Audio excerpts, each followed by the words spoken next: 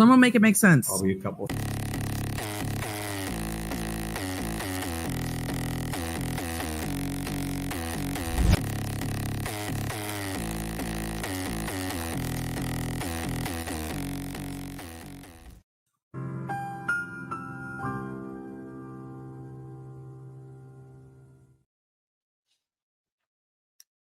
Hello, let's get the music going.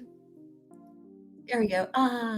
Y'all, if y'all didn't hear EDB today during the trial, she actually played good old night driving a little bit today. Hope you guys are all having a good day. Shout out to Triple R Wifey. I'm so curious. Did you guys watch testimony today? Any trial? Pick a trial, any trial. I have not caught up on Chad. It's not possible when I'm like, I mean, these days I'm like, this is my third live stream today. I mean, I see snippets about things, but I haven't watched anything from Chad's trial.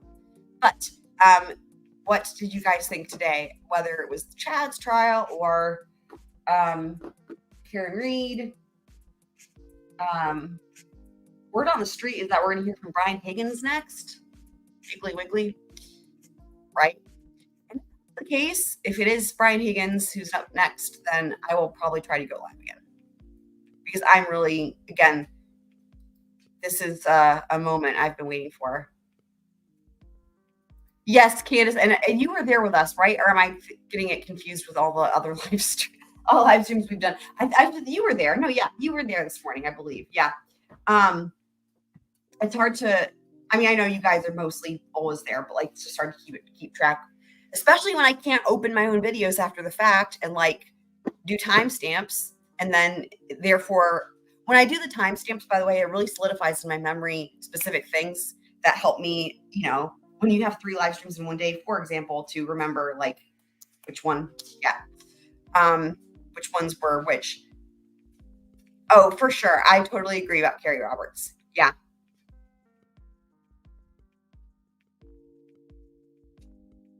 Totally agree.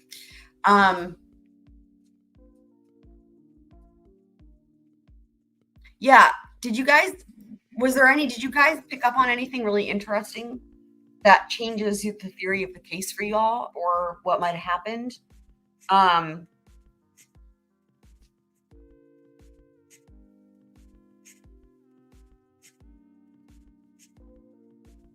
trying to think of which stream it was. So there was one stream. Was it this morning? God, I don't know. It might have been last night. Let me think. So it was,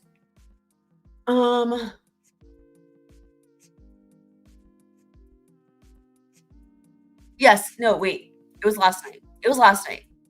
Right? Oh my God. So we were talking about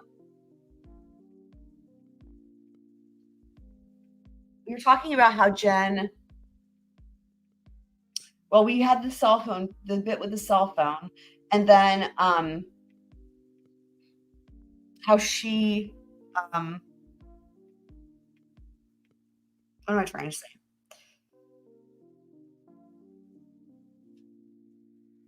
Right. How there was testimony. I'm getting my wires crossed because there's so much testimony. There was testimony about how,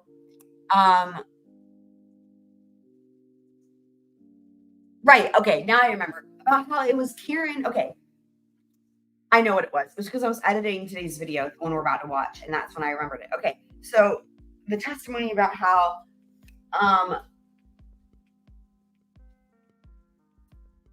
according to Matt and Jen, right? Like Karen calls them in a panic or whatever. And is like, where is he or whatever? Jen, we heard it a million times. And she's like, I left him at the waterfall. Okay. Yeah, that's what I was thinking of. Okay. She's like, I left him at the waterfall. Right. Like that's what and then she's like, I don't remember what happened last night or whatever. And then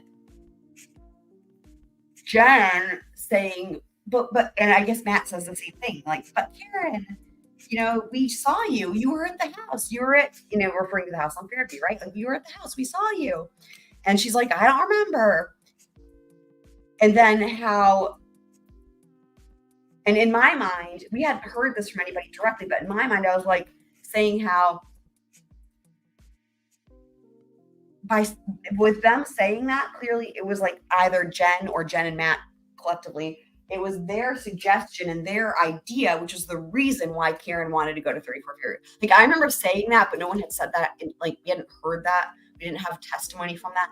But like I just was thinking about that. And then we actually heard pretty much from Carrie about how Karen didn't necessarily want to go, but it was Jen's idea. And I was like, holy shit. So like that's right in line with what I was thinking. But I don't know. I'm curious what you guys are saying because I had a lot of thoughts and it was confusing. Yeah, it was. I feel you. Yeah. I mean that was brilliant. So the not crossing Jen was or this sorry, oh my god, not crossing Carrie. Yeah, that was a smart move. Um that was very impactful. Um Essentially that's a statement like it's a statement that okay, so let me say, I think that also you have to take it in context where I think one of the best cross examination moments in that I can remember in a long time was actually also today with well, Sister Sullivan. I'm gonna copy lawyer, Sister Sullivan, which there's two, so it doesn't really help. But the first of the two sisters, Sister Sullivan, and for cross examination, Yanetti's like, she's up there on the stand for a long time, and we hear a bunch of shit that who knows how relevant it is or not, right? And if you guys recall, they were also given some instructions. And if you guys watched the Murdoch deep dive, you might hear those instructions and be like, oh, do you guys recognize the 3-digit numbers? Because the judge doesn't say those, but when you hear what the instruction is, in my mind, I'm like, oh, prior to this trial, they definitely had a fill in the blank analysis, right? 3 digits. So I'm wondering if you guys this is quiz time. You can get a point here. But like that's what it is, right? And it's just that we didn't hear it. But I'm like, oh, they had that analysis. Oh, yay, Murdoch, yeah, the sisters saw exactly. But like, so there was like all this stuff. There was those, they got those instructions, and then after all of that, and she was on the stand for way longer than need be, in my opinion. Sister Sullivan number one, and then Yannetti goes to cross, and he's like, oh man, I don't want to butcher it because it was beautiful. It was just with one question. And it was like, you were interviewed by Trooper Proctor on, he gives the date. The date is in 2022, in February 8th, 2022, maybe. And it was at your house, correct? And she's like, yes. And that's it. And he goes, no further questions. But I'm butchering it. Honestly, it was, I don't even have words. That was masterful. That was, so you have, first of all, you have Carrie Rob. So, okay, here's what you have back to back. You have the slaughter on the witness stand of Jen McCabe on cross, right? The bloodbath. And then you follow that with, now you've got Carrie Roberts, no cross. And now you've got Sister Sullivan number one question, and it's nothing to do with any of her testimony. Like that's like saying everything you like that to me sends such a signal. It's like everything you just said isn't relevant. like that's so fucking smart, man. It's because she gave all this stuff, and in my mind, I'm like, this is so stupid. This is like, no, I'm not. No offense to her. It's not like what she's saying is. It's like this is the defense's choice, or sorry, the prosecution's choice to call her. But then for him to get up there and just not even acknowledge any of her testimony, and instead ask her a question that illustrates the reason the defense is there, which is like to point out this entire thing. Like the point being that she was interviewed actually in timely fashion, even though she's like a completely extraneous witness. Whereas all these people that were directly involved some of them weren't interviewed until the trial had already started. It was brilliant. And I think that this is a really smart strategy. They've done this with every witness. Like with every witness, they've asked them the same question in the same way. Like, when were you interviewed and where? Right. And I think it's brilliant because it's like a consistency of a format that the jury can easily keep track of. Like in other words, it's going to stick out that she was interviewed in the year of 2022. That shouldn't be the case. They all should have been interviewed in 2022, but they weren't. And so in my mind, it's like, that's going to be actually memorable that she was interviewed in 2022 and like nobody else was. So, and also like she was interviewed at her house. I mean, but the no cross on Carrie was really smart. It shows that I think it's a couple things. I think it's many things actually.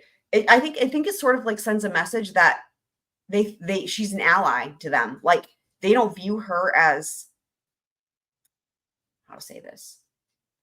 They don't view her like, okay, because the prosecution presented her as a witness, right? We've seen a lot of these witnesses for the prosecution that are being offered by the prosecution, but technically they're really helping the defense, right?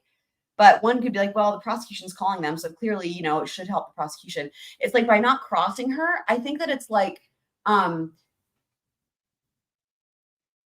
sending a message like to the jury that this is a friendly witness to them. I wouldn't be surprised if they call her in their case in chief if it gets there.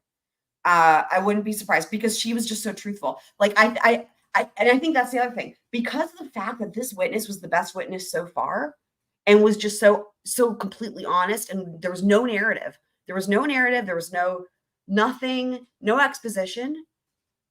The fact that sends such a strong message that it's like, this is the most honest witness. She told everything she knows, and like it shows that they aren't afraid of the truth, right? In a way, like they are, like, we're not going to cross her because the truth is good for the defense. Like the defense has truth on their side. That's what I'm trying to articulate. It sends a message that the defense truth is on their side, so there's nothing to cross. Whereas the prosecution, it sends almost a message that the prosecution truth isn't on their side, and so yeah, hopefully that makes sense. I think that also the other thing is that she was very emotional, and it was one of the first times we've seen someone be genuinely really emotional about finding the body. I mean, and think about the contrast of that to everybody else we've seen, right? But just how emotional. I think it also shows the jury that they're compassionate.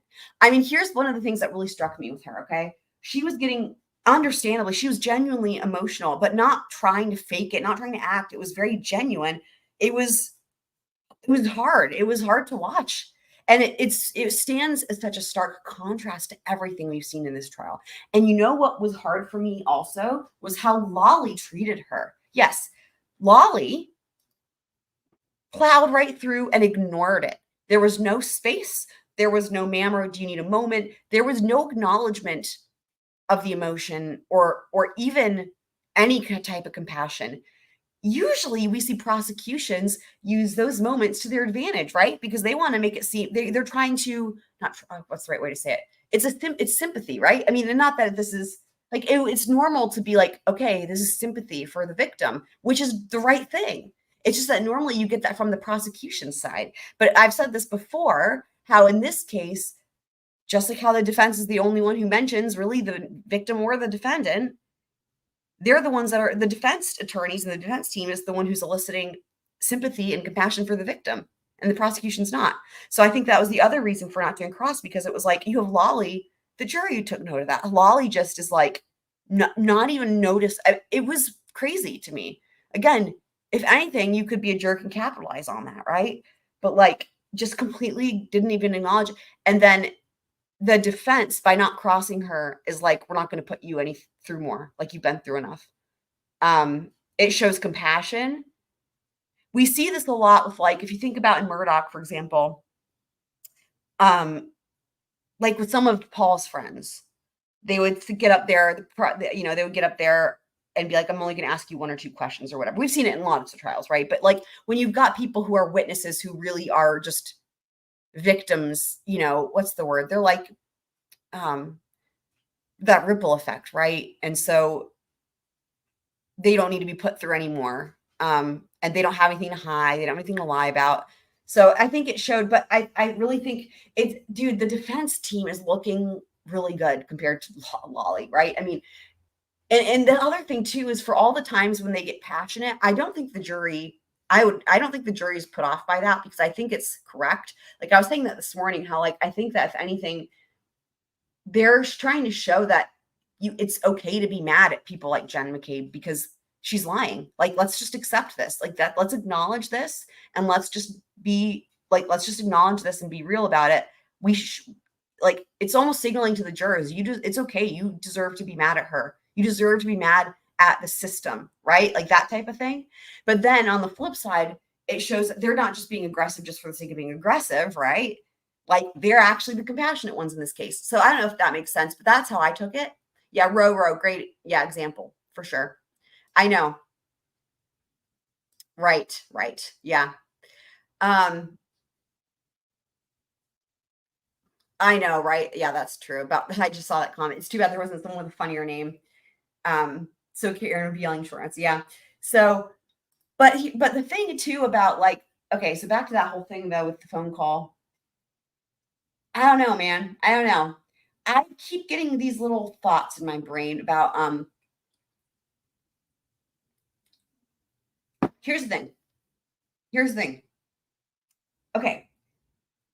Once I started following this, after opening statements and started doing the recaps and stuff, you guys have heard me say many times that I was not sure whose SUV kept pulling up to the house or pulled up, whatever, right? Because A, we don't have any evidence of whose SUV it is. That's first and foremost. B, not even these witnesses who have every reason to lie and are lying, whatever. No witness has actually said it was a Lexus. And some witnesses saw a woman, but no witnesses confirmed that it was Karen. So we don't have any confirmed, and we have nothing confirming it was Karen and Karen's car potentially dropping John O'Keefe off the house, right? Bear with me because this is, I think, important. And I'm really curious what you guys think, if you guys picked up on this. So we don't have any of that. And that's why, if you guys remember from, I think it was 2 nights ago, maybe, I was really surprised when we went over this where I believe it's Alan. He's doing cross of one of the, is it Brother Nagel? I think it might be Brother Nagel, or it might be Ricky D'Antano, actually. And he's like, but I think we can just assume or whatever at this point it was Karen's SUV, right? And remember, I was like, was that a mistake? Was that a slip up? Like, what was the deal with that, right? And I remember I also said at the time, I was surprised that didn't get objected to because it assumes facts, not evidence. It assumes facts, not evidence. But no, there was no objection. And he's like, yeah, whatever, blah, blah. Like, yeah, we can assume it's her SUV. And I'm like, okay. And this is interesting to me. So then I referenced that after the fact too, of like, okay, so that's the first time we've heard anybody, right? Because we can't just assume it was her. There's a million dark SUVs in this case. Almost everybody has a dark SUV. There's so many. So anyway, but then when that happened, I was like, okay, well, I guess we're assuming it's her, right? So then I'm like kind of working under that assumption, or not assumption, but I'm just going with that. But in the back of my mind, I'm like, there's still no evidence, right, of that. But here's the thing that then I kept talking to myself in my head about, which is this, that you guys, hopefully, I'm sure, are familiar with Brady, right? Brady evidence. So in my mind, I'm thinking, well, here's the thing. Surely they have the telemetry for the Lexus, right? Surely they have her cell phone data. Well, we know that Trooper Proctor took the phone, but even better, but more relevant here, maybe the telemetry, right? Her car. And certainly, if the prosecution or law enforcement, if they're getting the telemetry for the car and the car did not go to that house that night, I'm thinking to myself, they must have turned that over. Otherwise, Brady violation times a million. Like, so in my mind, that's part of why I'm like, well, it must be her vehicle. It can't not be. Because I'm like, because that's a newer Lexus. So there's no question about it. There's definitely telemetry there. Like, there's definitely telemetry. There's definitely like nav system, all that shit, right? And there's no way, in other words, in my mind, I'm like, there's no way she's sitting there if they don't have evidence. We don't have it, but that it exists. Evidence exists that puts her there with the car. Okay. However, remember what I always say about the questions being more important, right? There were some questions on the cross on Carrie's, or not, actually, it wasn't on cross. No, it was on direct. Sorry. There were some questions that came up Okay, sorry. No, hold on. Answers that came up on direct. That's what it was. It was some answers that came up on direct examination that really seemed to flip this on its head of like, okay, for example, like no, everybody that sees this SUV, right, at the house, nobody sees anything wrong with the taillight, right? There's some weirdness. Nobody sees anything wrong with nobody says it's a Lexus, even though look at the picture. Y'all look at the picture right now. It happens to be. You can see the L front and center. So everybody who's parked there, they don't see the L. Now, I get it. It was snowing. However, that's on the back of it. I don't think that would be necessarily covered up. Anyway, they don't they don't name the model of the car. They don't see any damage to the taillight. There was just some of the, and again, I haven't gone through it again. I only heard it as it was happening quickly. But there were moments in this testimony where I was like, does this mean what I think it means? Does this mean what I think it means? Of like this thought of like, there were moments in there that kept me going back to my original thought. My original thought that I had, my gut instinct was that this might not be Karen's SUV that was there. And then there was talk about how they left the waterfall and the plans with who was going to ride with who. And you guys can let me know if you remember any specific moments about this, because again, this happened so fast and my brain was going a million miles a minute trying to put it all together. But it was like,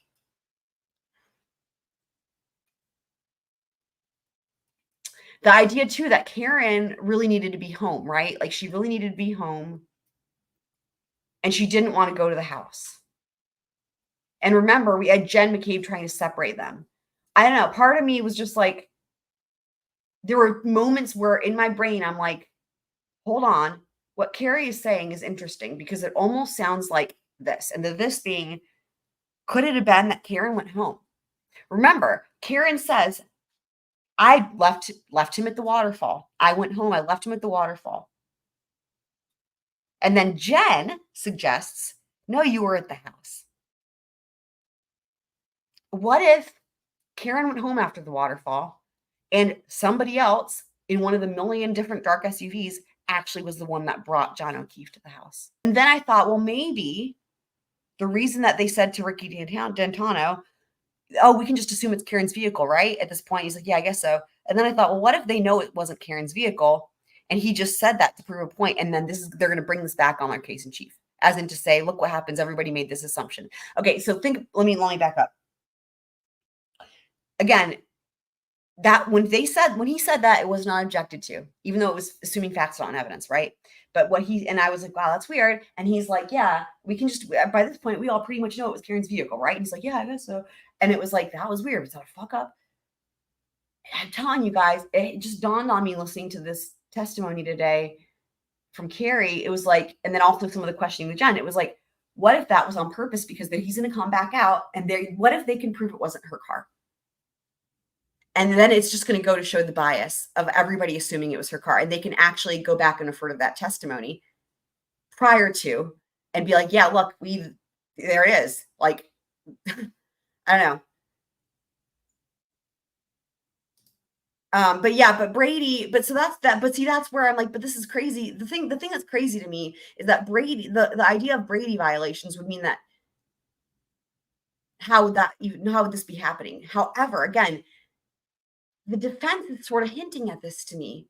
Like, it's going to be interesting to see what happens. And it'll be interesting too, as we go over this again, because there's so much information and also so little information, right? Like again, this stuff, we shouldn't be guessing at this, right? This isn't hard. All you need to do if you're the prosecution is do what they normally do. Cell phone records, telemetry, medical examiner, evidence, right? Like we're used to. And then that's what you do. I mean,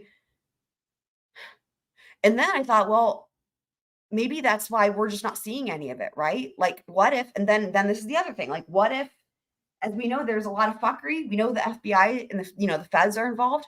What if the fuckery, okay, perfect example, red Solo cups.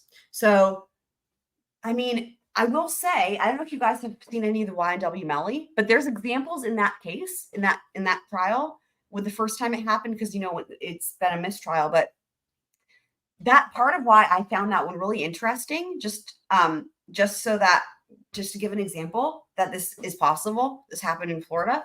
In YNW Melly, a couple things happened there. So Governor DeSantis passed that law or whatever that changed for Florida, right? It used to be in every state in the US, I believe, except for Florida, and there might be one other exception.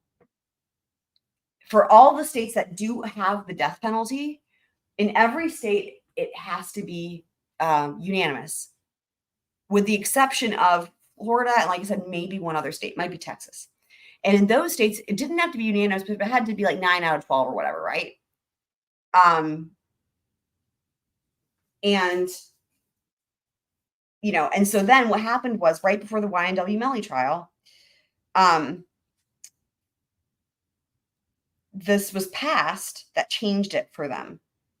And it was kind of a big deal because it happened, like, there's not that many death penalty trials, right? But it happened right before this YNW Melly trial started, and that was a death penalty trial. Okay, so 8-4. So you only need 8. You don't need 9 anymore. So while it's just one person, that's a huge difference. So that's what I thought it was, but I wanted to be completely sure. So it used to be 9-3. You can have the death penalty. Now it's 8-4. So that was changed right before YNW Melly's trial. So here's the thing.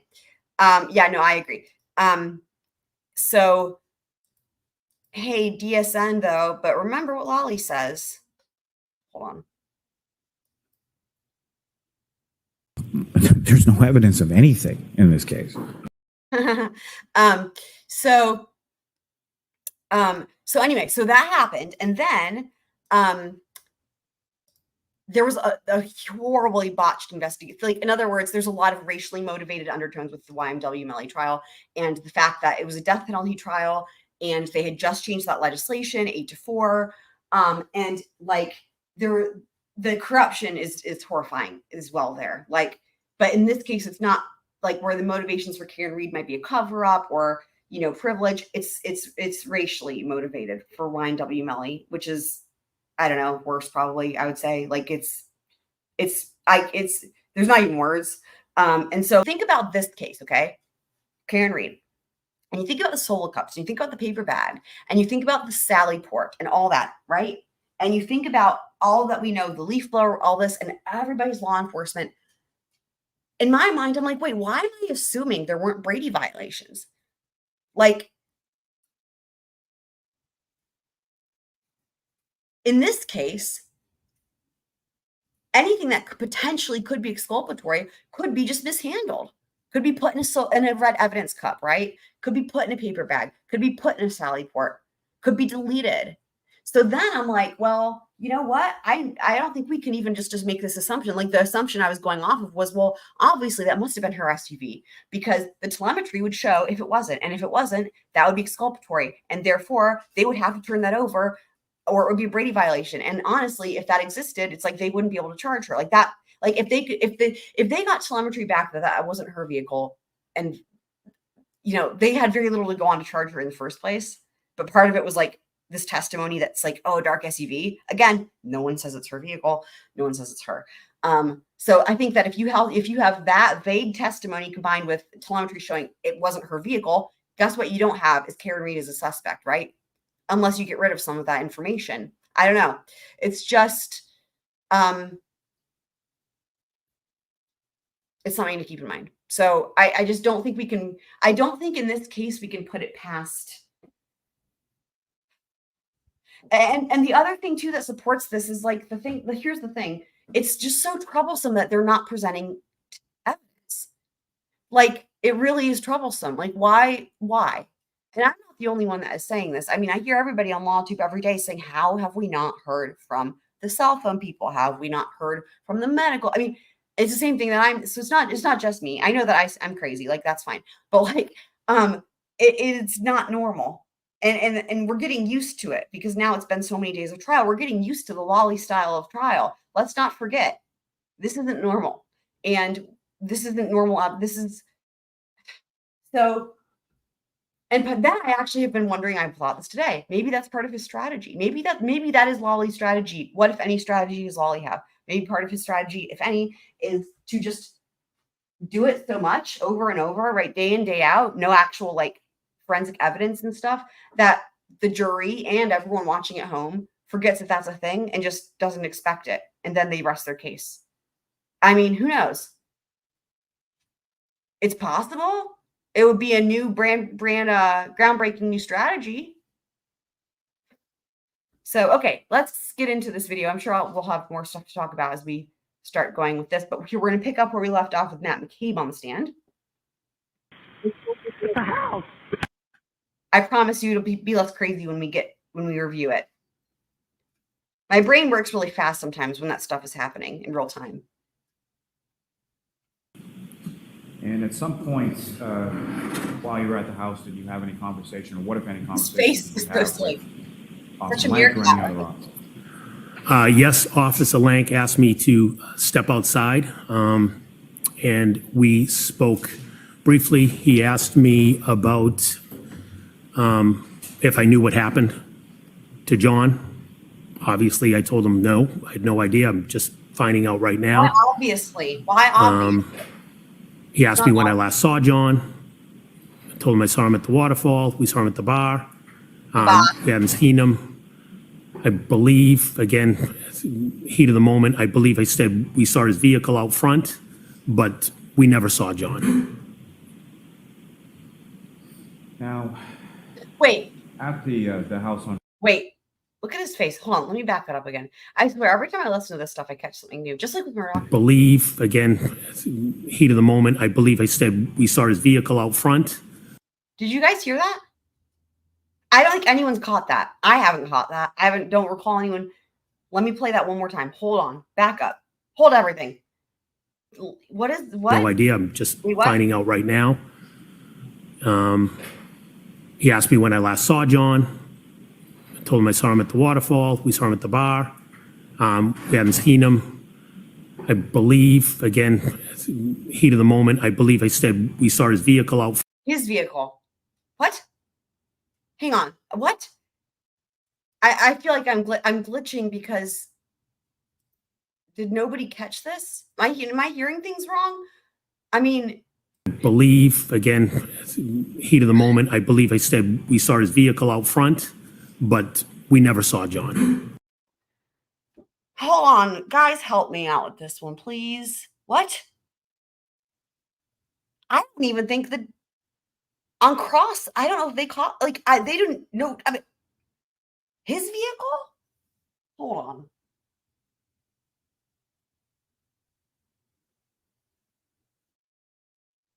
I don't even know. What is happening now? What is happening? So, see, this. See what I mean, guys? See what I mean? Maybe I'm not so crazy after all, right? Maybe I'm not so crazy after all. What if Karen fucking never went? What if he got a ride with somebody else, or he drove, or whatever the fuck? I mean, again, if they could prove it was her vehicle there, don't you think they would be doing that? One would think, right? And it's not that hard. Telemetry, cell phone, not that hard. That would be the first thing you do, is you start with, she was at the crime. She was there. Like, I can't, y'all. So, if I'm right about this, the only explanation is that they must have destroyed exculpatory evidence. It's the only explanation. Because if they have exculpatory evidence, they can't cherry pick, right? Like, if you're the prosecution and you're charging someone with murder, or let's just start with when you're investigating, right? Before you even charge them. If you're doing this investigation and you find evidence that says they weren't there, you can't continue on. You have the wrong person, right? So if you have that information that they weren't there, that's it. However, let's say you find that out, but you keep going. Okay, let's say you're doing this investigation and you find that you confirmatory information, inculpatory, right? That they were there. You present it. That's what one does. You present it at trial. You start with that. You should say they were there. I mean, so what happens if it's in the middle where this wasn't dismissed? There wasn't somebody else that was charged. She was charged, but yet we have no evidence. And that's what makes me wonder, was something destroyed? I mean, I don't know, man. This is insane though. I'm glad. So DSN, did you catch that? I'm really curious. Like, I mean, let's hear it one more time. This is, again, I don't think anyone noticed this. And I've listened to this a bunch of times, putting these videos together. I had not noticed it until No idea. I'm just finding out right now.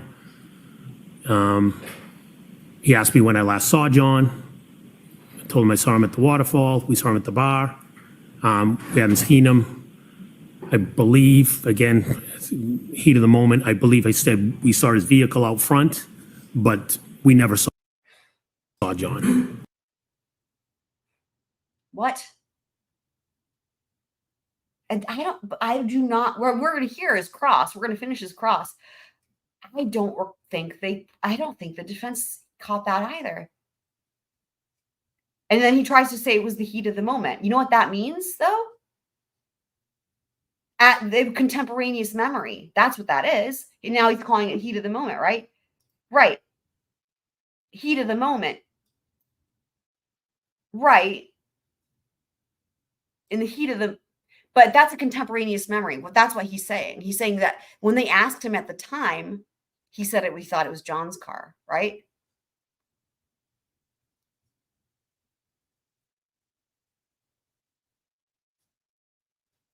I mean, what if it wasn't a false memory? What if it was a correct memory and he's saying it was a misstatement? I mean, because remember, if he did give information contemporaneously, this is before they would have actually all had time to get their stories straight, talk to each other. I don't know. It's, as we know, anything that they said at the time, contemporaneous, is probably more accurate than what was given in later statements, right?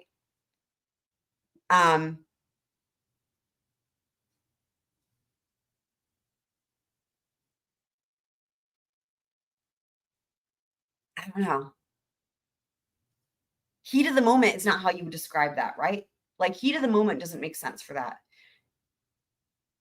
That's a weird way to try to justify that. Like, does that make sense? Like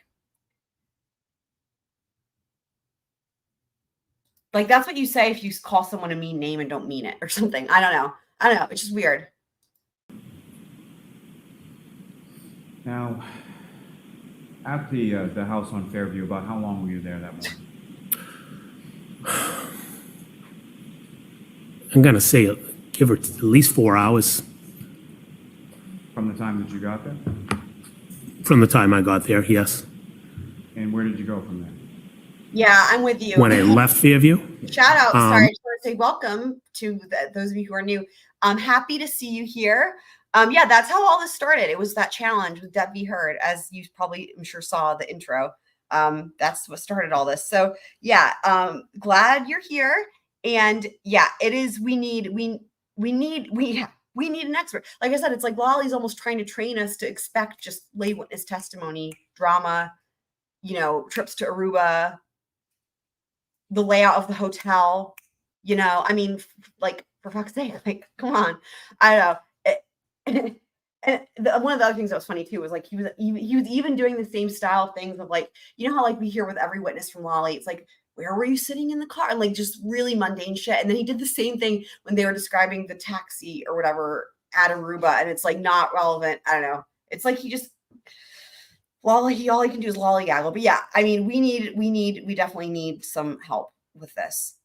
I mean, until we get actual like evidence, it's just really anything is possible. But yeah, this is really confusing. It's really confusing. I went back to my house on Jen and I's home. And your children were still there, is that correct? My children were all there, correct. And So at some point, DSN doesn't make too much of it with the him saying it was he thought it was John's car. I'm curious, y'all, what do you guys think? Does anybody else, what do you guys think about that? Is there something there? I mean, if we had the telemetry, one wouldn't have to guess. I know I've said it before. I'm going to say it again. After you arrived home, who, if anyone else, as far as police officers or anybody like that, came to your home? I think you're being too generous. Yes. Two Mass State police officers came to my house. And did you speak with those officers? Yes, I did. Troopers from the state police, correct? Yes, that's correct. And as far as the troopers that you spoke to, do you recall what their names were? Yes, Trooper Michael Proctor and Trooper Yuri Buchanek, if I said it right. Probably. Mr. Meerkat practiced it. Now, Mr. Meerkat on McCabe. on that date of January 29th, 2022, had you met either Trooper Proctor or Trooper Buchanek before? I had never met them. And where did they speak with you in the house? Well, they first came in the house and informed me they were going to interview my wife and asked me to leave the room. I went up to my bedroom. And at some point, did they interview you as well? Yes, they did. And where was your wife when they interviewed you? I'm assuming, I think she wasn't in the room with me. I think she went upstairs. This is what they all say. As I said, my kids were home. I don't know if she went in the kids' bedroom to kind of wake them up. And I don't know what she was in the doing. room when they interviewed you, correct? No, she was not. And in addition to the troopers came over to your house, did your brother-in-law, Yeah, Brian right. Robert, did he come over at any point in time around this? Yes, he did. And if you know, did he speak with those troopers as well? Yes, he did. And where were you and your wife when the two troopers were speaking to Mr. Albert? I was still upstairs in the bedroom. Your wife, where was she? I'm trying. She might have come up and seen me, but I think she might have went in the girls' bedroom. I don't recall if we were standing in the same room. I think she might have went in my daughter's bedroom. Again, my kids were starting to. See, I don't know the exact time. 12. compare this to, for example, let's just talk brief. Like, compare this to Carrie Roberts. So many of the answers to these questions, when it comes to him and many of the other witnesses, the answer is they don't know the answer. But instead of saying that, they do this type of business. Meerkat McCabe is what I'm calling him now. But they just start just bullshitting. It's like, there was so much about her testimony. And boy, I tell you what, too, but the other thing, too, is it was such a stark contrast. Like, I think that if you're the jury, or if you're just watching at home like us, it's like, man, it makes you realize how long it's been since you've seen a witness who clearly doesn't have some sort of motive or bias or whatever, who's just telling it as it is. Again, you start to get used to this, right? You start to get used to the nonsense. And then you see something like that and you're like, oh yeah, that's right. This is what normal people are like. Right. Yes. Making shit up business. Love that you use business in there. Yeah. You could also, it's some pigeon business, right? It's some pigeon business. Let's just say pigeon business. And also shout out to our Uncle Bailey. 12 o'clock, give or take. Love So, Uncle. time to wake up. So the troopers, when they were speaking to Brian Albert Sr., they were in the downstairs area of the home? Yes, they were. And both you and your wife were upstairs? Yes, that's my recollection. Now, Can I just say you didn't know, though? turning your attention to a couple days later, did you speak with any other troopers from the state? I did. I only remember the first name of one of them. It was a man and a woman. I just remember Connor something. I don't know their names. And where did that conversation? Okay, you don't know. I was in my first floor dining room table. And do you know if those same two troopers that came on a subsequent date spoke with your wife as well? Yes, they did. And sort of same arrangement as far as where you were and Oh, where she Super was? Planner at the Girl, time I'm you so spoke sorry. with those two troopers? Yes, that's forgot. This week has been so wild. And as y'all know, this is my third live stream today because I'm insane. I totally forgot to ask about how that went. And I didn't even put two and two together. If it's the days of the week are feeling weird because it's like the hours are crazy with all the everything stuff. But also I'm getting probably less sleep than I usually get, which is not very much. So I apologize. I totally forgot to ask you how that went. I hope you're doing okay though. I just it didn't even register that it's Wednesday in a way for me. So, like it did, but it didn't. Like the beginning of the day feels like a week ago. So I hope you're doing okay though. Right. Big day with the shoulder injections. Yeah, I know. And I knew that was coming up and I totally dropped the ball. I'm sorry. I hope you're doing okay though. Correct. Just briefly, sir. So, describing your wife's demeanor, you described her to sort of be in shock. Is that correct? Yes, that's correct. Have you seen your wife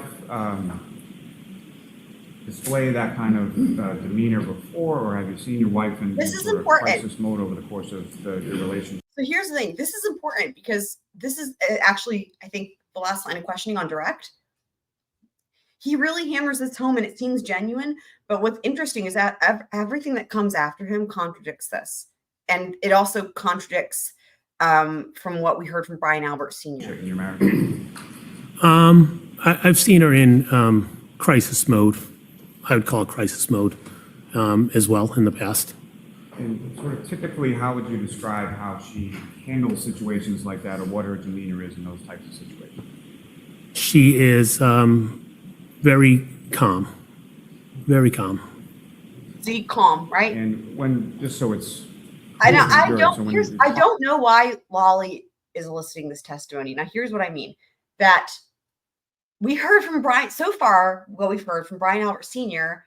is not that. That Jen came bursting into the room and she was all panicked. And then remember his whole excuse for being there for her investigation. Remember, I mean, this is why I think this is happening. Is that he's there, right? And when he's asked like why he's there at the house during why did he go over there, right? Because she's trying to say it had nothing to do with the investigation. He's like, oh, I wanted to comfort her, right? He's like, do you remember? He's like, she's like my little sister. I've known her all my life, or whatever. She was so distraught. She was so upset. I wanted to comfort her. Does that ring a bell for you guys? Like, I'm trying to say it as close to verbatim from what he said so that you guys will remember. But yeah, so like, now again, if this was a deep dive like we did with Murdoch, I would have that clip pulled into this video and all that. We would do like a side by side. But, if we ever do a full on deep dive for this trial, we'll do that. But hopefully you guys remember the testimony where he's, saying that that's the reason he's over there for the investigation while she's being investigated is because he wasn't there for that. He was there because he was comforting her, right? Because she's so upset. So what Matt McCabe is saying flies in the face of what we heard from Brian Albert Sr.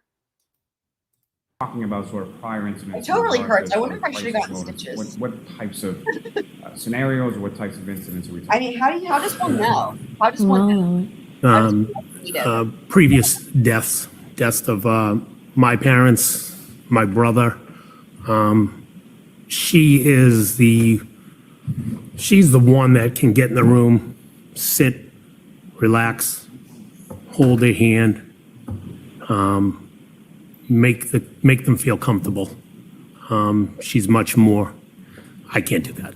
She's much more. So she's done that with my family, and she's also done that with our neighbor. It is weird he doesn't describe it. He doesn't end up with giving a word. Thank you, sir. All right, now we're on to Thank you. Ross. You guys, do y'all remember this? Good morning, Mr. You guys McCabe. remember this? Good morning. I'd like to start by discussing January 22nd, the week prior to January 29th. Do you remember that Saturday? Yes, I do. You had been I at have one of your to say, daughter's guys, hockey games. This has been overshadowed by the shit show that is Jen McCabe after him. But remember, during this cross, this was the first time I went live for any trial when the trial was happening. And we're going to get to see his entire cross in this video, as well as we're going to actually start Jen McCabe's direct. And I think maybe cross as well. No, sorry, just direct. But anyway, we're going to go through all of his cross. And the thing is that, like, y'all, it's going to feel like a lifetime ago. It wasn't that long ago, though, but it feels like a lifetime ago. I have so much to say. I'm really glad we're going to get to watch this together because all these things with him on the stand squirming as these text messages, y'all, it's going to be great. Day?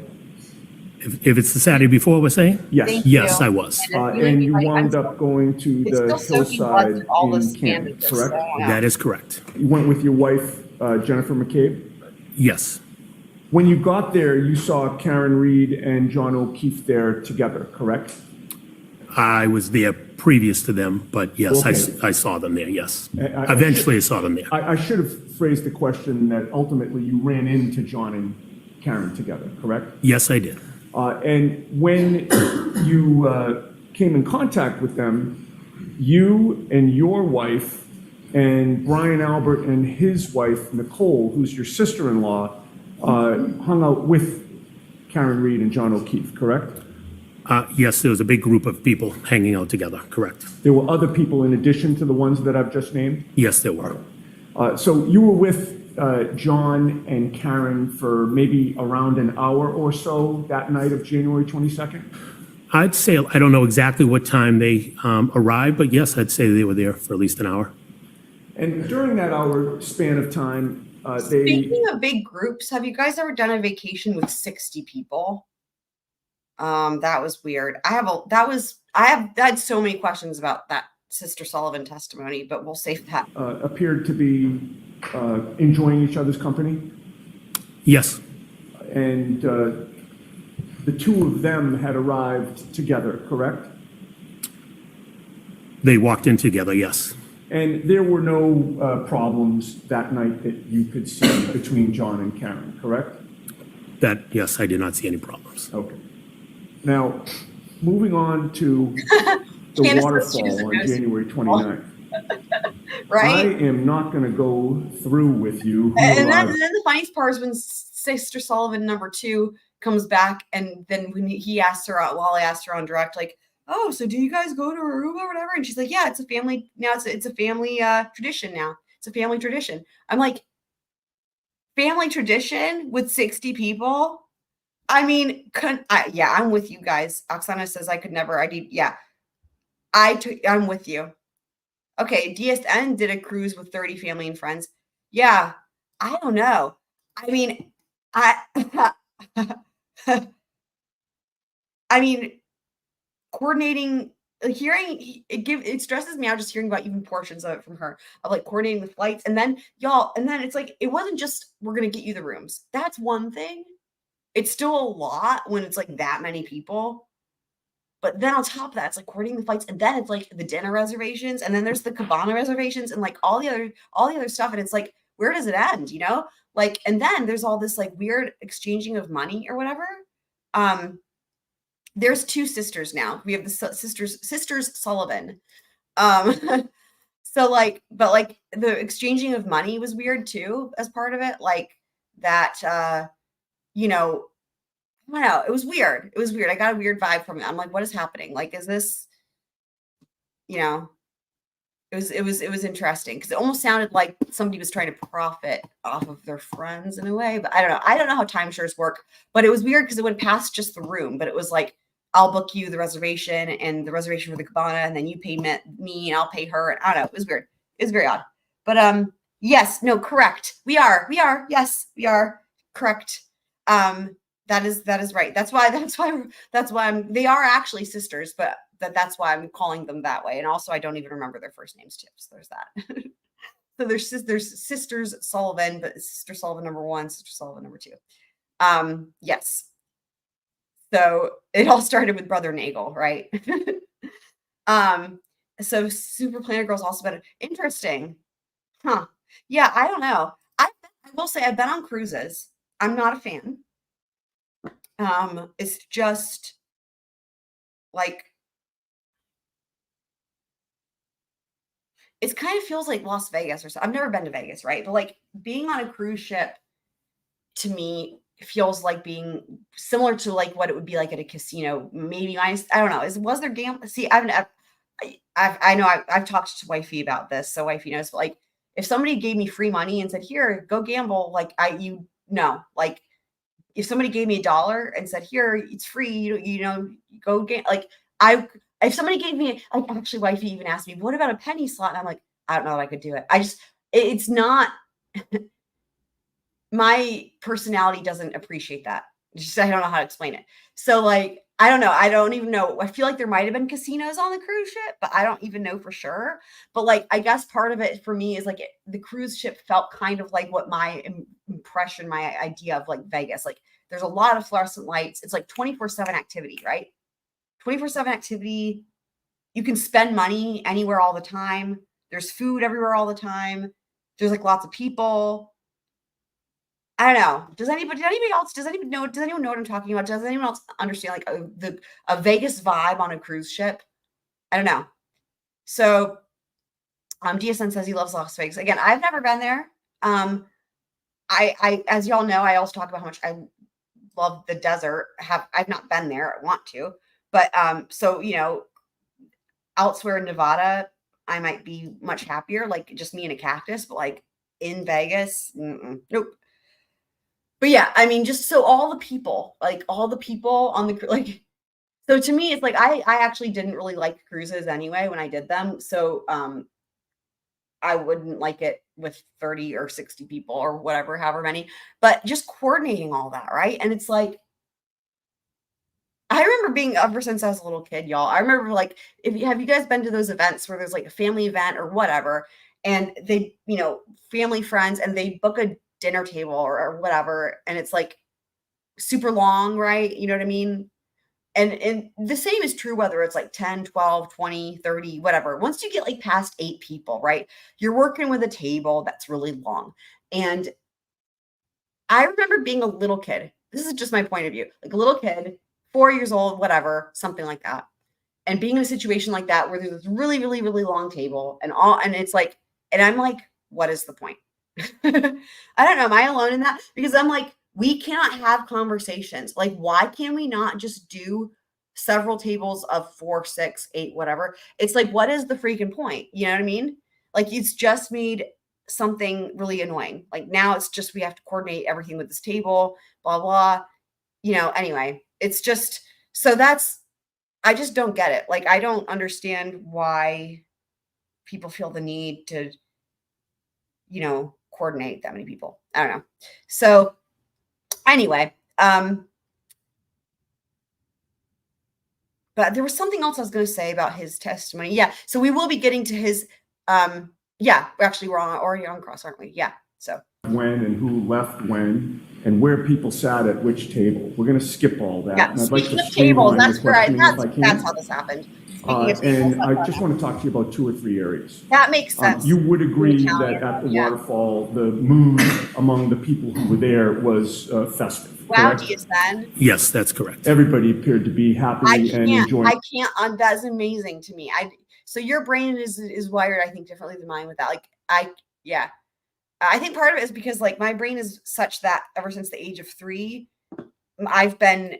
My brain has learned to appreciate delayed gratification, right? Like working hard, like with violin, it's like being a 2-year-old, and I wanted to start learning to play violin, but I had to wait till I was 3, knowing that if I work really, really, really, really, really, really hard for a couple decades, it might pay off after a couple decades, and like, that's just how my brain processed everything growing up from being a kid with everything, right? I was never around stuff that a lot of people have with like instant gratification type stuff. I just am used to working hard and enjoying that. So, yeah. That's funny. Yeah. Yeah. I feel like the only time I can see it being less weird, I can't, like with Italian families, for whatever reason, it seems less weird, the big table. I don't know. I don't know if it's just because seems like they can still communicate with each other across the table better than other people can, but I don't know. Themselves, correct? Everybody was enjoying each other's company, correct. Specifically with regard to John O'Keefe and Karen Reed, they appeared to be quite happy that Kaylee had been accepted into Bishop Fian, correct? John, I recall talking to John about it, and he was happy that Kaylee was at Bishop Fian. I do not recall speaking to Karen about Bishop Fian, but definitely John was happy about Kaylee being in Bishop Fian. All right. You have previously testified that they were both excited about that. Have you not? If I did, I did. I just know that John mentioned he was out because he was excited about Kaylee being at Bishop Fian. If I looped them both in, then they both were happy. I don't remember what I said when I said it. I didn't, put it this way, I didn't see her, she wasn't Just happy say about you it. don't know. Oh my God. Does that make sense?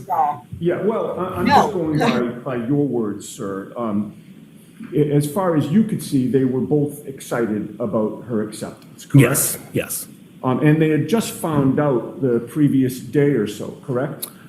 I don't recall what day they found out, but I know that John had mentioned he had went out for some beers. He was excited because Kaylee got into Bishop Fian, and he mentioned he was out with another one of his friends whose daughter also got into Bishop Fian. Right. And it appeared to be new news, correct? Oh, yes. Yeah, you It was news they were waiting on, yes. Right. You hadn't heard it before. This is the first that you heard it, And correct? DSM let us know yesterday that Christian is 14,500. I don't know if I heard it, if a kid had already leaked it the day before or that day, but first I heard it from John. I will say there's But private it was schools clear to here. you that it was really kids that important cost to more. John O'Keefe that Kaylee get into Bishop Fian and go there, correct? They applied, he was excited for her to go there. And it was clear that he believed it was an achievement for her, correct?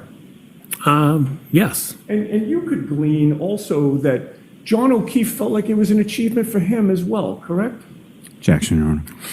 Did you glean that from him? His face he is was, so he was happy that she got in. I don't know what he was, if he felt it was his achievement, he was happy for Kaylee.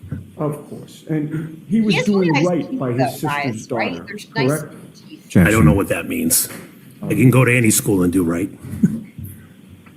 All right. In any case, everything seemed good that night. Everything was good. There were no arguments. There were no arguments that I saw. John was drinking beer, In my recollection, yes. and you had previously testified that you saw Karen was drinking some type of clear liquid that you assumed was some type of vodka drink, correct? That is correct. But you didn't think that they were drinking much, correct? You drink stunk of At the waterfall? No, they were only there for an hour, so. Right. And they got there around 11, correct? Give or take, yep, 11-ish. And that bar is pretty strict about last call, correct? That is correct. And you spoke with both of them during the course of the night, correct? Yes, Oh, last call. Neither I read John the nor first Karen song. was intoxicated in your view, correct? Objection. Sorry. Can Again, you answer I okay. I promise. I'm gonna make you guys a promise right now. By the time we do the next recap, I will have the song done. But until then, because he just said last call, right? That there's a reason I put this in the lyrics. So the to the window, to the wall, till the time to the time they say last call at the waterfall. Sleep, sleep, I can't, I'm just laughing.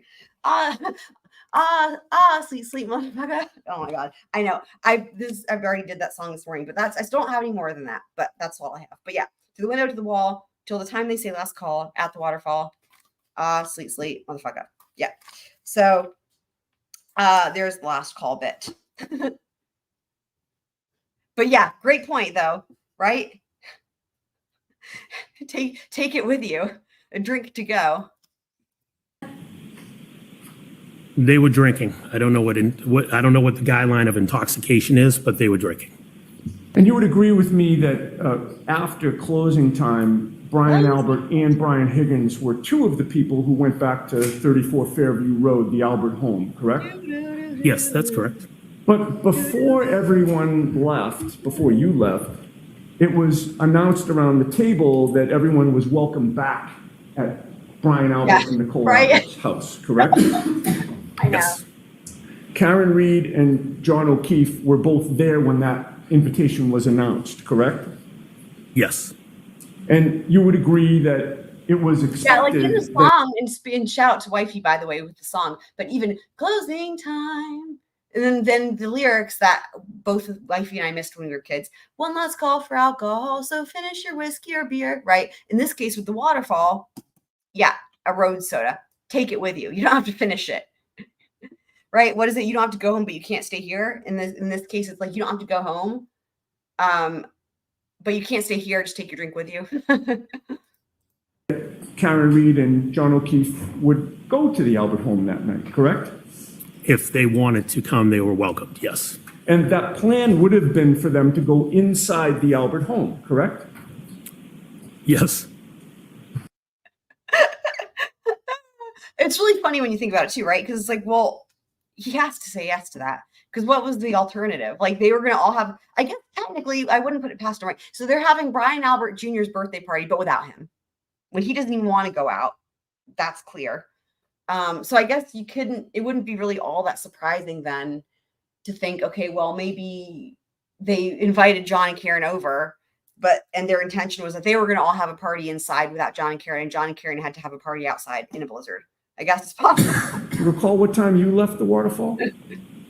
I left the waterfall after midnight, give or take 12:10, 12:15-ish. I don't know the exact specific time. A little before 12:15, but Sweet.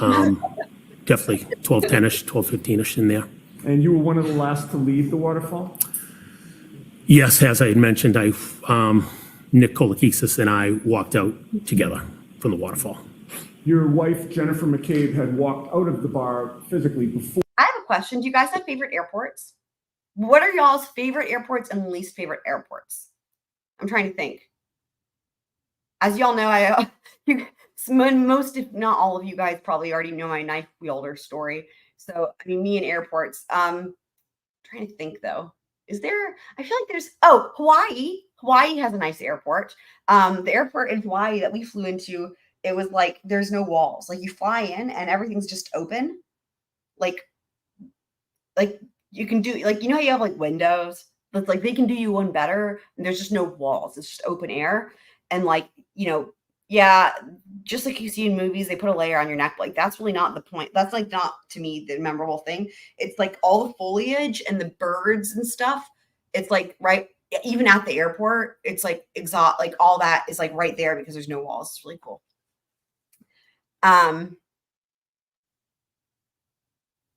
Providence. Shout out to Rhode Island. Yeah, I've flown into LAX. LAX was awful. What's DFW? So you flew into Kauai. We flew into the Big Island. So I guess it's also open air there in Kauai. Yeah. Yeah, Candace recently, for anyone who doesn't know, recently was in South Korea, which is I can't recall Candace, were you there for business or for pleasure? That sounds weird, doesn't it? You know what I mean?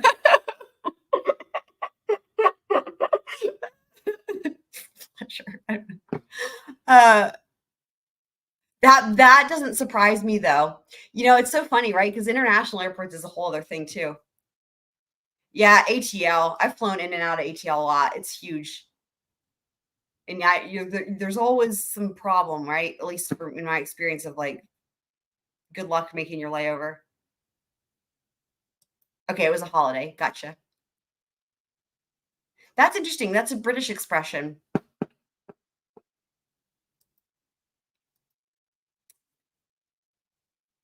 Yeah.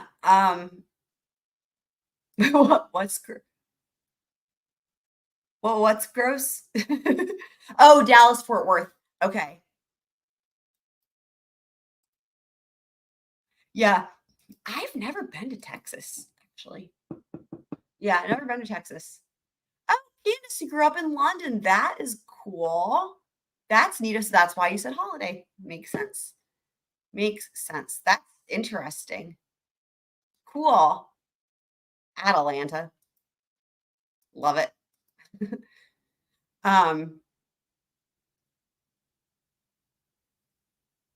Yeah, we went to the Bahamas one time and that was funny because we stayed on this little island. Have you guys ever been to those airports where it's like smaller than, I don't even know. I'm trying to think of an example. It's like not an airport. It's like a room. Out and it's like out in the middle of nowhere and it's like there is no facility. It's pretty crazy. Like one of those tiny planes, but to the middle of nowhere. I actually really enjoy that for some reason because it's like crazy.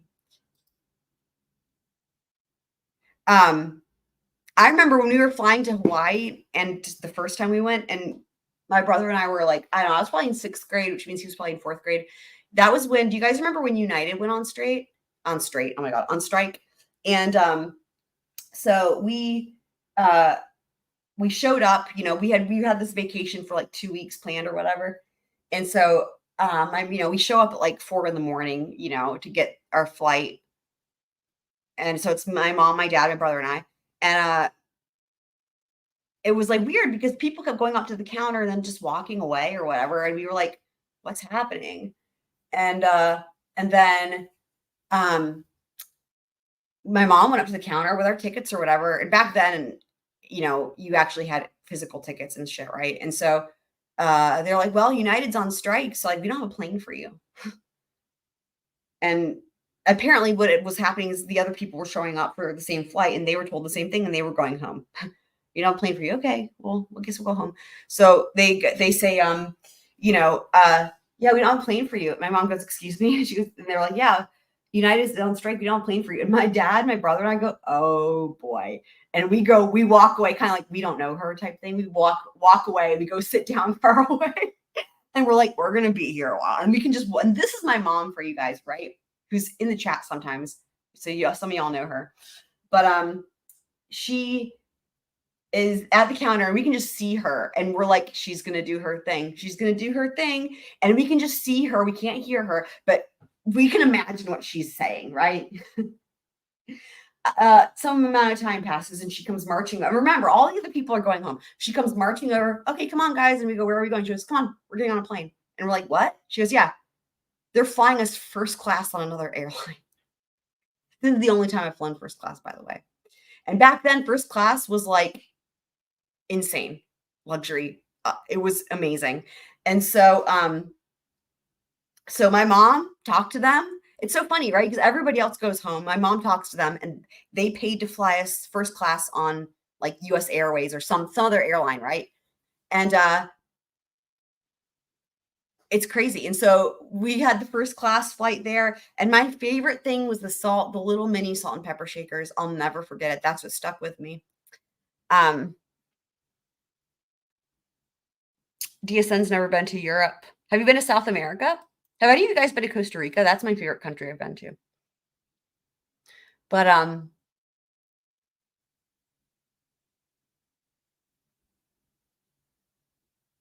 yeah, and then it's funny. The second time I went to Hawaii, so my dad, he would make friends everywhere, literally. So like the second time we went to Hawaii, I was a little bit older, but this is really funny. So I was living, hold on, no, this was Costa Rica actually.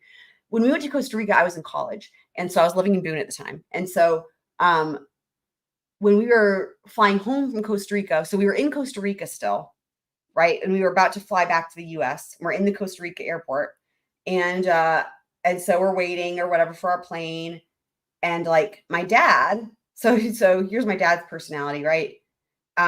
He just starts chatting to people like that are there. And there's lots of people around, right? He just starts chatting to them. And so we see him actually sit down with a group of people as if he's known them forever. And he's just chatting with them. And my mom and my brother and I, all right, we're just going to go look. He's chatting, we're going to go around. We're going to look in this gift shop or whatever. So we're in this gift shop and like, then we walk over and we're like, he's like making all these friends. We look over at my dad and then my dad waves at me. And then the people who he's talking to, who were strangers, right, at the time, they start yelling across the airport and they're like, hey, Chelsea, we're going to beat you to Boone. And I'm like, what? Like, we're going to beat you to Boone. And that's where I lived. And I'm like, and I walk over there and my dad's like, had just randomly started talking to people. This is the small world, right? Had just randomly started talking to people. Not only do they live in Boone, I knew them basically because there's a really famous restaurant in Boone called Melly's. It was one of the first vegetarian restaurants. It's really well known. It's a legend. And I ate there all the time, okay? And being vegan. And it was Melanie and her husband.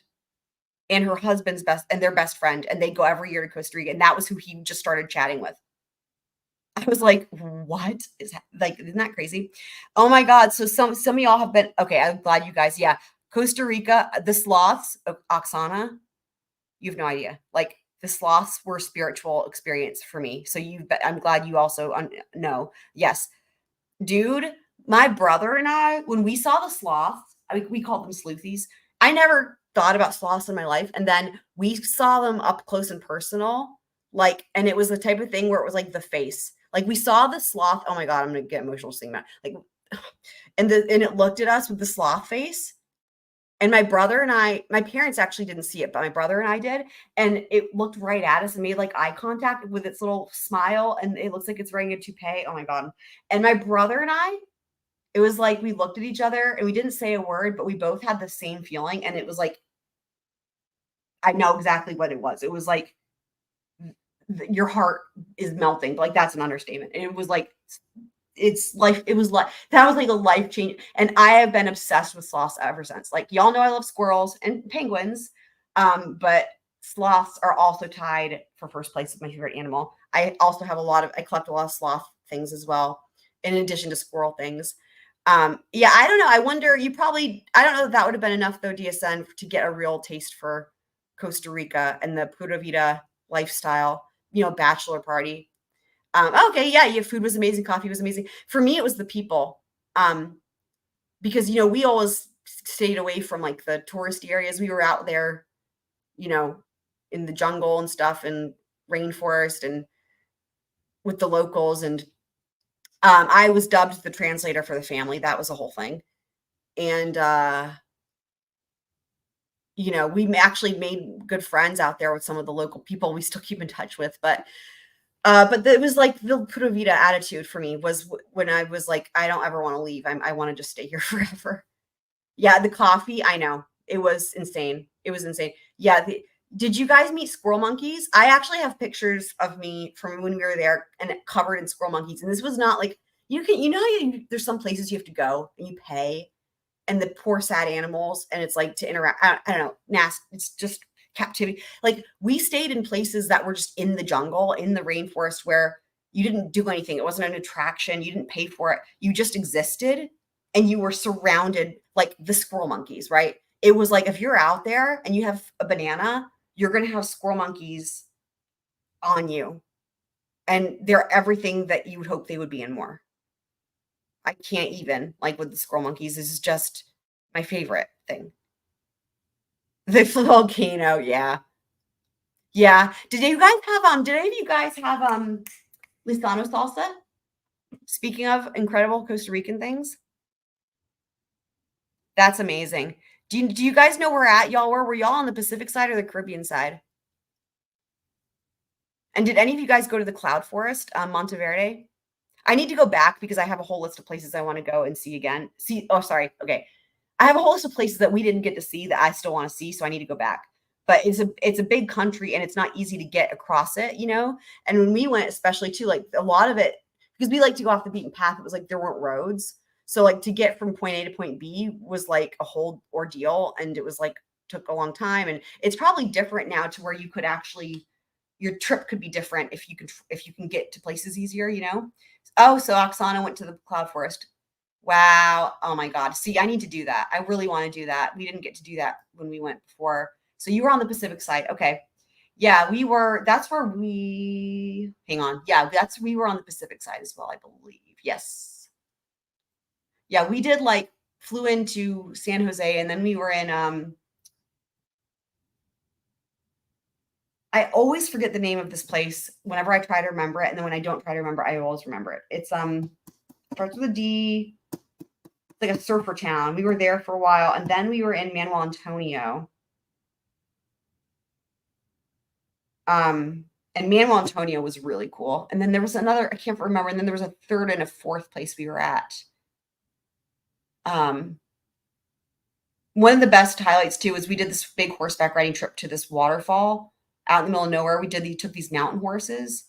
That was one of the most incredible experiences I've had in my life, to be honest with you. And y'all know how I feel about horses. Tamarindo. Okay. Yeah. So Lizano salsa though, did any of you guys have that? It's like the national sauce in Costa Rica, but it used to be back when I went, you couldn't actually purchase it like anywhere. It was only in Costa Rica. And actually we had a local, don't tell anyone, help us smuggle it. Cause technically it was smuggling. Technically it was smuggling because you weren't supposed to bring it across the border. He actually helped my parents smuggle it into our suitcases. And this was a local friend that we made who just helped drive us somewhere. And like, his name was Wilson, and we still keep in touch with him. And he surprised us as a gift when we showed up there to fly out. He had a gift. He was like, I have a present for you. And it was all these huge bottles of Lozano salsa, because you couldn't get them anywhere else. And he was like, taught us how to put it in that so we could smuggle it in. And it was enough so that we could all have one. So like when we finished the vacation and everything, and I went back to college, I had my own supply of Lozano salsa, and I made that shit last for years. And it was from Wilson, who bought it for us, a local. I mean, it's just, but now you can get it on Amazon, I think, but back then, yeah, horsey brain. I know. Yes. Yeah.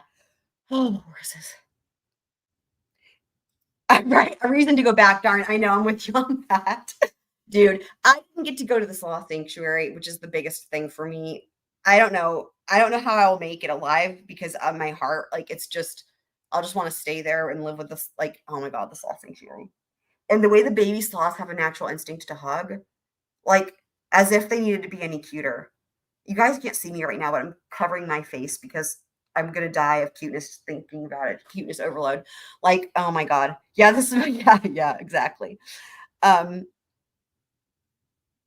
cool. Yeah. And Oksana, if you haven't joined the Discord already, I'll put the link, or Nightbot, I'll put the link again, because that's a good way to keep in touch and send information. Everybody here is frequents the Discord, and it's really fun. Yeah, it was hard to leave. I was really sad to leave. And you know what's so crazy, you guys, is that my senior violin recital in college, which by the way is like you prepare your entire life for that moment type deal. I almost didn't go to Costa Rica because my mom was like, you can't bring your violin because we're going to be in the jungle. Like, there's just no way. I actually, my response to her was, I'm not going, because they planned this trip. Like, we were supposed to go earlier, and then my dad had cancer treatment. So we changed the date, and they changed the date. So we were going to go on this trip now for the week or the 2 weeks prior to my recital, so that with this changed date, we would be getting back, flying into North Carolina and getting back really late at night, the night before my recital, and we'd be flying into Charlotte. So then I would have to go from Charlotte to Greensboro, and then from Greensboro to Boone, and I would not have had my hands on my violin for 2 weeks. So my response is, I'm not going. That was my response. I'm not going. And my mom said, no, you're going. And so that whole thing was crazy. Oh, awesome. I'm happy that you're there. Cool. Sweet. And so,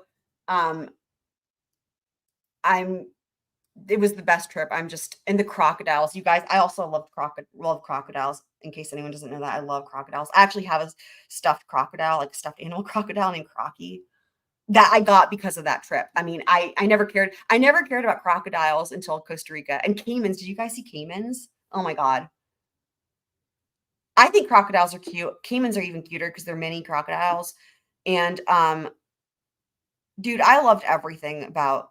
We did all these. There was so much stuff there. I just really love it, and I love the attitude of the people. They call it like the Switzerland of Central America because there's no army, and like they actually invest in the arts, and like I don't know.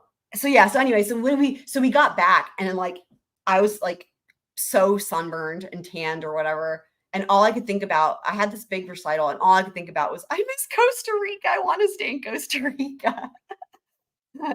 So, okay, let's get back. It's fun to think about those memories. And I'm glad that some of you guys have been to and know how cool it is. That's neat. Or you did, correct?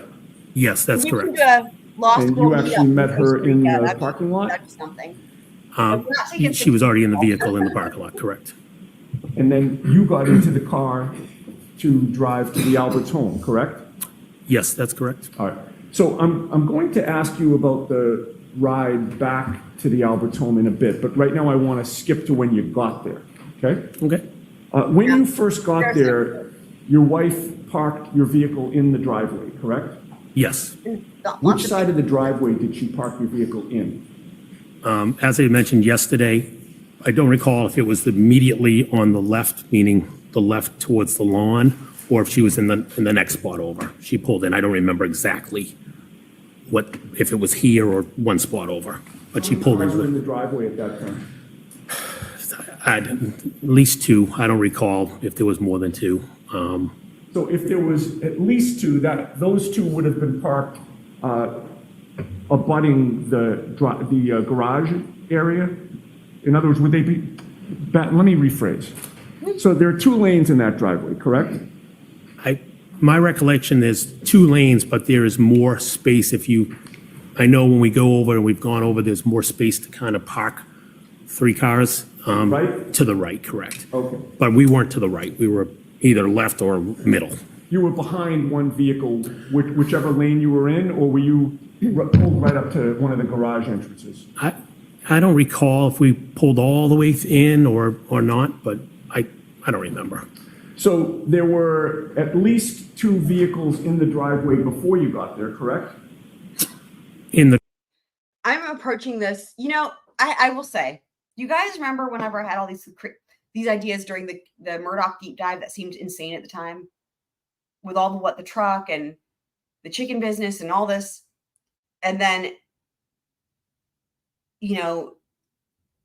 it came out like there were things that like most, if not all of that, was confirmed by other evidence, and in that case there was actual evidence.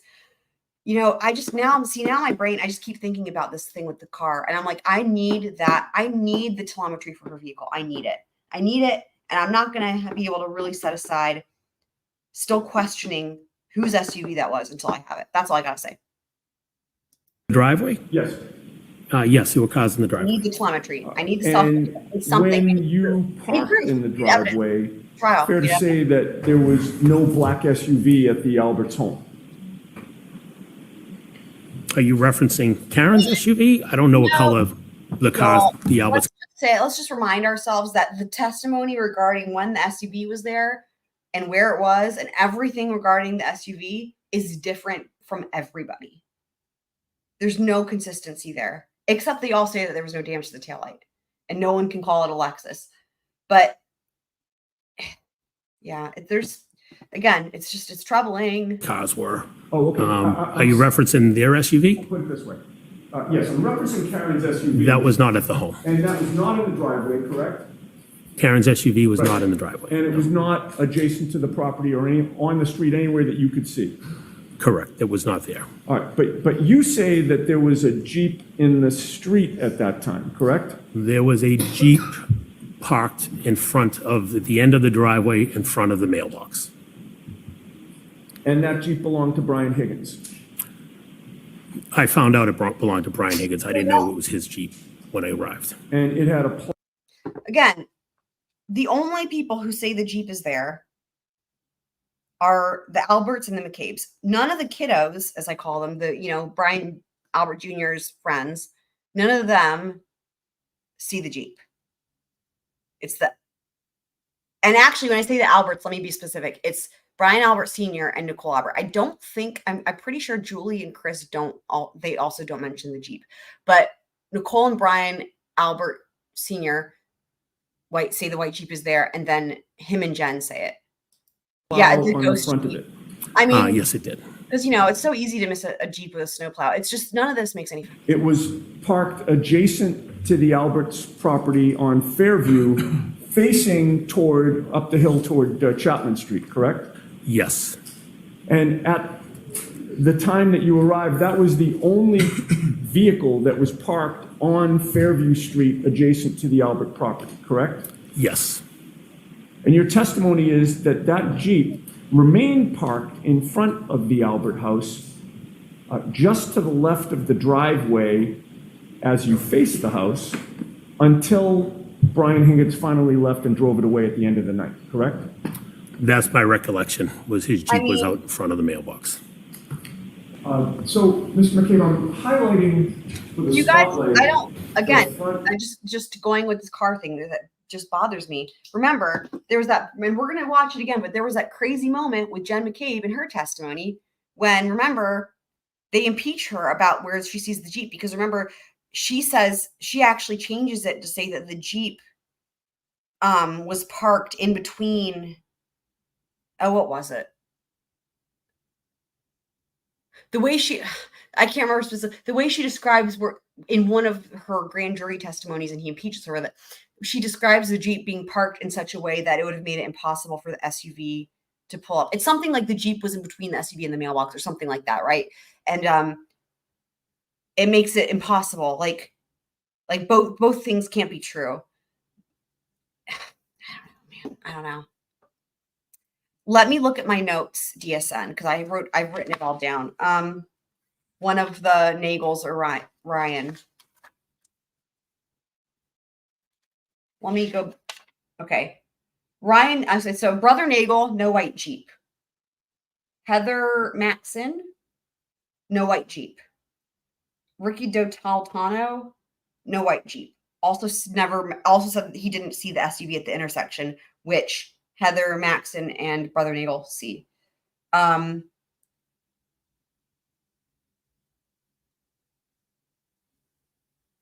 Allie, I don't know that they even asked her. I don't have any notes written down about that.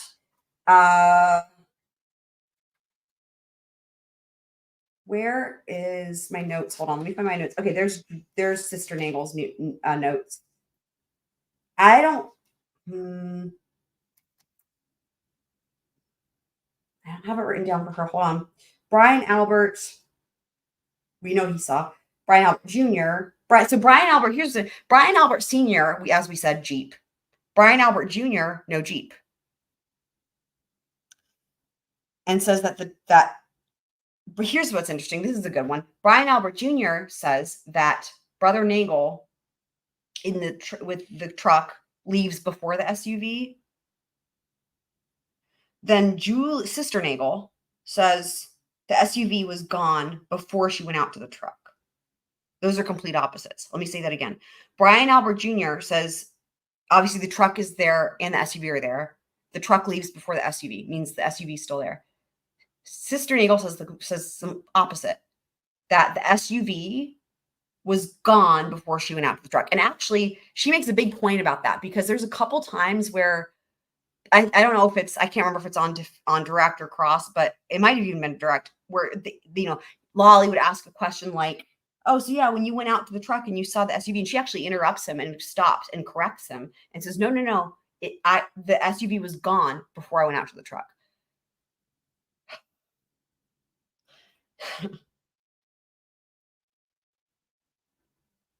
I would have less issues. Well, okay, again, we need telemetry, we need cell phone, we need actual evidence.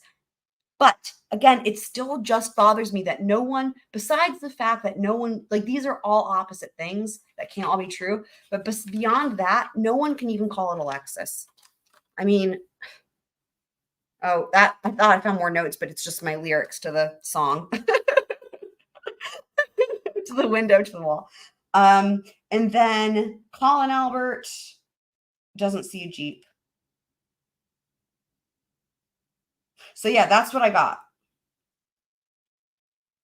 I don't know if that's helpful, but I think it is interesting also seeing back to back the contradictions though about the SUV in relation to the truck between Brian Albert Jr. and Sister Nagel. If you guys want, shout out to Iowa Backyard Cam.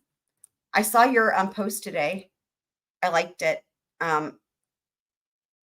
I think I tried to comment on it. I don't know. I've been having YouTube issues today. But if you guys want, I could try to type some of this up and put it in the Discord. But at this point, I feel like I'm still waiting. We're still waiting for so much. You know what I mean? But we could do like a working document or something. I don't know. I just have it scribbled down really sloppily in handwriting that only I could read. But look at how cute, all little animals. Love them. Okay. Yes. I'll keep going. Of the Albert's home. When I get to the point where the Jeep was parked, can you stop me? And you can adjust it right or left. Yeah, here we go. So speak of the Yes, Jeep. Your Honor. Those Can Jeep. we have him use the laser pointer first and then? Sure. Hope you're better than I Yeah. am. May I, Coach? I was hoping I didn't have to you do have the this. other laser pointer. I don't have one. That's fine. No. I was hoping I didn't have to do this. What? If you could, yes, please.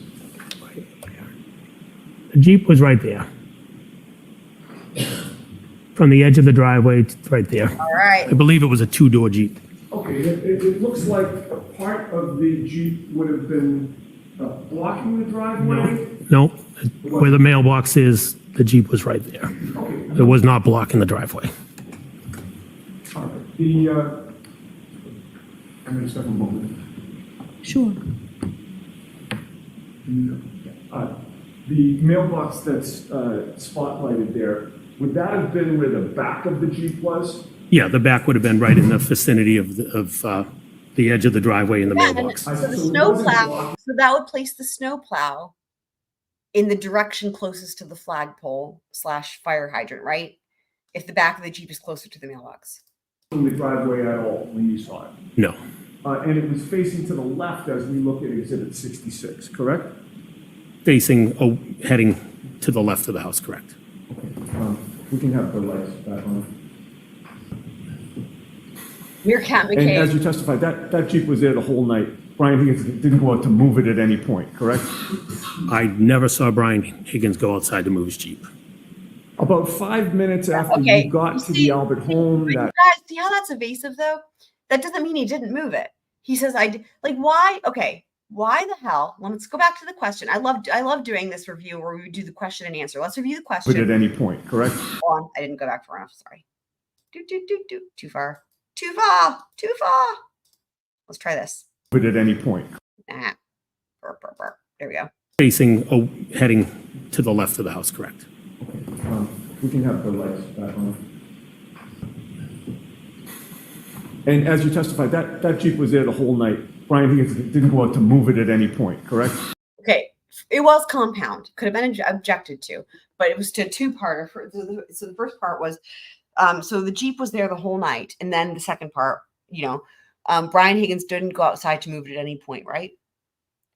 If you know that answer, the answer would be no, or it would be yes.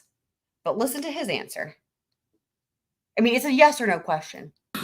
I never saw Brian Higgins go outside to move his Jeep. Like, again,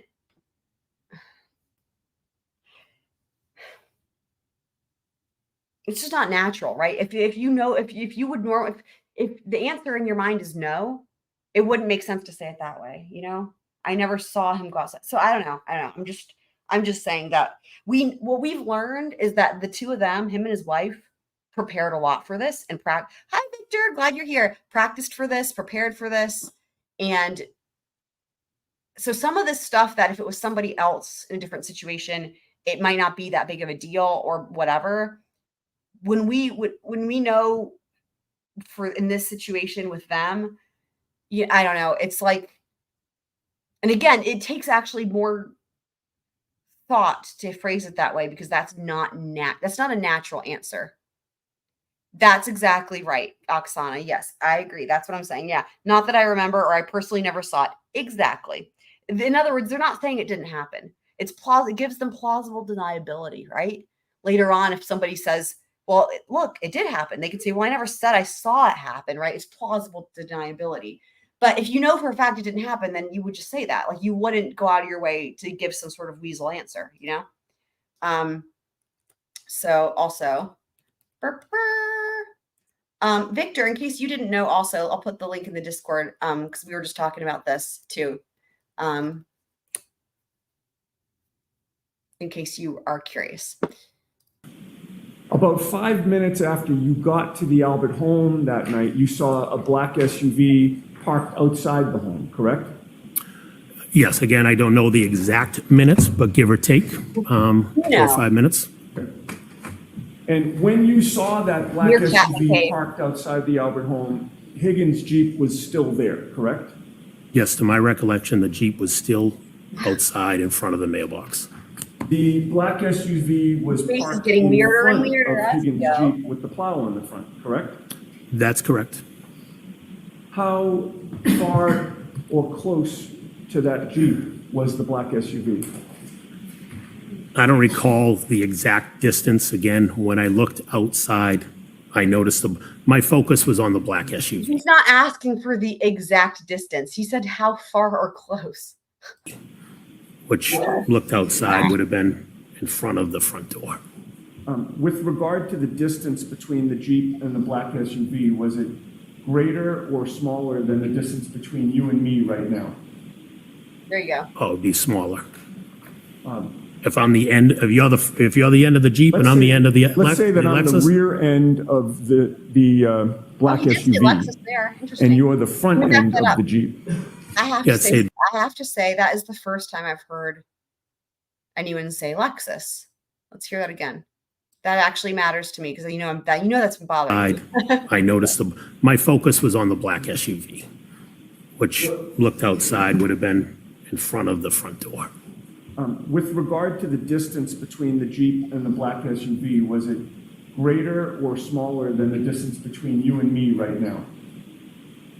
Oh, it'd be smaller. If I'm the end, if you're the end of the Jeep and I'm the end of the Let's say that I'm the Lexus, rear end It says of Lexus. the That's a miracle. I hope it's a Lexus. I hope it's her car. I have concerns because again, if it's her car, why the hell has the prosecution not shown us the telemetry? Why have we not seen evidence? Because it's not that hard to prove. It's really not that hard to prove. It's not. It's knowable. It's basic information. And it concerns me that we haven't seen that yet.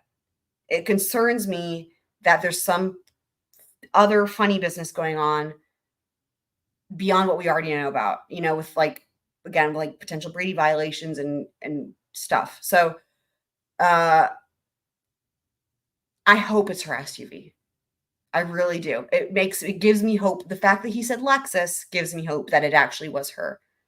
Because again, if it wasn't her SUV, we're on a whole other level of how she shouldn't have even been looked at, right? Because they would have learned that right off the bat. So I hope it's hers. black SUV, and you're the front end of the Jeep. yeah, I'd say you'd be a little closer to me. With the court's permission, may I walk closer to the witness so that he could give an estimate? Sure. And you can just stop me, sir. Yeah, I don't know. Again, when I looked outside, I was focused on the SUV. I wasn't focused on the Jeep or the truck. I don't know the exact distance. You could walk 3 more feet or 3 feet that way, but it was out in front of the house. That's all I can tell you. Yeah, I know, right? You will agree with me that you've given conflicting information about where the black SUV was when you first saw it? If you tell me I gave conflicting information, you can show it to me. I don't recall. Does this remind you of his wife's strategy? It's clear that they both have done a lot of prep. I know I keep saying that, that they know, here's what you can do. Make them show you the documents, right? Buy yourself time. Make them show you because they both do this exact same thing. They don't just answer. They're just like, if you want to show me what I said, blah blah blah.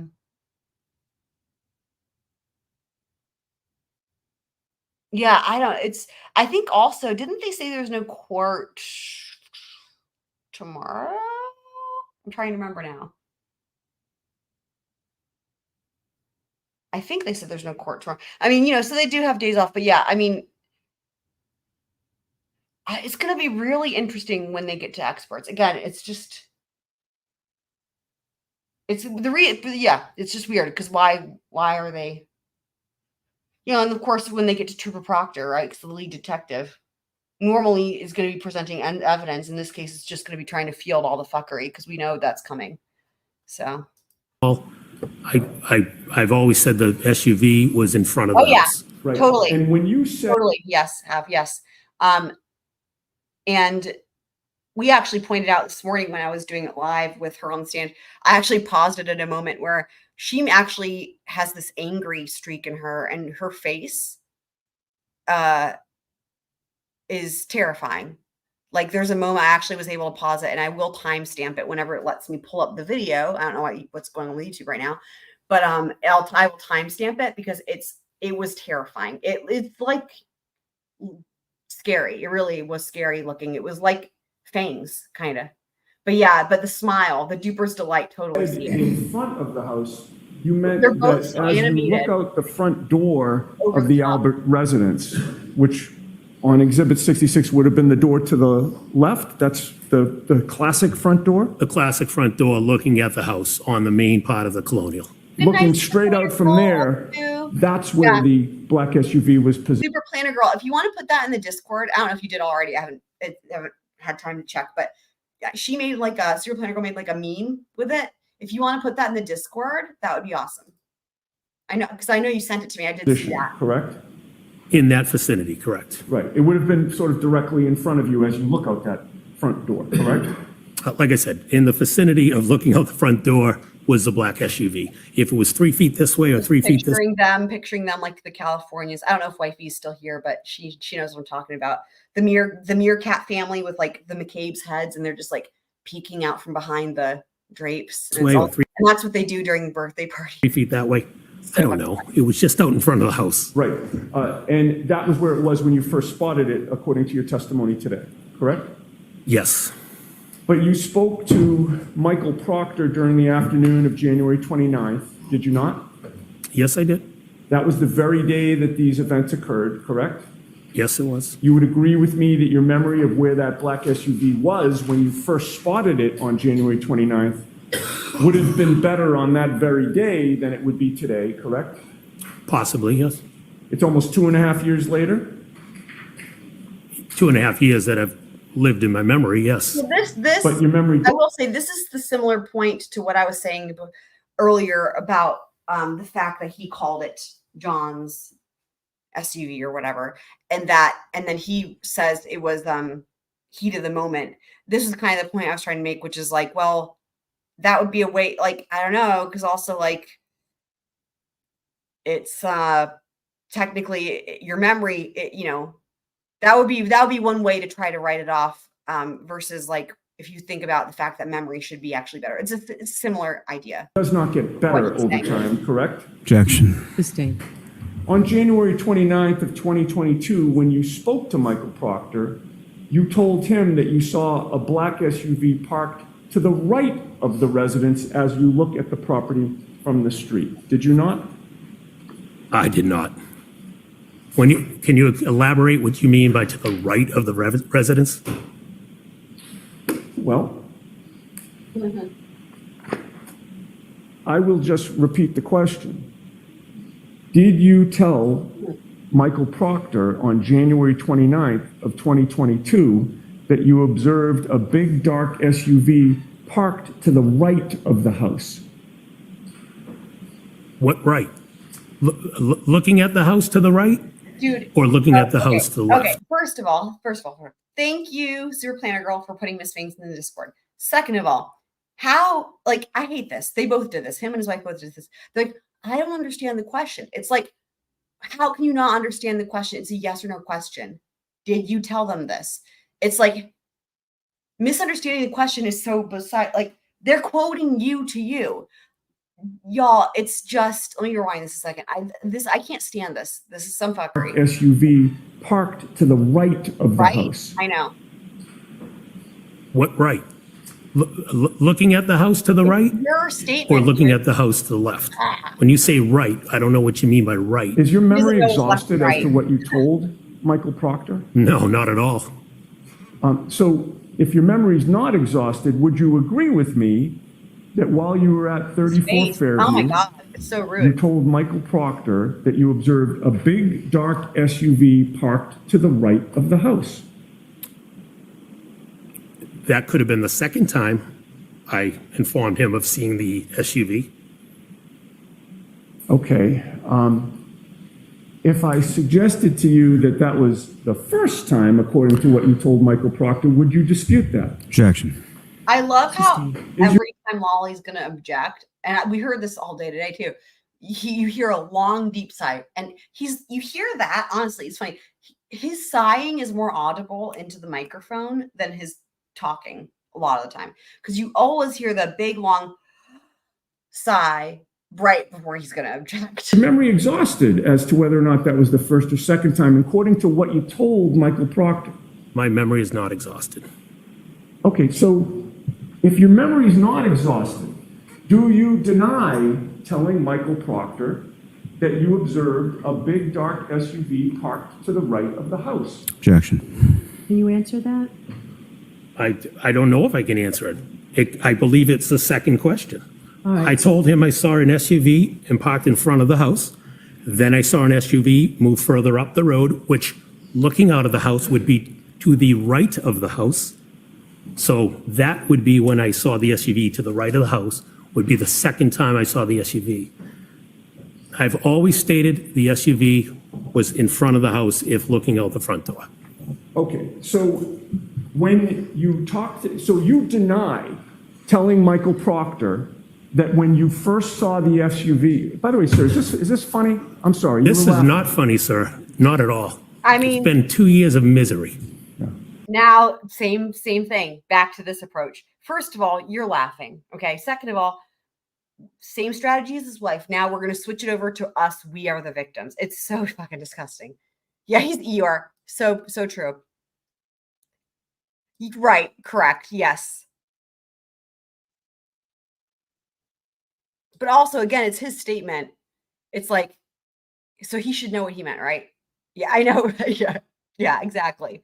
Yeah. Well, Okay. you're smiling now. That's why I asked. You keep repeating the same question. Well, I'm trying to get an answer that you won't give me, sir. Wow. When you talked to Michael Proctor on January 29th of 2022, Wow, it's weird. when you first observed the big dark SUV, you said to him it was parked to the right of the house. Objection. This is the last time on that question. Is that right? That is not right. The SUV, the first time was in front of the house, coming out the front door. The second time was to the right of the house. All right. You have to move on. Mr. Gotcha. Nick. Okay. All right. So you did not say that, but you did say that you were making those observations from the front door, correct? As I stated yesterday, I recall. That's a yes or no question. I'm sorry. Objection, Your Honor. Can you answer it yes or no? I can't. I said yesterday, it's either I looked out the window and I looked out the front door. I don't remember Yeah. which order. Good point. Well, you told Michael Proctor that the first time you looked out, it was out the front door. Did you not? I don't recall what I told Michael Proctor on April. You don't recall. May I approach, Your Honor? Yes. Uh-huh. You Here had we said go. that you don't remember what you told Michael Proctor. Okay, Did you that- guys, you guys have probably already seen this, but just in case, shit's about to get really insane here for him. And we're going to see some of the craziest shit you'll ever see on the witness stand. report refresh your memory? Hey, hello, glad you're here, disease. I'm not saying I don't remember what I told Michael Proctor. Well, I know. I'm stating what I remember. Hold on a second, sir. I know. You just told this jury that you don't remember what you told Michael Proctor. Those were your words. Yes, at the point I'm reading, I don't remember the exact wording, but I know what I told Michael Proctor. It's going to spiral out. And of you told control Michael here. Proctor that you observed a big dark SUV parked to the right of the house. Did you not? At some point in the conversation, yes, I told Michael Proctor that a big dark SUV moved to the right of the house. Moved to the right of the house? Is that what you just said? All right, let me rephrase. At some point, there was a big dark SUV Interesting.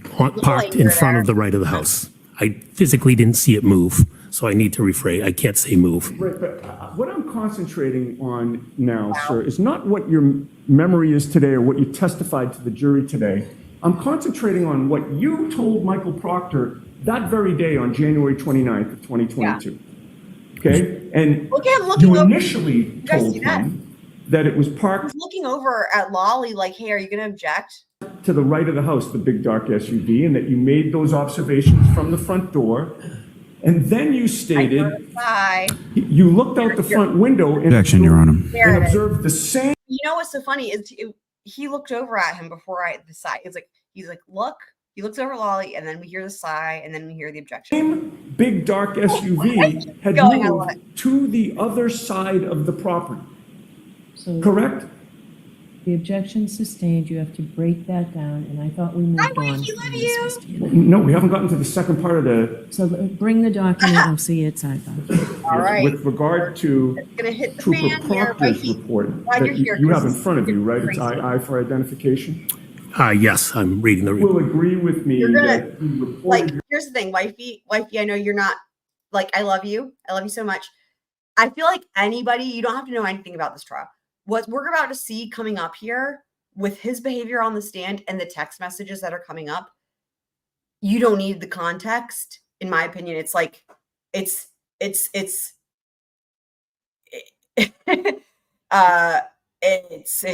I don't even have words. Y'all are welcome to help me out with the words there. your conversation as saying that the vehicle was first to the right and then moved to the other side of the property, correct? Objection. Sustained. You testified before the grand jury regarding this issue on April 26th of 2022, did you not? Yes, I agree. did. And you talked about the vehicle moving from point A to point B, correct? Yes, at some point. And you estimated that it was 15 to 20 feet or so that the SUV moved along the property line, correct? Yes, again, I don't know the exact distance, but estimates. And you, at that point in time, you were asked to clarify what you had meant when you said that the vehicle was first on the right side of the property. Do you recall that testimony? I do not.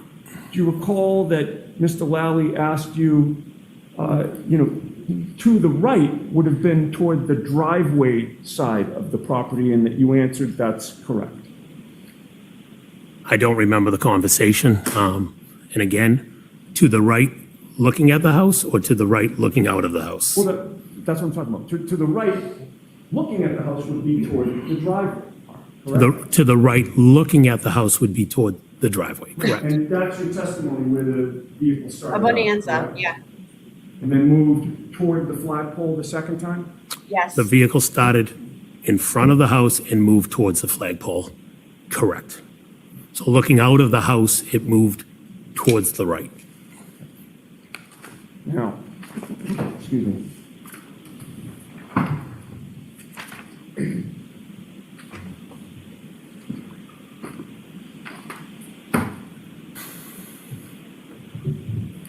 So, okay. I normally cut these pauses out when we're watching, that's part of the reason I do these videos. If there's long pauses, this is unique. I left these in for the rest of this cross examination, because this is fascinating. Let me back it up just a second. Watching him on this witness stand, That's your testimony where the vehicle started out, correct? And then moved toward the flagpole the second time? The vehicle started in front of the house and moved towards the flagpole, correct? So looking out of the house, it moved towards the right. Now, excuse me. Okay, so let's watch this meerkat McCabe. Watch. Oh, y'all. And then we're about to get to the part with the phone. Look at this dude, the tie. What is happening? What? Hold on. Well, let's watch. What? What even is that? What is he doing? Hold on. Excuse me. Let's watch. Watch what he does with the tie. God, what is what is that? And then he's just gonna sit here and make these weird ass faces. You told Michael Proctor that initially it was parked closer to the driveway or the mailbox when you first saw it, correct? Objection. Right? The objection sustained. We're moving off of this, Mr. Okay, yes, Your Honor. Also, space. Also, I have to say, I've made a note, and that I made a note a couple days ago that no one has testified to seeing the car leave yet, and that's still true. So, in other words, people have testified, I saw it and then I didn't see it, right? Or I saw it move, or it was there and then it wasn't there. Nobody sees the car actually leave.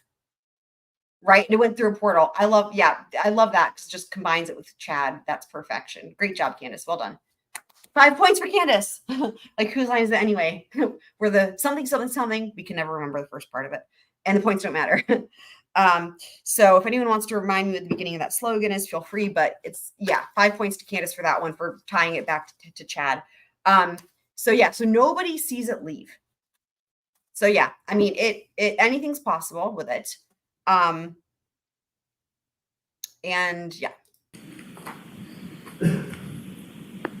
Wherever it was when you first saw it, where was the Jeep in relation to that black SUV when you first laid eyes on the black SUV?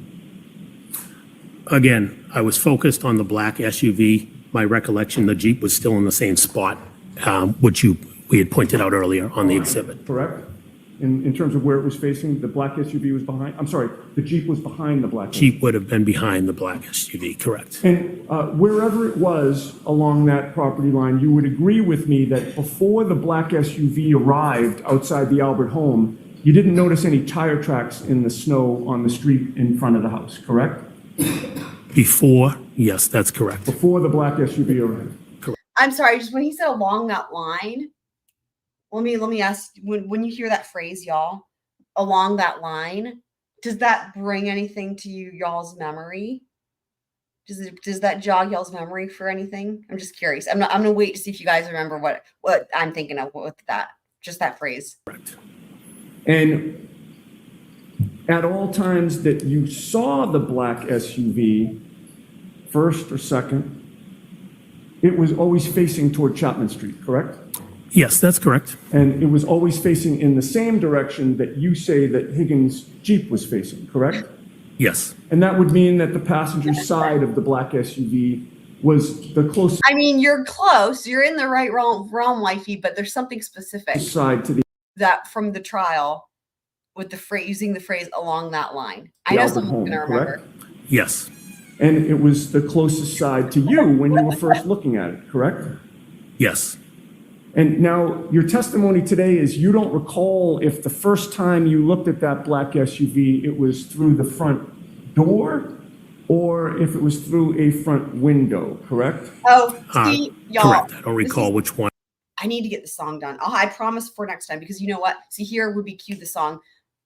Let's do it again and see if I can do it better this time. To the window, to the wall, till the time they say last call at the waterfall. Ah, skeet, sleet, or sorry, not skeet, sleet. Ah, sleet, sleet, motherfuckers. Ah, sleet, sleet. Okay, anyway, that would be an opportunity. I looked out first. I know I looked out both of them at some point. I just don't recall which one was first. Y'all are great because you're doing all the things with okay, hold on.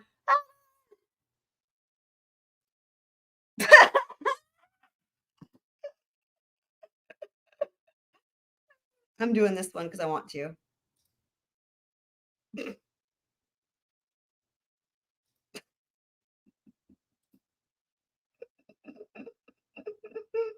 Oh, so much. That was the best, wasn't it? So I was thinking of Mike Sutton, the expert with the green lines. Remember the green lines? Remember the kids, the kids with the lasers? Yeah, right. I know, right? Thanks, wifey. That's perfect. Yes. We need we need Nightbot to pick up on these, right? Thank you for all those. That's brilliant. I love it. Yes. That's exactly how you spell it too. Well done, wifey. And we also have, I think, let's see if this is the right command.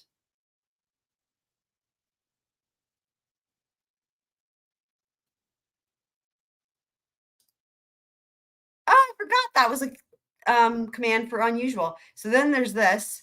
Okay, we have a command for unusual though. Hold on. Here we go.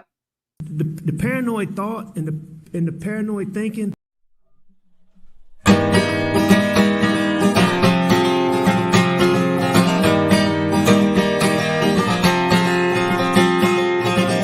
Not unusual to steal from anyone.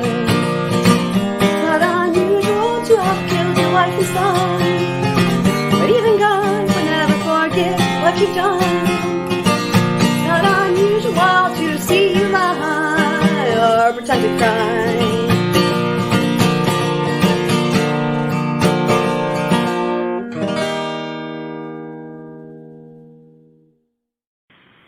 It's a house. Oksana, whenever you hear it's a house, as in this, It's a house. that's from the 911 call when the 911 operator asks Alex, do you live in a house or a mobile home? And he answers her by saying, It's a house. so we also have, Hey, he's got a bird in his mouth. and There's a chicken. which reminds me, I still need to clip It's a Guinea. I know I keep saying that, but yes, we had the best time doing the Murdoch deep dive. I'm so happy you found us as well, Oksana. That's awesome. We cry, laugh every day here. That's what we do. We laugh, cry, laugh.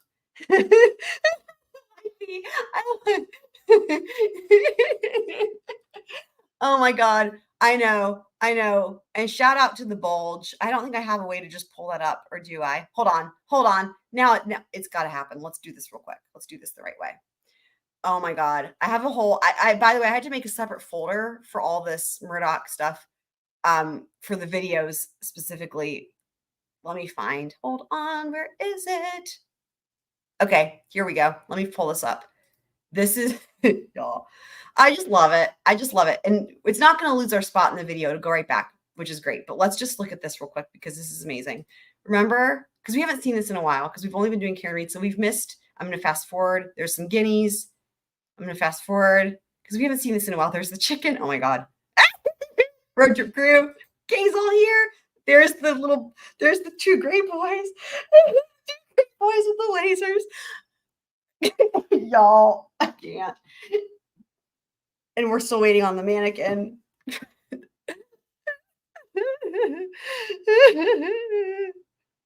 That's right. That's right. Oksana, there's a, and Victor, if you're still here, there's some backstory here. If you guys stick with us and come in for whenever we're doing Murdoch, this will make more sense because this is from all that. We have a lot of inside jokes. It was amazing. Like, you guys, the laugh crying was just on another level when we discovered this bulge. I'll never fucking forget it. Oh my God. I hurt the next day even. I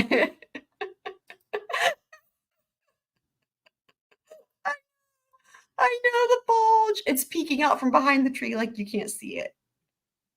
Okay. Back to, yeah, but it is. Yes. Whichever one it was, when you first laid eyes on that black SUV, you did not see John O'Keefe in the passenger seat, correct? That is correct. How long a span of time was it between the first? Here, let's let's just for fun, because we've got some short ones for this trial, right? We've got, hold on. That call is actually from Brian Higgins to you, isn't it? Yes. Obviously, you know how long 22 seconds is. What's that? You know how long 22 seconds lasts. Yes. And we got... You use a solo cut. I'm sorry, what? Objection, Your Honor. Solo cut. Sorry, I want to see that one again. I love it. Solo cut. I'm sorry, what? Objection, Your Honor. Solo cut. The way he just says solo cup, brilliant. It makes it. I love that he just says solo cup, and that oh, it's so good. Yeah, I remember when this one started, I was like, man, where are we gonna have fun, because like we had just finished this Murdoch deep dive, and we were doing the Gloria Satterfield deep dive, and I'm like, where are we? Because you can never predict it, right? Boy, I had no idea we would have a wealth of things, right, for the lightness in this trial. I just love it. First time you looked out and saw the black SUV, and the second time? Again, I don't have the exact time. I'm going to guess 3, 4, 5 minutes at most. And what you did in between those 3, 4, 5 minutes was you went back to the table or near the table in the kitchen dining room area where everybody was congregated? That's correct. And you went back there to talk to people and socialize, correct? Yes, that's correct.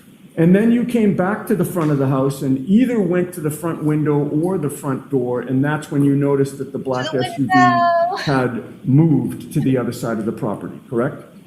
Yes, at that moment, it had moved to the right of the property. It driven forward, correct? I did not see it drive, but it had moved, yes. It had moved So it had to forward. get there somehow, yes. All right. It was now closer to the flagpole than it was the first time, correct? That is correct. And the flagpole, as you look at the Shout out to the property, not from your flagpole, vantage our point only looking out, measurement but in this as you look trial. at the property from the street, that would have been to the left, correct? Yes, And again, it was still facing toward Chapman Street. yes. In terms of how many times you saw the black SUV having moved outside the house, you would agree with me that you have contradicted yourself about how many times that it moved, correct? No, Yesterday and today, you testified that it had been in 3 different spots and then it was gone, correct?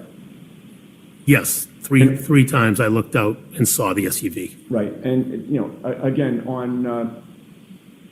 in May of 2024, yesterday and today, all 3 times it moved, it was moving further or farther up Fairview toward Chapman Street, correct?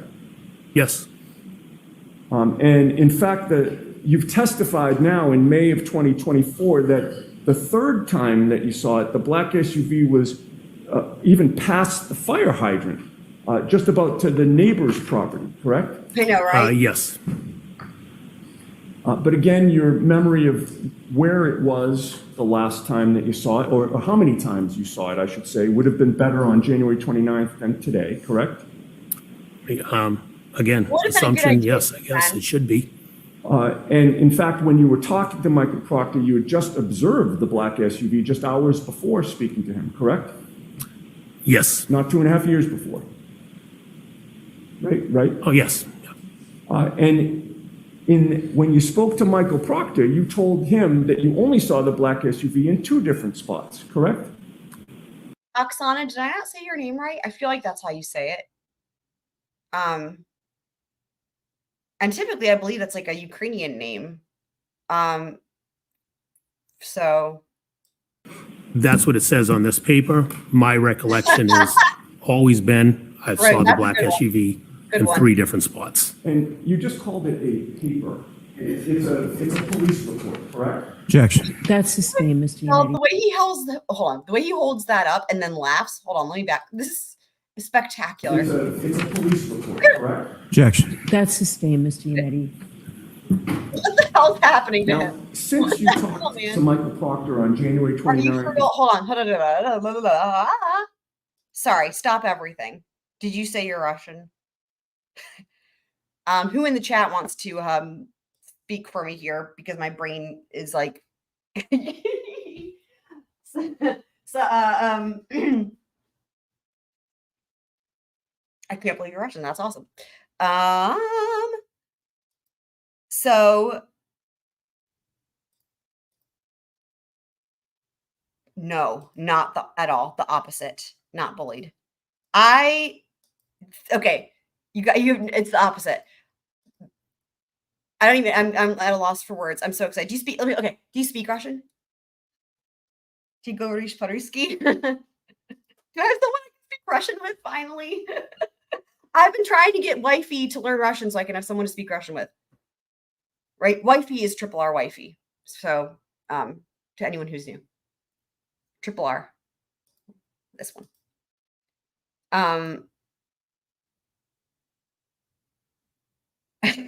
She's probably going to try to spell Shostakovich.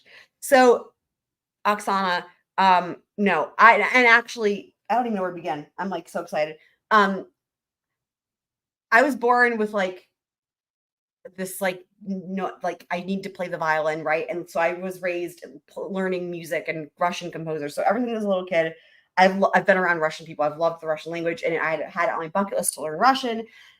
And so I've done all that. And then of course I learned actually kind of recently that my DNA, like heritage, when I sent it in and shit, I'm like something like, I forget, I have it saved on my phone. It's like 18% Russian or something, which is actually a lot. So, which I'm like, yeah, that makes sense.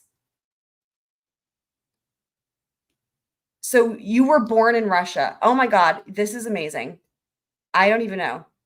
So this is like, we could have a whole thing. So, okay. So I taught myself Russian, and then I actually got, like, I'll just let you know, Oksana, you can actually there's a place called Preply. It's a website, and they have teachers on there. And this is what I ended up doing after I'd maxed out on what I could teach myself, because I was like, I was at a plateau of like the bridge between becoming like more fluent and like what you can actually learn on your own. I needed to speak it. She was researching how to spell that. I bet. I love you, wifey. Shostakovich. So I know, right? It's crazy. It really is. And so I wanted to be able to get better. Like I needed to speak it with a local. So anyway, there's this website called Preply where they've got tons of teachers, and you can put in different filters. Anyway, I found my teacher that way, and it's, virtual. And so you can, no matter what it is that you're wanting to do, whether it's, anyway, it's, so in case you don't have local classes, I'm just letting you know, in case you don't have local classes, there's resources, and I can help you with that too, with the Discord, if you want the website's name. But you can find online teachers that you can do lessons, once a week or more than once a week, whatever you want to do with it. And they can teach you that way too. So your sister's a horrible teacher.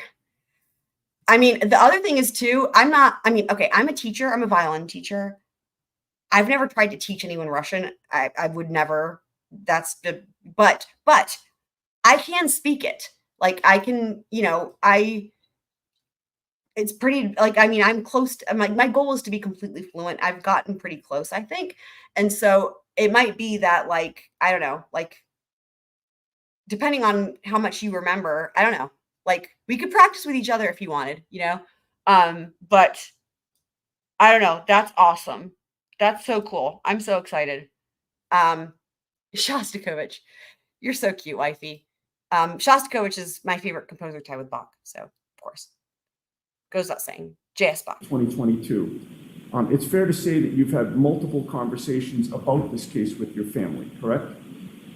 Of course, I've talked about this case. That includes in-person conversations? What's correct? no, wifey? With my family? Yes. Yes. What's no? As well as phone calls and texts? Yes.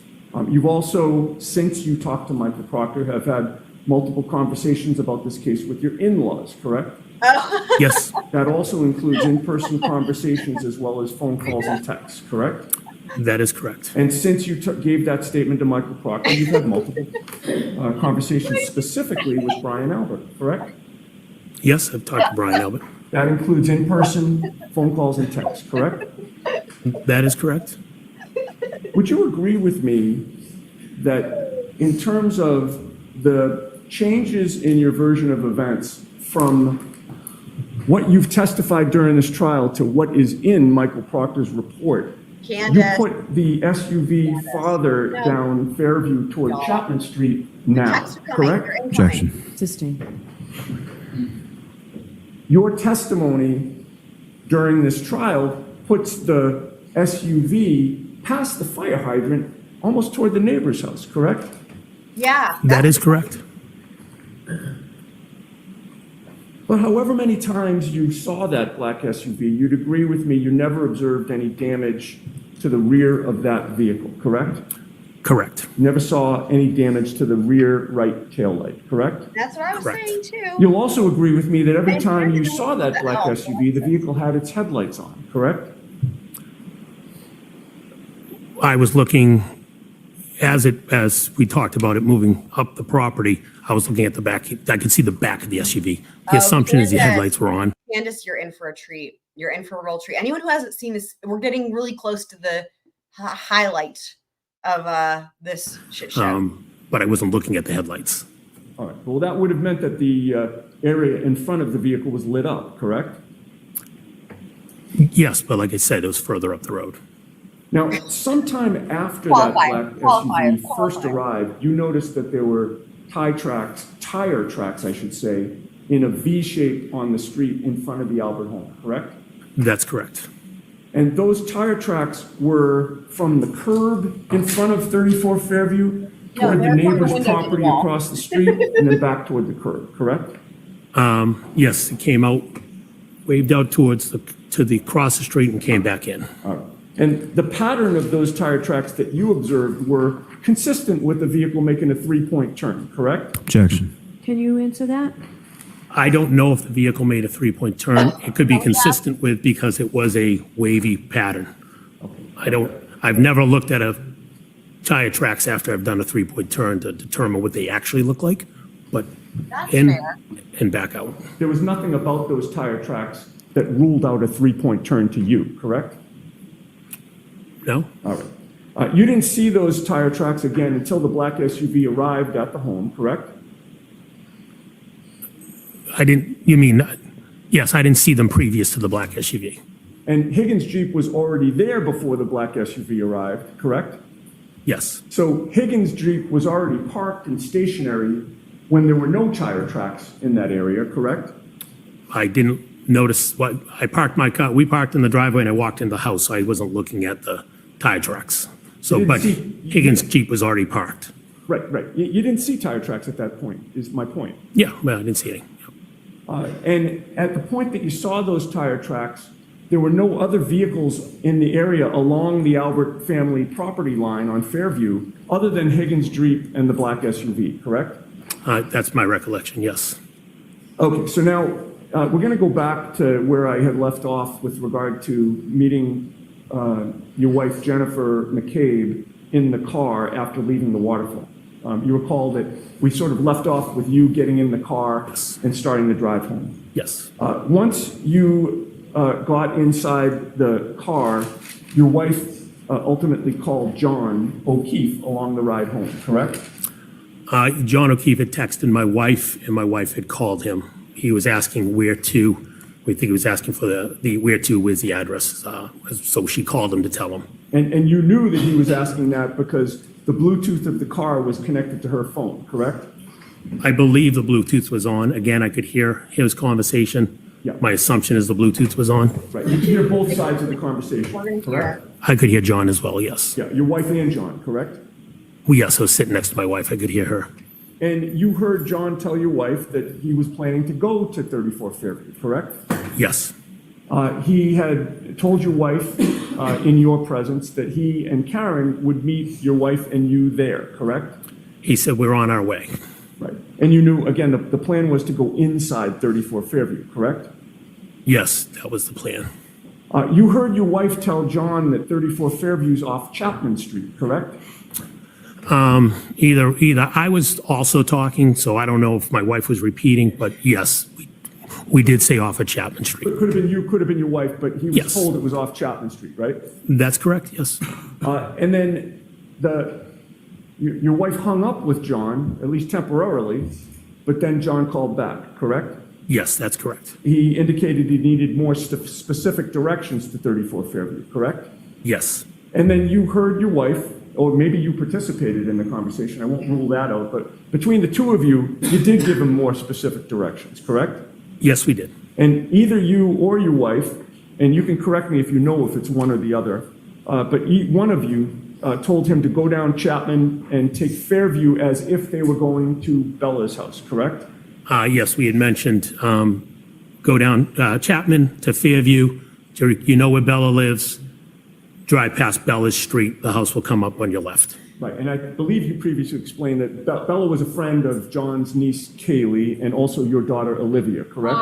Yes, that's correct. So that was a good way to orient him as to where to go, correct? Yes. And once you did that, John O'Keefe never called back for any clarification, correct?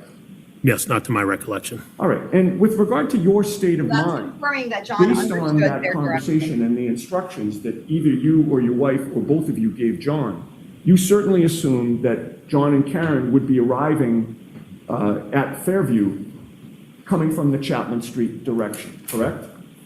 That was my assumption. As I had stated yesterday, there's multiple ways to go, but that was my assumption. And it was an educated assumption based on the conversation that you had, correct? Yes.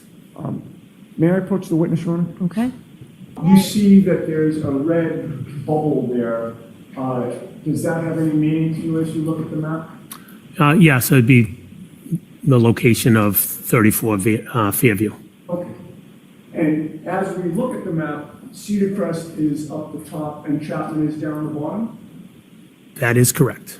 With regard to the directions that you gave, or you or your wife gave John O'Keefe, if they were coming as you directed them on Chapman Street, would they be taking a right onto Fairview or a left?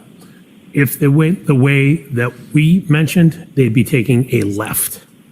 Okay, so in terms of looking at this map, they'd be traveling on Chapman Street really from the left to the right as you look at Exhibit 88, correct?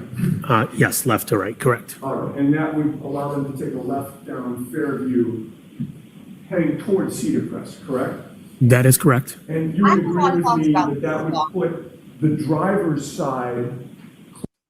Great point. Yeah. So I have a lot of thoughts about this as well, because again, it bothers me until we have the freaking telemetry. You guys remember in Murdoch? I mean, I know y'all remember that we're there. Like, we do with the way we, I'm so proud of the way we deep dived everything in that. We broke down that was great. I just love it. And so we went back and forth between just like laughing at everything and like just really squirreling the fuck out of it. And like, I'm just picturing the timeline and just how amazing it was, that beautiful timeline and the telemetry and how it came in from OnStar and all that data. And that really was just a beautiful thing. And so it's just like, God, we don't have any of that. But my point is like, these directions, how many times have we heard these street names in this trial? Countless, right? There's a lot of points of contention here, all of which could be solved very easily. Telemetry and cell phone data, done. No, there would be, and again, it's just weird because how much time have they spent on who drove which way to get where? From the window to the wall, to the waterfall, to the houses. I mean, and it's like, clearly there must be some sort of points of contention where we're gonna learn that there's something that doesn't add up, right? Otherwise, why would they? But again, it's just like, until they give us they should be giving us evidence of it. And the fact that they're not giving us evidence of this basic stuff, like which way did people get to a house, and that we're relying on testimony, makes me think that the evidence that the prosecution has may not be as beneficial to them or something, right? It's just fishy. I know, right? Probably have. Closest to the Albert property if they just kept going straight all the way to Cedar Crest, correct? Yes, the driver's side would have been. And I remember, like, why does this shit matters? It matters for a couple reasons. Like, we know it matters because of how much they talk about it, first of all, right?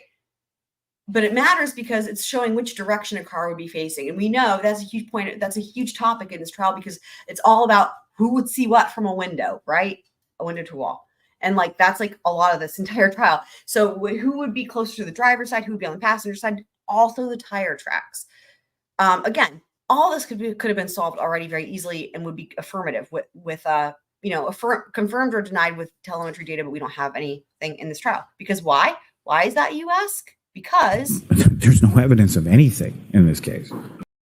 So, yep, that's what we got. Closest to the property. Okay, we can turn the lights back on. That would mean, well, strike that. So you agree with me that your state of mind was that was the direction that they would go? That's what I thought they would have, that's how I thought they would have come into the neighborhood, correct? But you never saw the black SUV traveling in that direction or parked in that direction, correct? That's correct. That would mean that in order for the SUV to be facing in the other direction, one way would be for it to make a three-point turn, correct? Objection. I'll allow it. So we're saying if they came down from Chapman and then spun around and facing back up towards Chapman, is what you're asking? Yes, at some point she would have had to turn around. Or do a three-point turn, correct? She could do a three-point turn, or she could just loop around at Cedar Crest and come back up. Either one. Right. And a three-point turn would be consistent with what the V-shaped tire tracks that you saw when you looked out the front of Brian Albert's house, correct? Objection. Sustained. When you were interviewed by Michael Proctor on January 29th of 2022, Oh, good night, wifey. you had not Love spoken you. with Ryan Nagel, correct? Love you, wifey. No. So it's fair to say you did not know what, if anything, Ryan Nagel had seen in terms of how or what direction the black SUV arrived in, correct? Objection. Sustained. When you spoke to Michael Proctor on January 29th of 2022, the phone conversation that your wife had with John O'Keefe that you were either participating in or listening to, that was regarding the directions, that was fresh in your mind on January 29th, correct? Yeah. Those directions had just been given to John, the night before or really hours before, correct? Yes. On January 29th, when you're talking to Michael Proctor, believing that John had driven down Chapman Street, you were trying to square in your own mind how the vehicle wound up in the other direction when you looked out the house, correct? Objection. Were you? Can you just repeat that again? Yeah, I think I heard you. I just want to make It sure. wasn't a great question. I'll see if I can make it any better. You're talking with Michael Proctor on January 29th in the afternoon, correct? Yes. And he's asking you about the positioning of the black SUV, among other things, correct? Yes. Again, I'm just getting to your state of mind. Now here's his state of mind. There's something to this, and I don't know what. Again, this all goes with the fishiness of the car.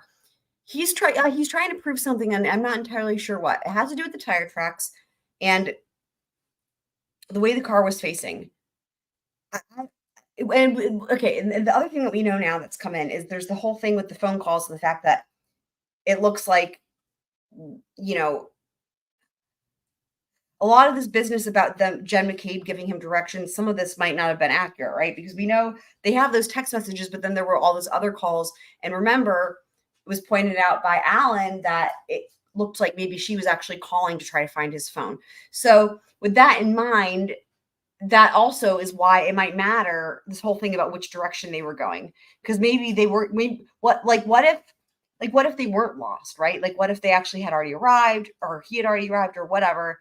In other words, there's going to be something really important about this, because Unetti's spending a lot of time trying to figure out what Meerkat McCabe was thinking when he answered these questions this way at the time. Your state of mind was that you gave the direction, you or your wife gave the directions to John, and you're thinking he came down Chapman, but you never saw the vehicle in that direction. It was only in the other direction facing toward Chapman. Okay, yeah. Is that fair? Yes. And so you're naturally trying to square in your own mind, trying to make it make sense as to how that happened, So correct? Objection. He's suggesting one of two things, guys.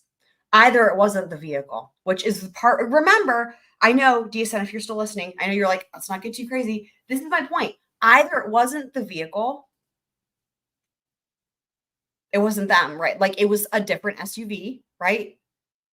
Or they did not follow the directions in the manner that Jen and Meerkat McCabe are suggesting, because maybe those conversations didn't happen in the way that they had suggested, right? Because maybe those calls and texts were referencing something else. So something's afoot here.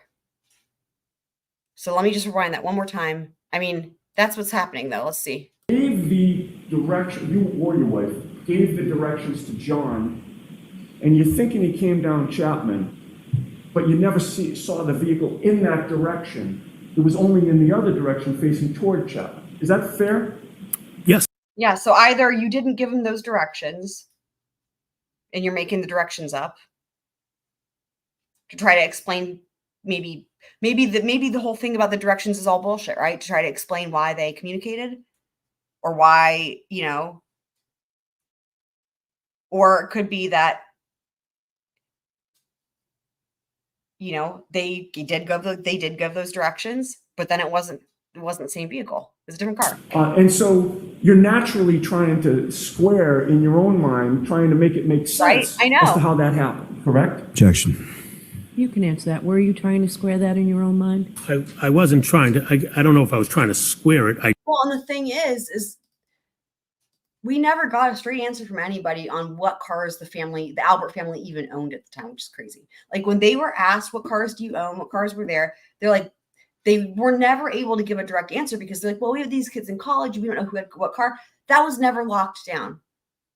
But we know that every family involved in this, had dark SUVs. It wasn't just Karen.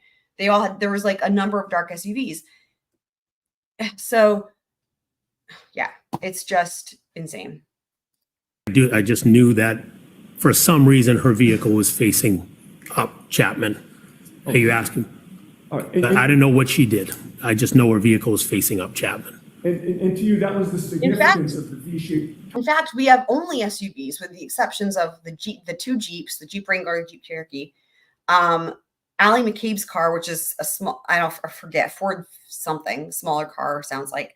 And then the Ford F-150 that belongs to Ricky D'Antano. Everything else is an SUV, a dark SUV, or some dark in color SUV ranging from gray to black. tire tracks when you're talking to Proctor, right? Objection. Was it? If I recall, I said there was a V-shaped tire tracks, and I believe the question was, could it be consistent with a three-point turn? I said it could be. I didn't know if it was a three-point turn. It could be because it was weird tracks. Again, I did not see the vehicle. I don't know if she pulled in the driveway and turned. I don't know if she went to Cedar Crest and turned. I don't know if she did a three-point turn and turn. I have no idea. All right, but just one last question on this three-point turn. You offered the V-shaped tire tracks as an explanation for what could have happened, correct? Objection. I'll allow that one. I had stated there was a V-shaped tire tracks. I didn't say it was a three-point turn. All right, well, you'd agree with me in any case that if John and Karen entered from Cedar Crest and you saw them where you saw them, there'd be no need for a three-point turn, correct? So you're saying if she didn't come from Chapman, she came from the other side, Cedar Crest, there would be no need for a three-point turn Because or any type of turn because she was already facing that way. that's right. If she came from Cedar Crest, she's already in the very direction that you saw the black SUV when you looked out, correct? Yes, that's correct.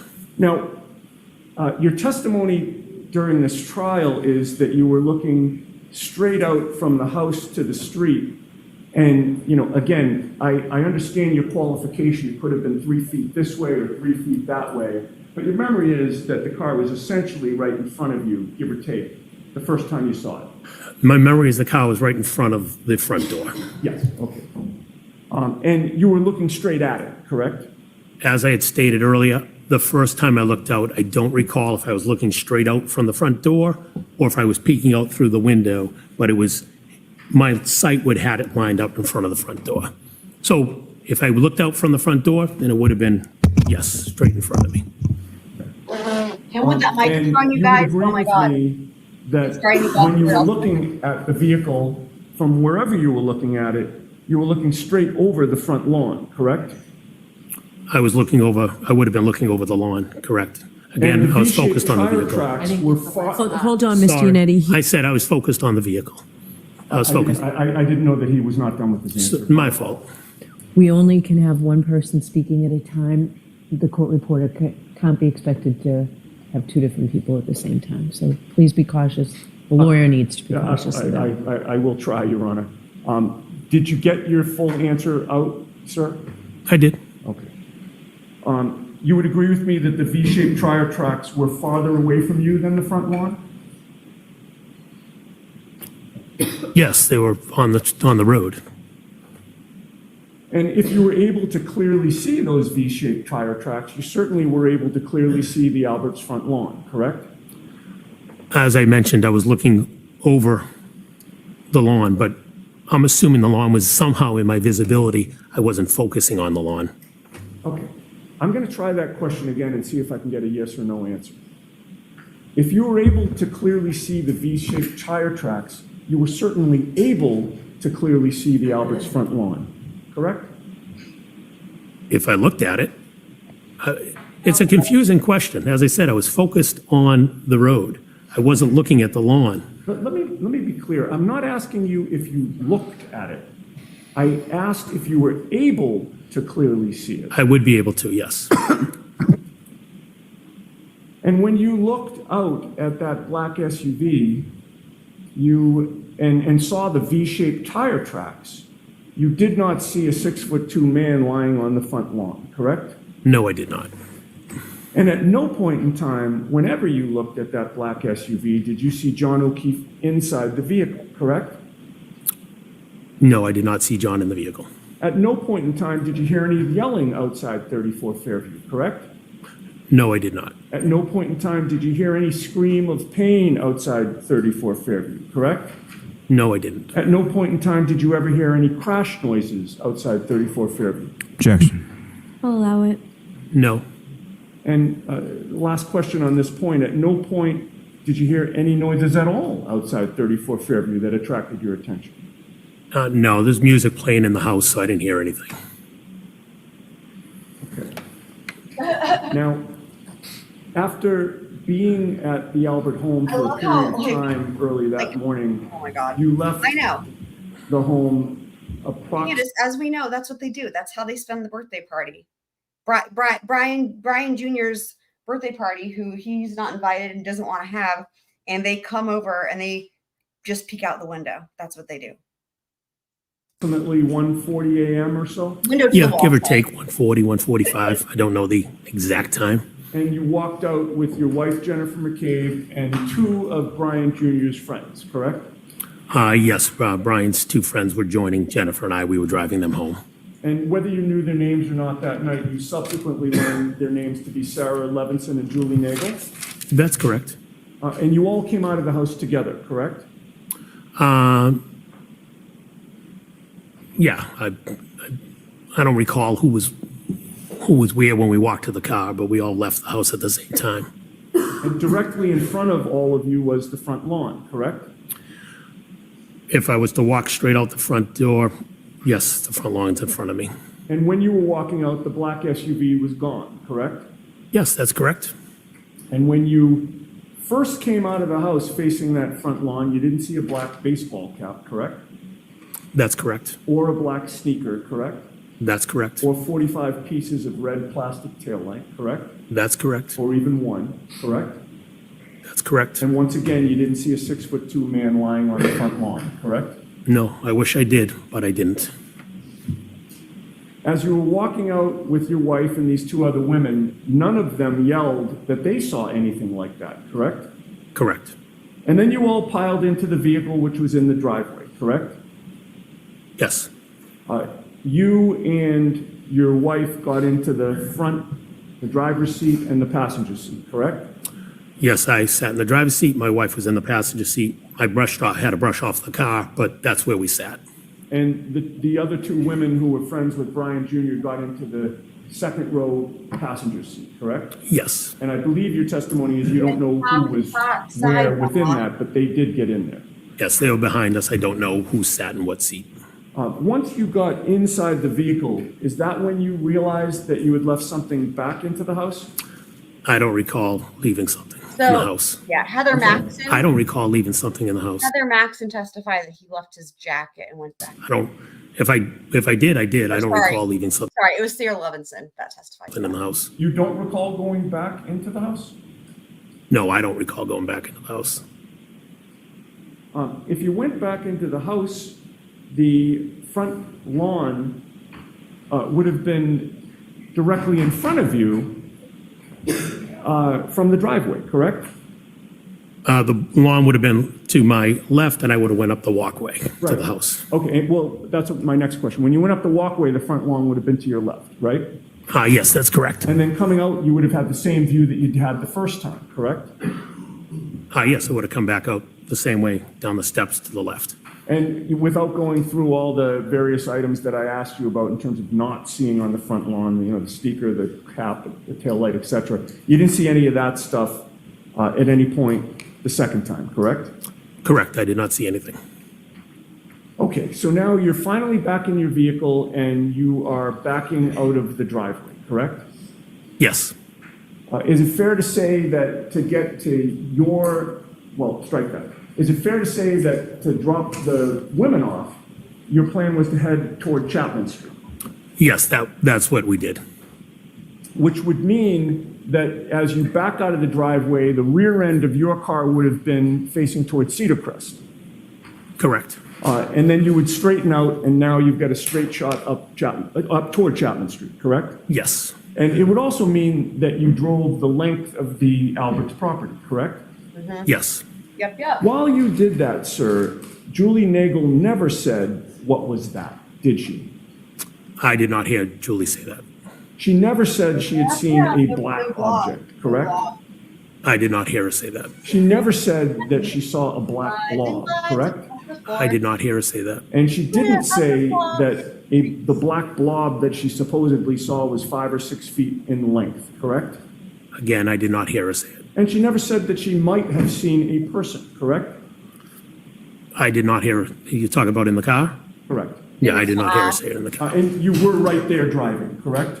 I was driving, obviously focused on the road. The windshield wipers, it was snowing pretty heavily. You didn't have earplugs in. I didn't, but they were all talking in the car. You didn't have AirPods in. No, I didn't. Certainly not the noise cancellation AirPods, correct?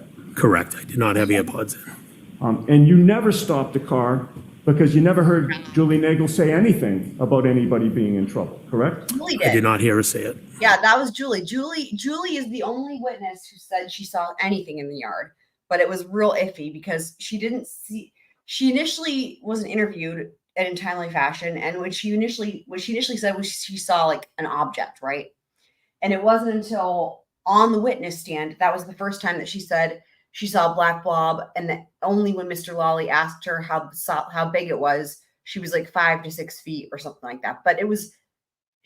Her testimony came across with all that like real iffy anyway, even before you knew that it was like she never testified to that initially, but everybody else didn't see anything or hear her say that. Well, actually, sorry. Sarah Levinson heard her say, I see something or something along those lines, but she didn't hear her say it was a black blob, if I recall. But yeah. So it's just, it's, in other words, it's really not all that credible because like her own testimony on it is a mess, and then other people didn't really confirm it. So Okay. You woke up the next morning, as you said, to screaming, correct? Yes. The screaming was so loud that you thought that the person screaming was actually in your bedroom, correct? That is correct. That was, and it startled you, fair to say? Yes, it did. And then ultimately, you learned that Karen Reed ended up in your driveway, correct? Yes. No problem, Candace. You could hear We're gonna have some more her window screaming watching. outside, correct? I could hear her outside, correct. She was hysterical She was screaming, Jen. She just kept repeating Jen. in a hysterical manner. Yeah, Jen, Jen. Yes. And she was screaming so loud that she was in danger of waking up the whole neighborhood, correct? She was loud, correct. And other than screaming Jen, Jen in that hysterical tone, you really couldn't make out her words a lot of the time, correct? Not when she was outside my house, no. Skipping ahead to when you went back to Fairview that morning, it's fair to say that when you went, did you say that you went inside Fairview at maybe around 7 a.m.? Is that a good estimate? Yeah, I don't know the exact time, but it would say, give or take, could be a little before, a little after, but somewhere in that vicinity.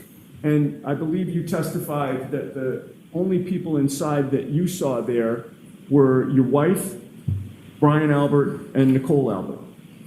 In addition to Officer. At that moment, that's who I recall seeing there. Okay, so there were, and you didn't know where Brian Jr. was, whether he was sleeping, but you didn't see him. I don't recall seeing him at that moment, no. Okay. And Officer Lank was the only police official that you saw inside, correct? At that moment, correct. Okay. Now, in the days after January 29th, you participated in a group text exchange. Here we go. With Buckle up, everybody. 3 other people. Here we You go. recall that? Buckle up. Oh my God, y'all. Could you name the 3 people? Sure. You You had a group text chat like it's going gonna with help. your wife, You know Jennifer what it- McCabe, your brother-in-law, Brian He knows what's coming, and he cannot stop this train wreck. It's happening. Albert, and your sister-in-law, Nicole Albert, correct? Oh, yes. Oh yes. Oh, bye. Yes, I'd like them. to ask you Oh, now I some know. Now I know what we're questions about that group text chat, if I might. Sure. You would agree with me y'all. that on February 1st of 2022, that was 3 days after John O'Keefe passed away, correct? Yes. And at some point on February 1st of 2022, you were physically either at or near the Albert home at 34 Fairview in Canton, correct? I could have been. I don't recall if I was there. Do you recall watching what investigators were doing in the neighborhood on February 1st? I do not. Oh, If boy. you could show it to me, I could maybe reflect my memory. I do not recall that Reflect. specific day. You don't recall monitoring what troopers were doing? In I the was not neighborhood? monitoring anything that the troopers were doing. Oh boy. If I had driven down the street, dropping someone off, picking somebody up, and saw the troopers, then I saw the troopers. I don't know why he's I was saying not that. monitoring anything. I don't know why he's saying Directing your that. attention to 1:34 Just gonna p.m. get and fucking 27 gas. seconds. You Oh my texted God. your wife, Brian Albert, and Nicole Albert, quote, "Troopers back out front, but in front of Asian house." Did you not? If I texted that, you could show it to me. Don't. Dude, he's like asking to me. It's like, this is gonna be brutal, man. Just say yes to each question. Yes, yes, it'll be over quicker. Oh no. But he's good. And then, oh my God, look at him meerkatting. 02150. No, show it to arm. him, don't. The arm. I'm sorry. Oh my God. Ooh. Touch it? Oh, you show it to Show it to Nice. us now, and don't reference what it is. Oh You my think God. this is my first try? Thank you. Thank you. I'm showing you a document, sir, and if you look up or look at it by yourself and look up at me when you're done. Y'all, you're I don't use glasses, but I can't see this. Oh my God. So maybe I need Guys, glasses. guys. Oh God. Oh my God. I'm making it out. I got it. I do have a. Just Is it wait. light? No, he says he doesn't. No, it's wear not. It's just dark, but I got it. Mhm. Y'all.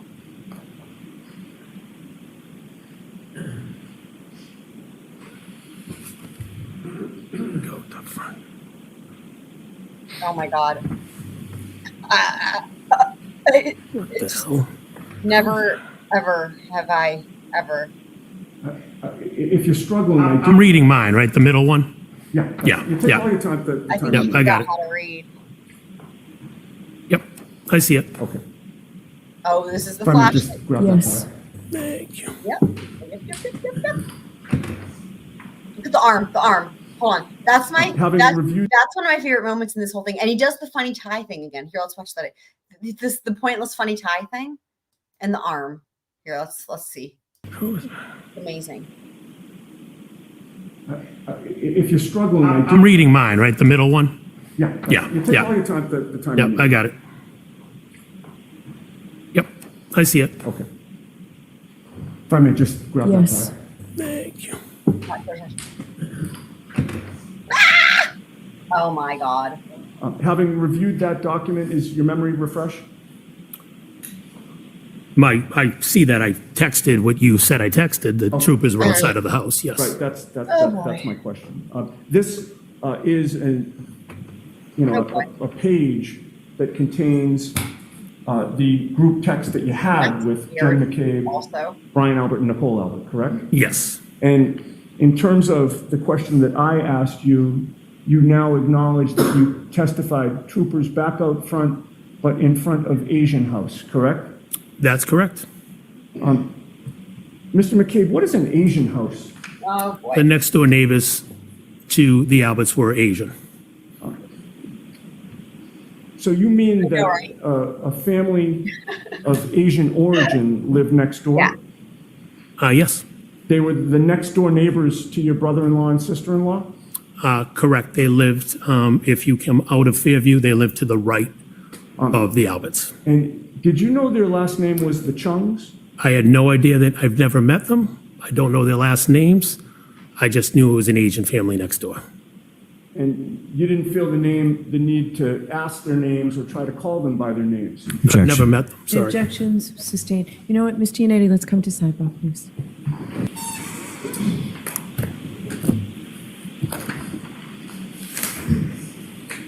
When you did tell the group chat about the troopers being at that house, nobody asked you to clarify which house you were talking about, correct? Objection.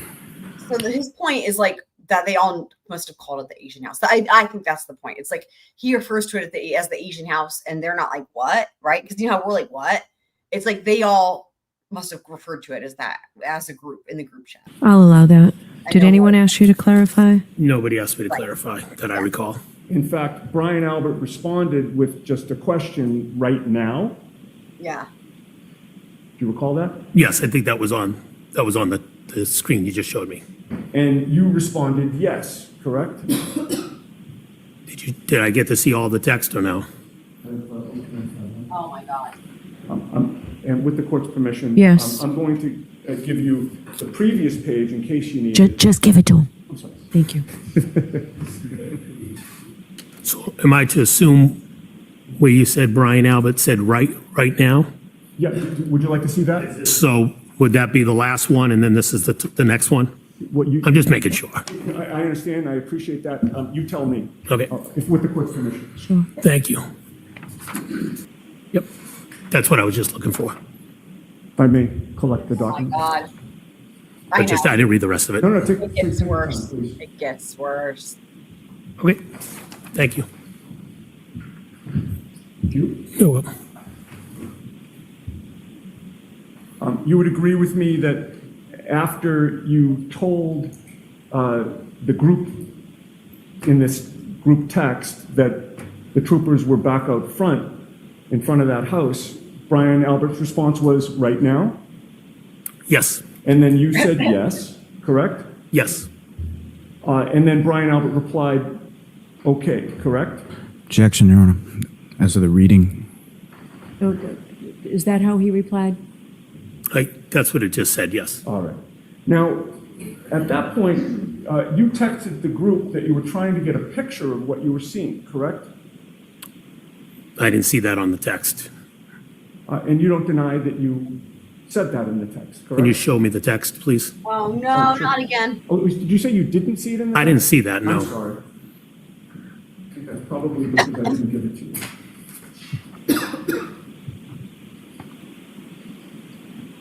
Do you have a phone with a flashlight on you? I don't have a phone on me. If you have a flashlight, I'll be able to see it.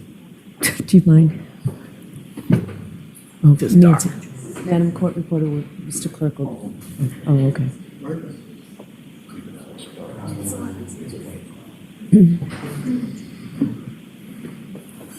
Thank you very much. Thanks, Jim.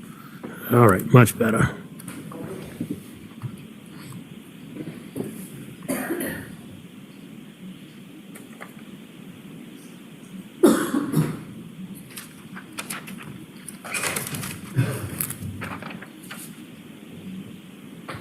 Oh my God. The phone, the judge's phone. I can't, y'all. Look at the hot pink case on the phone. It gets. I got it now. Oh my God. Grab Gives her that from you. phone back. This is an atrocity. Thanks. Never. I just what? Having reviewed that, Flashlight. do you acknowledge that you texted the group that you were trying to get a picture of what you were seeing? Yes, I said I was going to try to take a photo. All right. You would agree with me that you were watching what was going on, correct, on February 1st? No, I just happened to be driving through the neighborhood at that moment. So you happen to be driving through, and then you texted the group to tell them what you saw, correct? Yes, And then you didn't just keep driving up the road and leave the area, did you? I think I did. Well, Unless you tell me I went back, I think I did. I said I was going to try to take a No. picture. Don't make right, well, the that's what we're I'm saying. talking. Yeah, You weren't, just having seen the troopers back out there at that house, in your mind, you still weren't done, correct? I was going to take a picture to show them, oh, the troopers are outside your house. Right, so in answer to my question, you weren't done with that scene, correct? I think I was, because I don't know if I took a picture. Well, I think I went through. I mentioned I was going to try to take a picture. That's- I don't know if I took a picture or not. you didn't intend to be done at that point, correct? I didn't intend to be done. Right, because you wanted to take a picture of what was going on. I was going to take a picture to show them that Troopers were outside in front of the You house, wanted to correct? continue to monitor what was going on, did you not? I was Oh not my monitoring God. what was going on. I just happened to drive by at that moment. Come on. May we be seen at sidebar? Meanwhile, the Alberts won't even peek out their windows. Just They're a little, like, dude, in a you little have you bit of a great. Here's different what way to hopefully. what you got is you've got during the part where John O'Keefe dies, right? Essentially, and the party, you've got everybody at the party spending their time peeking out the window, through the blinds, the window, the door, the wall, whatever. Then you've got, now that his body's been found, right, or that he's dead, now the Alberts are not looking out the window. In fact, they're asleep. They don't wake up. They don't know what's going on. They don't see anything. They see nothing. They hear nothing. And then you've got this fellow just happens to be driving by and telling them what he's seeing. It's a really a lot. Make it easier on you and me and the jury. I'd like to hand you, with the court's permission, the 4 pages that you've already reviewed, just to have you identified. If I may, please. Sure. Thank you. And I'd just like you to take a look at them and just confirm that's what you've already seen before we took the break.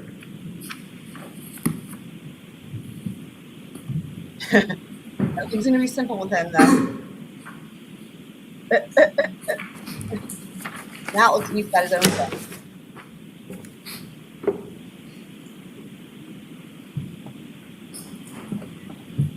Oh my God, y'all. I think eventually the judge is like, come on, you know you've read it by now. It's insane, really. It's not. These are not long text messages either. Oh my God.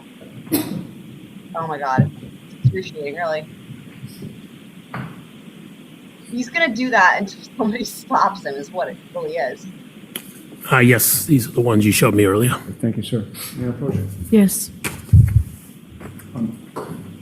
Having reviewed those, sir, does this appear to be an accurate transcription of the sequence and the content of the group text chat within that time frame? Yes. I would offer that, Your Honor.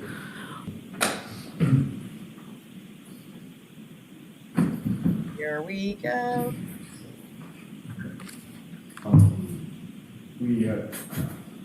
How is your distance vision? Are you able to? How is your distant vision? I don't know why it's on blue. This is. Can I have them in front of me Can while I you're have that? Thank displaying you. them? Yes. Please. Thank you very much. And feel free to use the flashlight there. Yes, thank you. Oh, yeah, that's much better. Okay, Yes. now we can all see it. With regard to your Oh my God. initial text exchange. Oh my God, y'all. We talked about, can you confirm what you texted at 1:34 and 27 seconds in the afternoon of February 1st of 2022? Yes. Do you want me to? Yeah. Oh, troopers back out front, but in front of Agent House. His voice. His Looks voice. like more has been dug up there for at least, His there, voice. or at least looks like it. Completely different. Mr. Baker, can you go down the page to see the responses?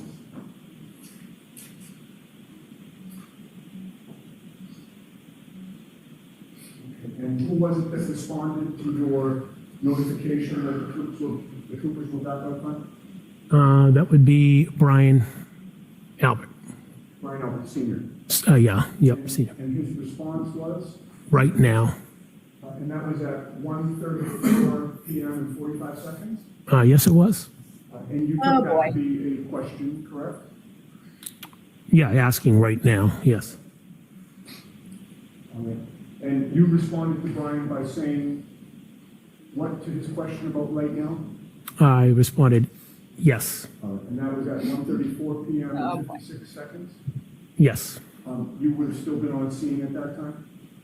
I'm not sure if I was still on scene, but I was obviously, if it was in the area, it must have been in the area, correct? And the next exchange, Mr. Biggs? And who responded to you? Brian Albert again, And his response was? okay. You have a memory as to whether or not Brian Albert was on scene at that time, or if he was somewhere else? I don't have a memory of where Brian was in his at that house time. with all the blinds Given the fact that closed. You're saying troopers are out front, and he's asking right now. I'd assume he's not, I'd assume he's somewhere else, yeah. Oh, he's probably at Jen's house Or your for her responsibility, interview. I should say, I bet that's why. Holy shit. I had to pick up a car, so I drove through. Okay. Now we're at 1:35 Oh PM my and 16 God. seconds, Mr. McCabe. Yes, that's correct. And your text to the group of you, your wife, Brian and Nicole Albert is what? Trying to get pictures. The next bubble Oh, man. comes from Brian Albert. Oh boy. Yes, Brian Albert. All right, and that's at 1:35 and 30. Mr. Yannetti, let him, I'm sorry. the screen speaks for itself. If What- it what- doesn't, then the witness can. Of course. What time is that at? 1:35:32. And his response, does that appear to be a typo?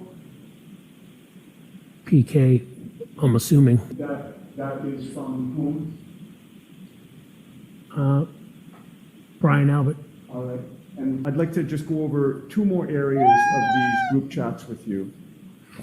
You would agree with me No one that else has trouble later seeing it. that same day on February 4th, the four of you, your wife, Brian Albert, and Nicole Albert, discussed in that group chat. Look, he's getting the his fact that flashlight Michael ready. I Costa was can't. talking to Kerry Roberts over the phone, correct? Objection, Your Honor. Sustained.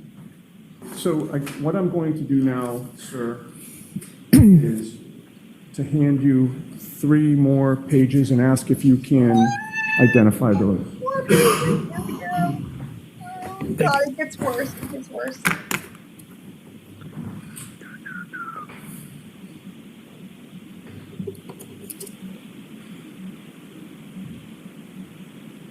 I think actually this is the one where the judge is like, "Hey, you got it. Let's move on. It's taking forever." I think it's this one.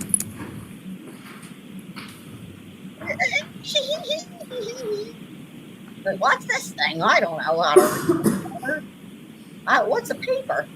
What's a letter A? Like, let me flip it upside down and see if that helps.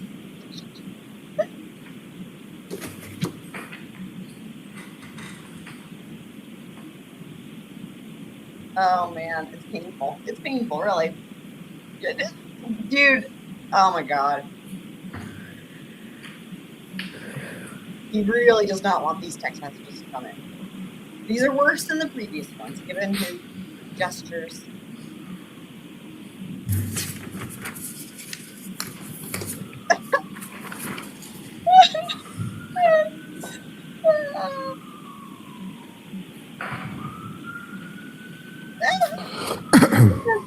Y'all, I can't. This is just.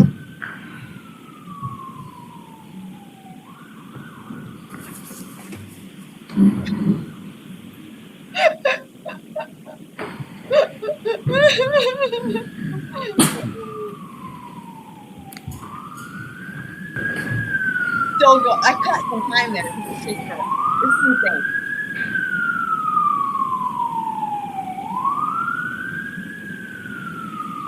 All right, Mr. McCabe, generally, do you recognize those, Yeah. sir? All right, Like, so go there's ahead. no way Yep. you're still reading. Okay, go ahead, Mr. Yannetti. The I know. pages that I've Really?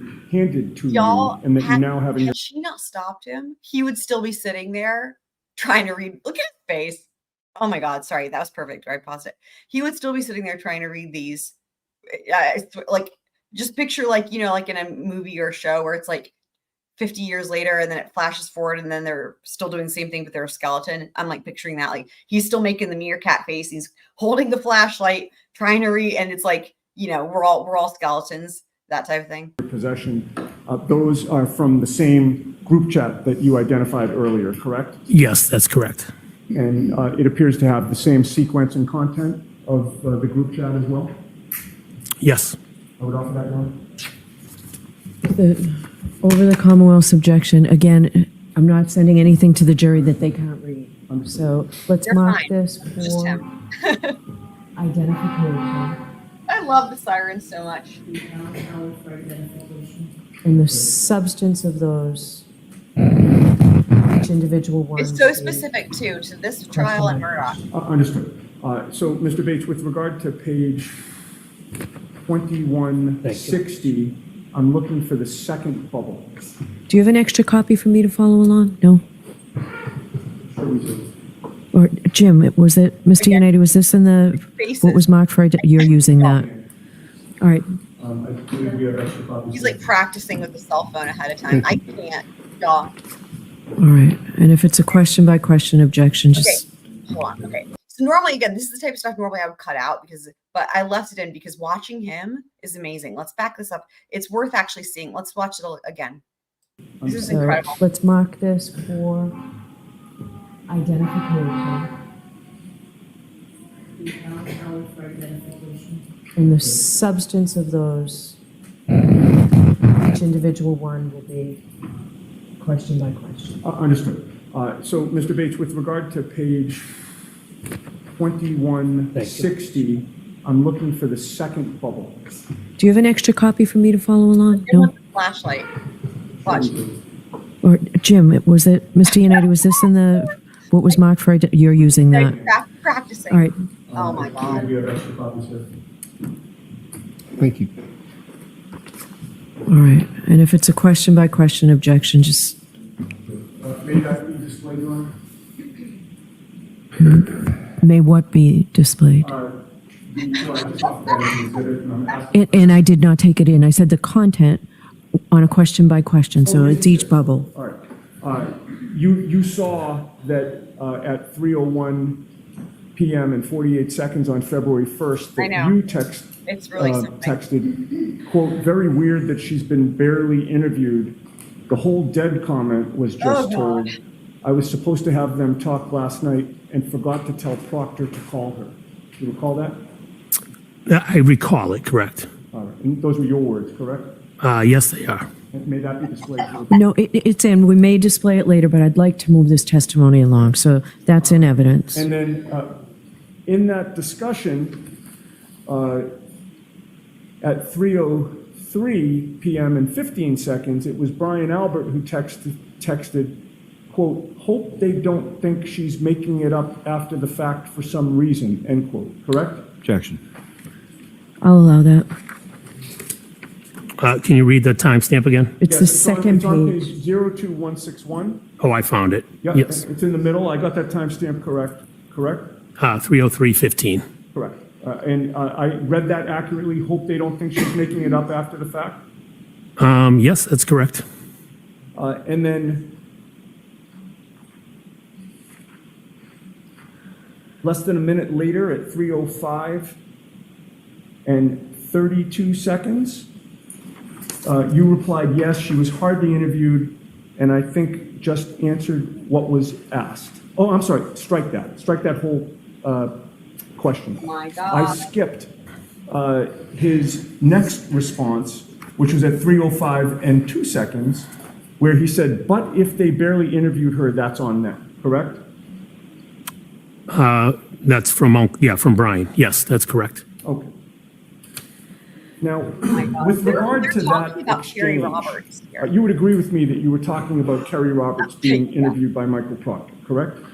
I don't want to make an assumption. Do you have the text previous to this No. that shows that we're referencing Kerry? I do, and I'll show you that only to refresh your memory. I won't be- Yeah, I don't want to assume something. I understand. How I'm kind going of to him. He show just wants to you be thorough. one page and ask you to look at it silently to yourself. Okay. And I've opened the packet for the page. Okay. You can just look up at me when you're done.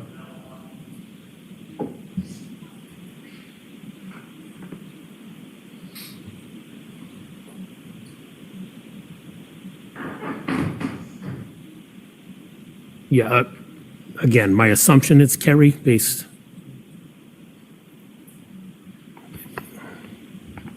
Can I go back another page? Feel free. Oh my God.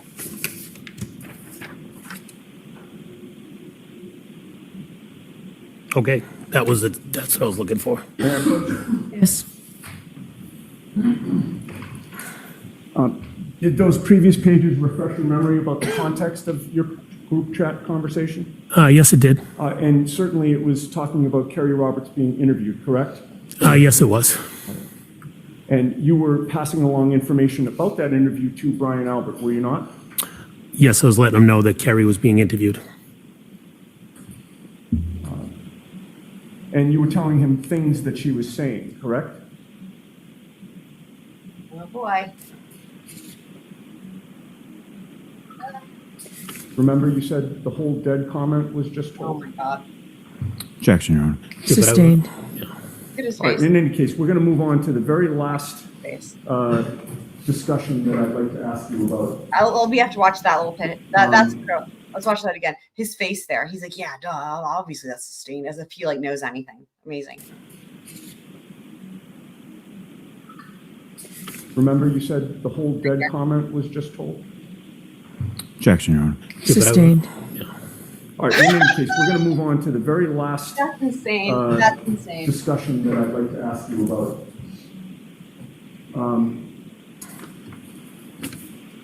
Earlier that day, February 1st of 2022, at 12:50 p.m. and 37 seconds, Brian Albert texted the group, which would have again been his wife Nicole, your wife Jennifer, and you. And that text was, Objection, Your Honor. Okay. Stianetti. thank you, Your Honor. Mr. McCabe, when we broke, I was just about to ask you about the last exchange here.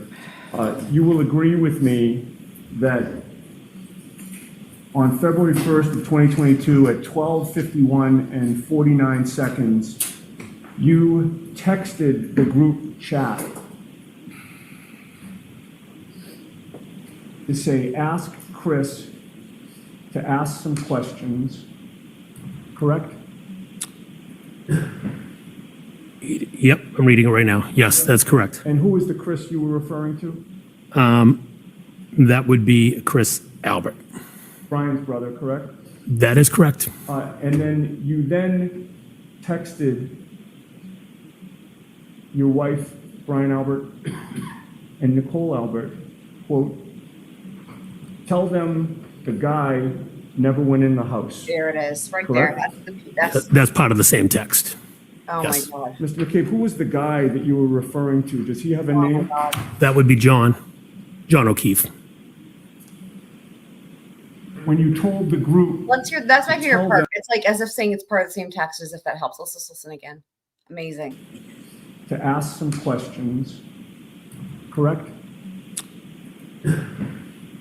Yep, I'm reading it right now. Yes, that's correct. And who was the Chris you were referring to? That would be Chris Albert. Brian's brother, correct? That is correct. And then you then texted your wife, Brian Albert, and Nicole Albert, quote, tell them the guy never went in the house, correct? Yeah, that's part of the same text. Yes. Mr. McCabe, who was the guy that you were referring to? Does he have a name? That would be John O'Keefe. When you told the group to tell them the guy never went in the house, that was you talking about how you should all get your stories straight, correct? No. You would agree with my me God. that your stories are all straight in terms of the guy never went in the house, correct? Objection. Can you answer that? John never went in the house. It's not a story, it's a fact.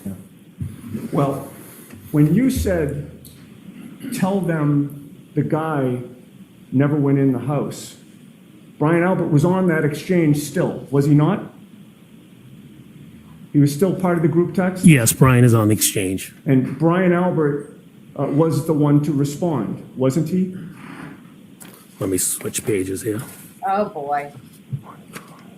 51. He responded, did he not? Yes, he did. And then at that point, you knew Brian Albert was the oldest brother of the Albert family, correct? Yes, that's correct. The oldest sibling in that family, correct? Yes, that's correct. And in his response to your instructions that his younger brother, Chris, should say that John O'Keefe never went in the house, or the guy never went in the house, you would agree with me that he responded with one word, correct? This is great. Yes, he did. This is great. And in response to you saying This is the end of the it. guy never went in the house, Brian Albert's response was, exactly, correct? Yes, that's his response. All right, we're done here. We're done here. I need to clip that. That's we're done here, y'all. Let's hear that again. That is amazing. Oh my god. Oh my god. Oh my god. Yes, he did. And in response to you saying the guy never went in the house, Brian Albert's response was, exactly, correct? Yes, that's his response. All right, we're done here. Epic. Epic. All right, Commonwealth, any redirect? His face. Just briefly, Your Honor. Oh my god, you guys. We're done here. I'm gonna have to clip that. Oh wow. So good. Now, Mr. McCabe, John O'Keefe never went in the house that night, is that correct? That's correct. And from this text communication, as far as Chris Albert was concerned, was Chris Albert ever at the house on that night? No, he was not. And this is something that you, obviously, this death of John O'Keefe occurring, Well, how he's it did, trying where to it did, and why it did. That was something that you discussed. Can you keep your voice up? Yes, I'm sorry. This tragic occurrence Oh my as far as God. what happened to John O'Keefe, his Look at his death, face, where, look at his why, face. how, that was something that you discussed within your family, is that right? Yes, that's correct. Or what? I didn't hear that Why one. was it a discussion in your family? You're talking about the immediately Oh my God. after? It was, no one knew what happened. John never came in the house, so we had no idea what happened to John. Oh my god. It it makes me think he came John in was the house, someone you were honestly, friends the way with, correct? hearing Yes, that's correct. All right, whenever you're ready, Mr. Lally. Thank you. I mean also Good afternoon, ma'am. also that's a qualifier. Like if you really think about it, he's saying John never came in the house, so we never knew what happened to him. Well, no one's saying he had to come in the house for you guys to know what happened. Somebody could have gone out in the front yard and beat him up or run him over with a car, anything, right? Like, it's just interesting because he keeps saying, oh, he never came in the house. No one's saying that he had to come in the house in order for you guys to know what happened to him. So I don't know. It's a mess. It's a hot mess. Afternoon. Could you Here we please state your go. name and spell your last name? Dragon. Sure. Jennifer McCabe, MCCABE, And where do you live, ma'am? Canton. Now, if I could turn your attention to January 28th and to January 29th of 2022. Do you recall what days? I do, yes. And do you recall what days of the week they were? Friday and a Saturday. So starting with Friday, January 28th in the evening, do you recall what was going on that night or where you went? What were you doing? Well, first, I set up at my house for a team dinner for my daughter's hockey team. All right. Then And hockey enters again. So we're gonna hear a little bit more about this hockey thing. And I think it's just God, her mouth. The hockey is just and I have to say something nice about her. Wait, hold on. Somebody's Super Planet Girl, I think it was, said something nice about her this morning. And I was like, let's remember to save that so that we can use it for her because I don't know. I'm gonna have a hard time. But I don't remember what she said, so I'll have to find that. But yeah, hockey. We still don't know quite the significance, but remember, there's that whole thing about the advantage team, and then those videos from Colin Albert and him threatening people, and Allie being on the hockey team. So I met up with some parents for my daughter played for the Canton High basketball team. So we met up with some parents before. We had a drink, appetizers. My younger two were with us. We fed them dinner. And then we went on to Canton High School to the basketball game. Now, starting back, the oldest daughter with the hockey dinner at your house, that was your daughter Allie, is that correct? Yes, She's your oldest? yes, Now, the daughter who had the basketball game, is that your second oldest? yes. And do you recall which vehicle that you were in going around Canton that night? I believe it was my car, yes. And what kind of car was that? Denali, Yukon, I think. Denali, yeah. Describe it. So bigger type vehicles? That Yes, big SUV. Big Now, SUV. with respect to, you had a cell phone around that time, is that correct? Yes. Your cell phone, what if any connection did that have between the cell phone and the vehicle? At that point, I don't think mine was connected. I'm not sure. Okay, that's gonna come Now, up when you later arrived to the in waterfall, did you go in right this in? same video. I wanted to remember to point that out. So he's asking her about Bluetooth in her car. Now remember, we know this. We taught this actually came up again a lot in Murdoch, right? We all know when you have a car, like okay, what happens to y'all's cars, right? Like you get in your car, it automatically connects to Bluetooth as long as Bluetooth is on, right? Like my car, if I am listening to a trial or music, you know, and I am listening to it and then I get in the car, it's going to just automatically play. Or same thing if you're like on the phone, right? However, if somebody else gets in my car, it's not going to automatically sync. Same thing if I get in someone else's car, right? But the point is like whoever usually drives the car, it's going to know that Bluetooth or whatever and have the permissions. So she says, let me rewind that because that's actually important because we're going to hear more about this. It comes up again and she says something different. Point, I don't think mine was connected. It wasn't connected. Okay.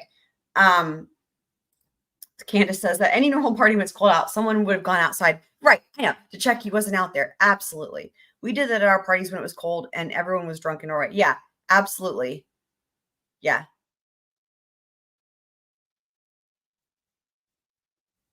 Yeah, it's weird. I mean, either he did go in the house and they saw something, or he didn't get to make it inside the house because something else happened to him before he made it inside and they saw something. That's my impression. I'm not sure. So she's saying she Now, doesn't, when you we're arrived not to the sure waterfall, did if you it go was right in, connected or to Bluetooth. what if anything did you do? I waited a few minutes because my husband was on a phone call. Now, We heard about with that reference phone to call Karen from and John, him yesterday. I think it was yesterday, last night maybe. But that's the phone call. The phone call he was on had to do something with the hockey. And he doesn't, unfortunately, he doesn't get into what, but what he says is he's talking to like the coach about something. And it's hockey related. So, I don't know, man. I don't know. you're talking about John O'Keefe and Karen, correct? Yes. And how long had you known John O'Keefe? Approximately 10 years. And how was it that you first came to know John O'Keefe? John's sister and her husband lived in the neighborhood, and my daughter became friends with John's niece when they were in kindergarten. And during that kindergarten year, John's sister and then brother-in-law passed away, and John moved in and took care of the kids. And how would you describe your relationship with John O'Keefe? He was my friend. I love John. He was an amazing guy. Wow. And how would you describe your relationship? For those who saw part or all of Carrie Roberts, yeah, I think it's Roberts, her testimony today, it's really going to be quite striking to now go back and see this and how she describes her feelings about John O'Keefe and when she gets emotional and for whom she gets emotional and why. It's really horrifying. With Miss Reed. Yeah, I know. Poor kids. I enjoyed Miss Reed. I really liked her. I thought we connected from the beginning. She was very easy to talk to. She had MS, I had MS, and there's not a lot of people our age that I personally know that have it. So it was nice to have someone who understood like what I was going through. So we had that in common. Now, when you left the waterfall sometime around midnight, is that correct? Yes. And let me ask you this first. I'm sorry. So with respect to the time that you were at the waterfall, did you speak with Mr. O'Keefe? Yes, briefly at the bar. And do you recall just generally what it was that you talked about? Yes, his niece had just gotten into Bishop Fian, so he was very excited. And with respect to Miss Reed, did you speak to her at the bar? Yes.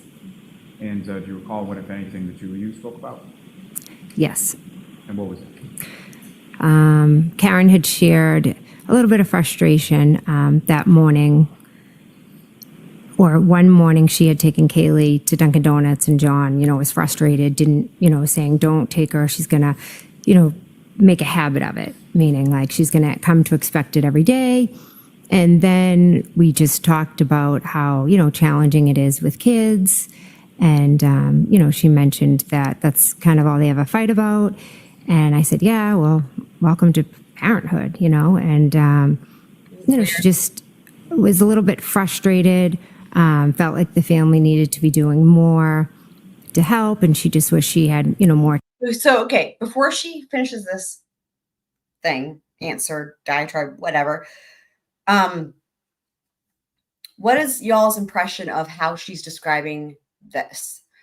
She's asked, like, was there anything that she would confide in you about, that she would complain about? And,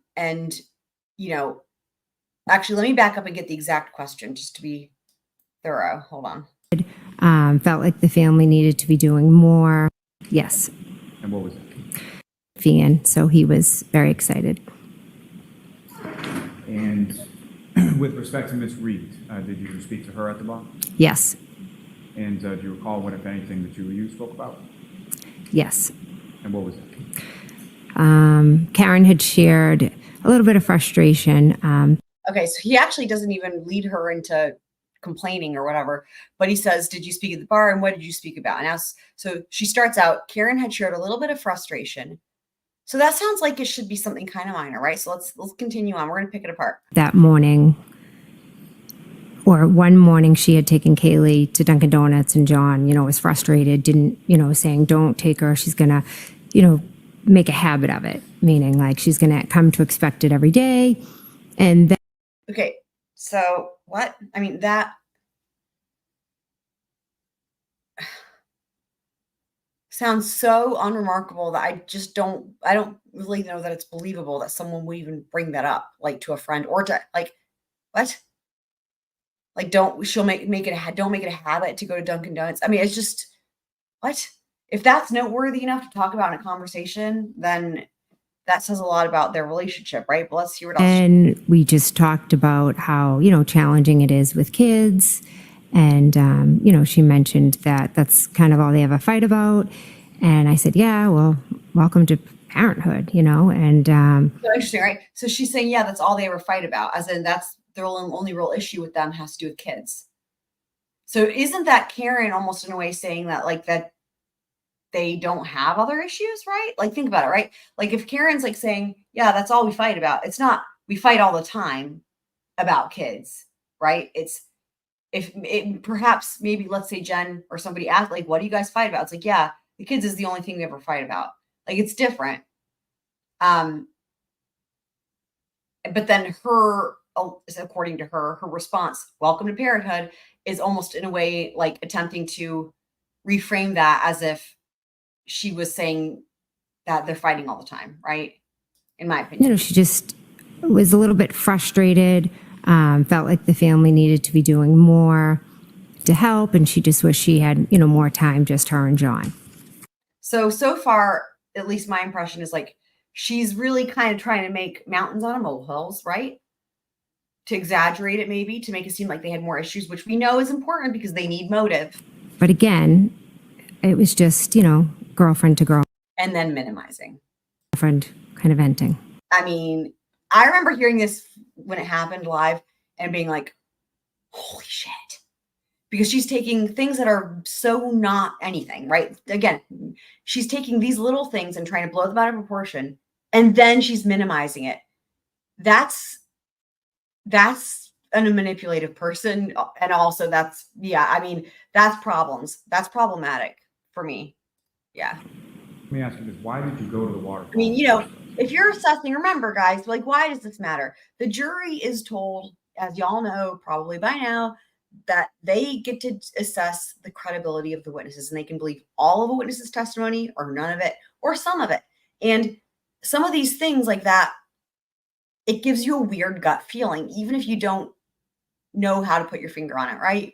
And jurors pick up on that stuff, right? So it matters because are they going to believe her testimony or not, right? And then they're going to be the ones that are the judges of fact, right? So it matters, like stuff like that. It's not just trying to be nitpicky or critical. It's really it's their job as jurors is to assess the credibility of witnesses, right? Because what is evidence in a trial comes from the witness stand, right? Even when it's forensic evidence, there has to be someone who's testifying, of course, as we know, to its authenticity. So that witness stand is what a trial is all about, right? Now, typically, you've got people sitting on that witness stand bringing in actual forensic evidence. Hopefully, that still happens in this trial, but yeah, we'll see. But in the meantime, we're left with just these lay witnesses or law enforcement who's either A, potentially was there as a witness, B, collected evidence in solo cups and the like, and that's what we got.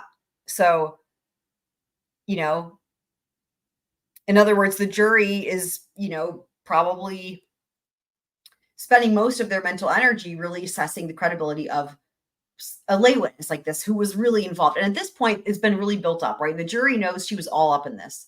So, and since this is just the beginning of her direct examination, it's important, right? They're forming their first impressions. And that to me was a really big moment when she did that whole mountains out of molehill and then minimizing.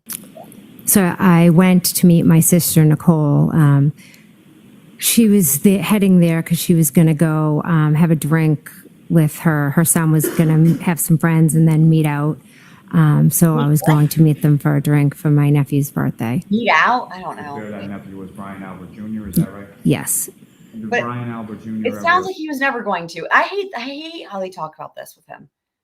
Because he testified. Like, first of all, don't put words in his mouth, and she's going to get even worse with it. But he already testified. He never really wanted to go. He said he was a homebody. He said he wanted to stay home. This is just, I can't stand this. Show up at the waterfall that evening? He did not know. You know why not? Brian suffers from anxiety, and during that time period, he was really struggling. Bitch. Okay, well, I have to say it because here's why. Again, he's already testified. That is not her job. First of all, it's not her job. That's up to him if he wants to actually put himself on blast and say that, right? Second of all, believe it or not, and my point is in terms of her, like, okay, how's the jury going to pick up on this? Like, everyone else has testified and been asked that same question about why didn't we do the party? And they all gave different reasons. Some people said he wasn't feeling well. I'm saying other people other than himself, right? They said he wasn't feeling well, wasn't feeling up to it. I think some other people said they didn't know why. Maybe some other people said the weather. There are a lot of different reasons, right? What no one did is put his anxiety on blast like that in front of the world. Now, he testified and he said, now, did he come across as anxious? Maybe a little bit, but that's different than him saying he had the opportunity. He had the opportunity to say, I struggle with anxiety and it was really bad at the time. And so that's not what he said. He did say that, however, when they were out talking about the next morning with all the emergency vehicles there, because unlike his parents, he actually goes out and sees them or whatever. I think he says he looks out the door or the window and sees it. And then at that point, he was feeling really anxious. That makes sense. That makes sense to me. I think that would make anyone feel anxious, right? And it doesn't mean that you were involved, but again, he knows that there was a dead body found there, and he came across differently than the rest of his family, but that's besides the point. I mean, the point is he described his situation that he just didn't want to go out. He said he wanted to stay home. He said he's a homebody. That's what he said. So this to me is fucked up, and because they're already using him for his birthday, in my opinion, right? But there's an attempt to. I'm trying to figure out how to say this, distract maybe from other things, or maybe gain sympathy, or make him the focus in some way, as if maybe his anxiety meant I don't know. It's just, there's some it's manipulative in some way, even just in the sense that it's putting him on blast and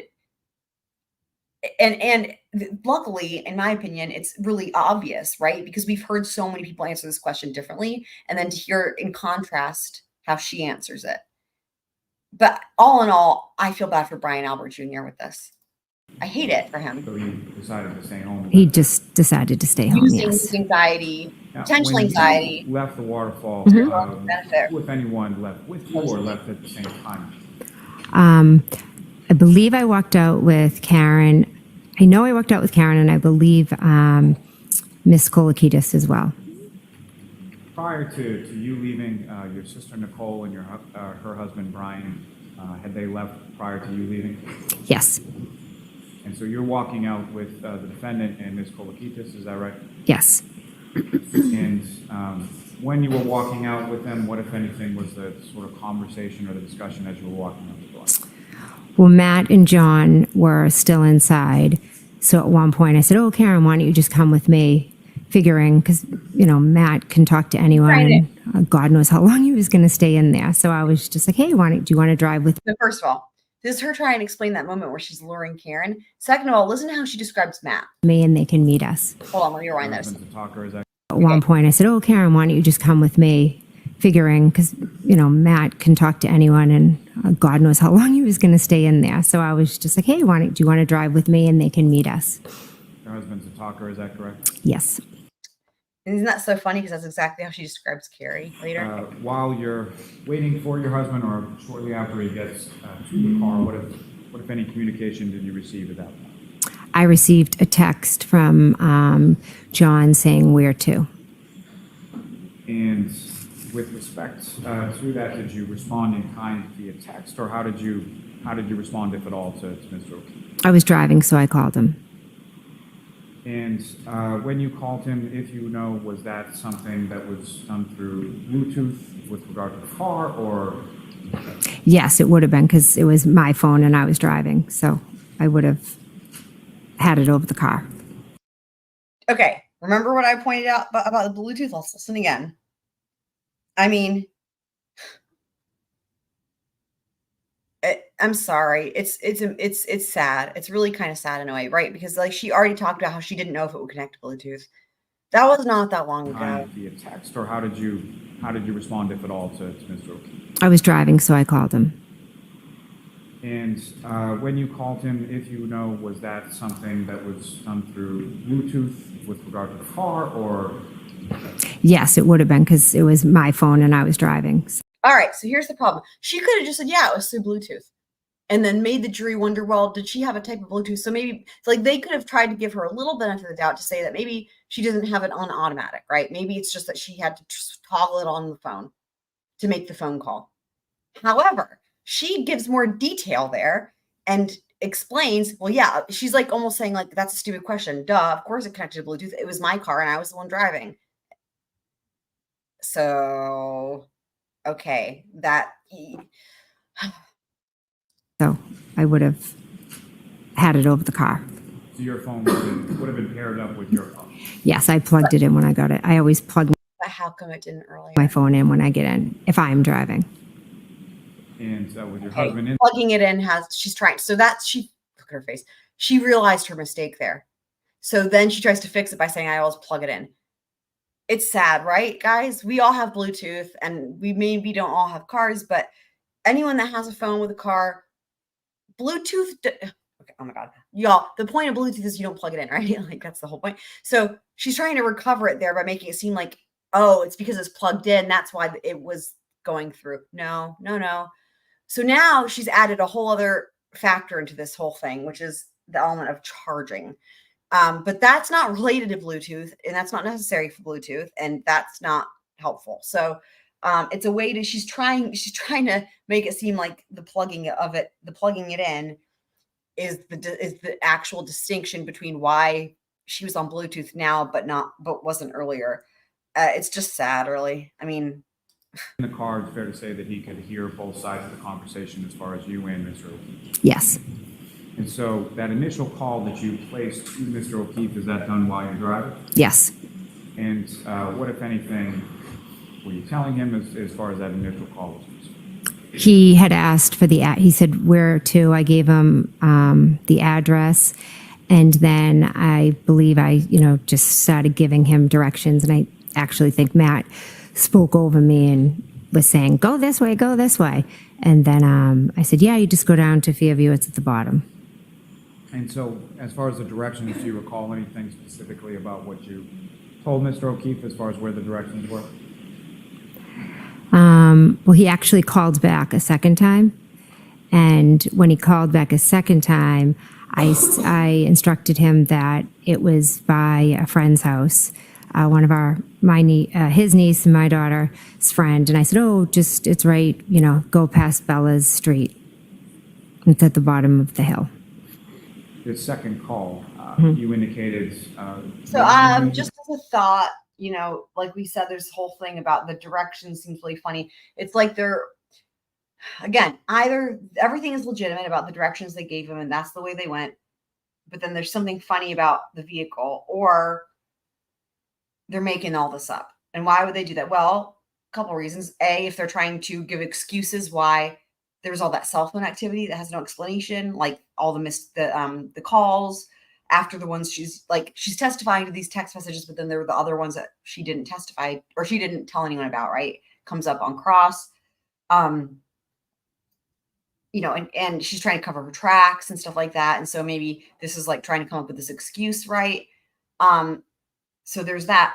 But also, I keep wondering about this Bella thing, right? Because apparently, we can't prove it, or she can't. We don't have any proof of what was said because it was over a phone call, not a text. It's only her words, right? So it's like,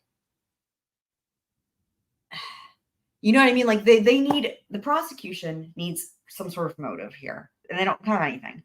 And so I almost wonder if it's maybe they even did give directions, but perhaps, remember, there's more than one way they could go.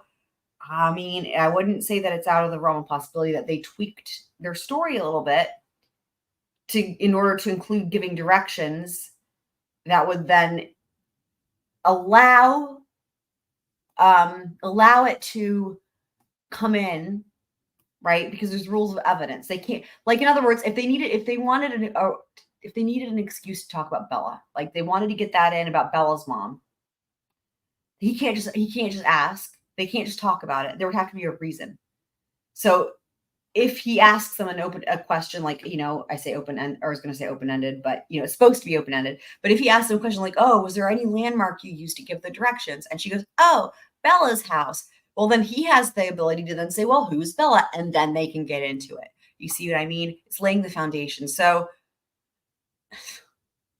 I mean, I don't know. And again, it only draws more attention because Lolly's asked everybody about this fucking Bella's house, or well, I guess her and her husband, but I feel like he also asked somebody else. It's just that it's like they're trying to make a big deal about it. You know what I mean? That's what it feels like to me. They're trying to make it a big deal when it's not a big deal, and so that's why it catches my attention.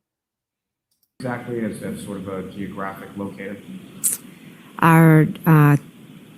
My daughter and his niece's very close friend lives on a side street off of Fairview. So I just said, "Go past Bella's street," and it's at the bottom. And Bella is someone that's through his niece, John O'Keefe would have known, correct? Correct. Now, at this time... We get into it more later. At this time, what, if any, relationship were you aware of between Bella's mother and John O'Keefe? They had dated briefly. See? I'm going to allow it. See? That was why. They had dated briefly. He had to lay a proper foundation, and so he did. He couldn't have done that. Listen, he could not have laid that foundation without some way. And the way they figured out how to get it in my opinion, was like asking about directions and using the house. Because conveniently that house must be situated where, it's an intersection, you take a turn, whatever, and that's how they got it in. And you can see, because they must have discussed this before, the prosecution objected, and she's like, "I'm going to allow it." So in other words, it was probably a conversation like, yeah, if he lays the foundation, he can get it in, he can go into it. So yeah. Before. Now, You arrived at the house on Fairview. Do you recall where you parked when you got there? Yes, pulled into the driveway. And the driveway at the house at Fairview essentially has two garage doors, is that correct? Yes, Sort of widens out as you get to the top, closer to the house. yes. Do you recall where in relation to the driveway was that you parked when you got there? I just remember pulling in, there was definitely a car in front of me. There possibly could have been a car to the left. Now, with reference to the home, at any point in time, did John O'Keefe ever come inside the house? No. During the time that you were there, let me ask more specifically, about how long a period of time was it that you were there, or about what time did you leave? I believe I left approximately around 1:30, 1:45, approximately. And do you know about what time it was that you arrived there? I'd say approximately somewhere between 12:20, 12:30. Well, 12:20, I believe, 12:20-ish, because the last call from John, when I went back and looked, was 12:18. Oh my God, that's a lot. Now, while Oh, you boy. were in the kitchen dining room area for the time that you were there, did you see anybody or observe anybody from the group that you've just described go anywhere else in the house as far as away from that area? Julie Nagel went outside. So beyond Julie Nagel going outside, did you see anybody else go upstairs, downstairs, to a basement area or anywhere else in the house? No. Now, given that when you were in the car and you were driving, you hooked your phone up to the charger, is that right? Yes. Do you recall charging your phone at any point in time when you were at your sister's house on Fairview that night? I don't recall. There was also someone there by the name of Brian Higgins, is that correct? Correct. Brian Higgins. And that is also someone who was there prior to you getting there, is that right? Yes. And what, if anything, did you know about Mr. Higgins, or did you know him prior to that night? I had met him a few times. He's Brian Albert's friend. So other than being your brother-in-law's friend and meeting him a couple times, you didn't really know him that well, fair to say? Good, yes. Now, you mentioned at some points that Julie went outside, correct? Yes. Nagel went outside? Yes. And do you know what she was going outside for? Yes, her brother had come to pick her up. And so she was going to go tell him, try to get him to come in. And at any point in time while Ms. Nagel was outside, what, if anything, did you... Try and get him to come in. Excuse me? So when Ms. That's different. So she's saying she was going to try to get him to come in. That, well, A, that doesn't make any sense. B, that's not what anybody else said. C, what we heard from other witnesses was that they wanted, like they as in the adults wanted him to come in. She was going to try to get him to come in. That's really weird. Again, it's like she's this lady on stand is like, it really, keep getting the impression she's really trying to throw other people on the bus, cast blame or doubt onto other people, any and all people, except for like maybe her husband. I mean, it's shiesty, you know? Nagel went outside, what were you? I was sitting at the table, and then my nephew had said another car was out there. And after your nephew said that, what, if anything, did you do that? I went to the front door. And front door of the home leads sort of, you walk in there, there's a foyer and a staircase in front of you. Yes. And as far as the front door was concerned, is there any sort of other door that's, is it just sort of the wooden front door, or is there another door in front of it? The door was open, so it was just a storm door. And the storm door is made out of glass, is that correct? Yes. So when you went over to the storm door and looked out, what, if anything, did you see? I saw a vehicle. And can you describe the vehicle that you saw? I saw a dark SUV. And as far as Well, Ms. Nagel, Lexus. did you make any observations of where she was when you looked outside? I kind of just looked at the vehicle, and then I saw lights kind of over to this side. But then once I saw the vehicle, I took out my phone and I texted John. Now, the headlights that you were saying is sort of off to the side. From your perspective, looking out at the street, is that to the left, to the right, or something else? Left. And as far as this dark SUV that you saw, you Could you tell anything else about it as far as the make or model, or did you recognize it at all? No, Now, as far as that vehicle was concerned, at any point in time over the course of the evening, did you see anyone exit that vehicle or come out of that vehicle at all? no, Certainly never saw anybody exit that vehicle and walk over and come inside the house. Sustained. As far as that vehicle, when you first saw it, could you tell whether or not it was running or anything like that? it was running. Yes, I could. I could tell it was running. It had the tail lights. I could see the red. I'm going to ask you to keep your voice up, okay? Okay, sorry. Now, in addition to the taillights that you saw, could you see the headlights or anything like that? Yes, the headlights were on. And as far as the interior of the vehicle, were there any lights on inside the vehicle that you saw at any point in time? No, And as far as the windows of the vehicle, what, if anything, did you observe as far as their coloration? Was it tint or anything like that that you saw? didn't observe. No. Hint, Wally. Now, you see the vehicle sort of straight ahead of the front door, and then you pull out your phone to text Mr. O'Keefe, correct? Correct. Do you recall what you texted to him at that point? I think I said here, question mark. So, Ms. McCabe, with what's for you and what's up on the screen as the exhibits, there's Well, three here, bubbles. question mark. Correct? Okay, Correct. hold on, let's see. And can you tell the Here, jury as question far mark as is who's interesting. communicating which Like, direction? I don't know, for some reason I was thinking it was like there was a here with a period, or here without any punctuation, but here where the question mark is different. Green bubble for who and the blue bubble for who? Green is John and blue is myself.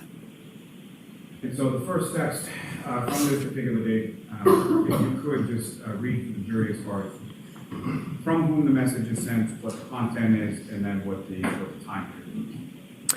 So John sent to me where to at 12:14.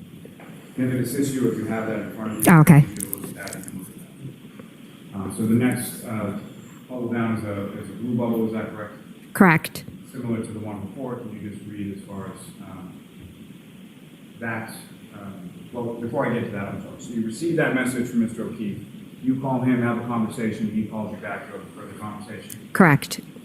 And then subsequent to that, could you read the next blue bubble down as far as from whom, what the content is, and what time it Okay, is? here we go. So this one is from myself to John, and it says here at 12:27. That's weird. Okay, so, exclamation point, question mark.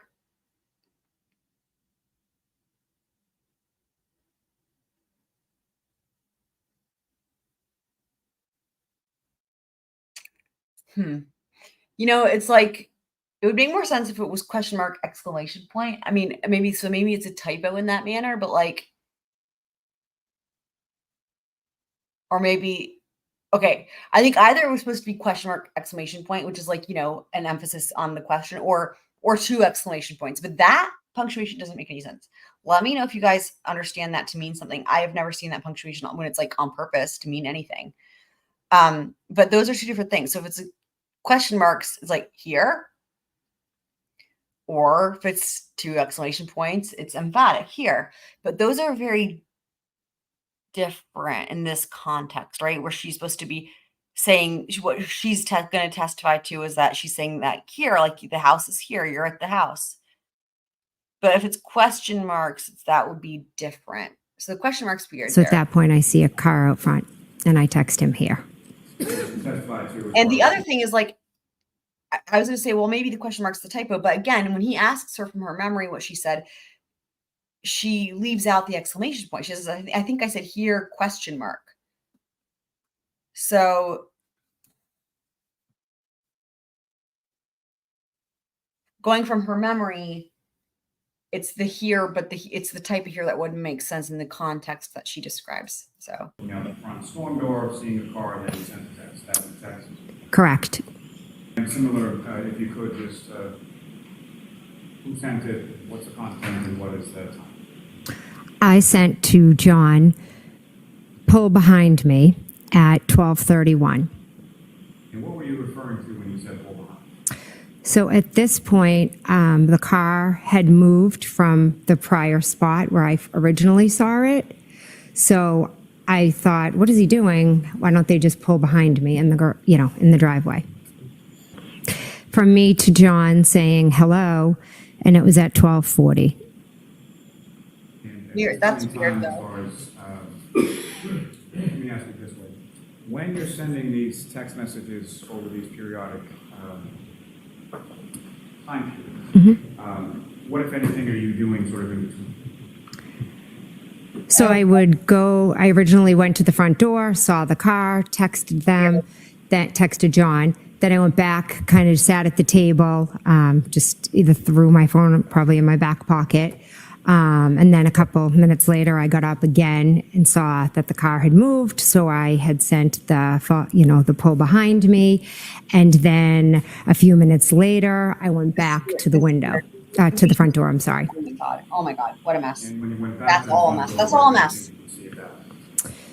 So at this specific point at 12:40, when I say hello, I cannot be certain whether they were still out front or if they had left.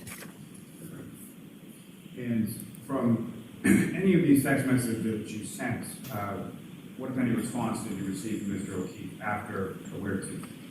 None. And similar to the prior ones that you just read.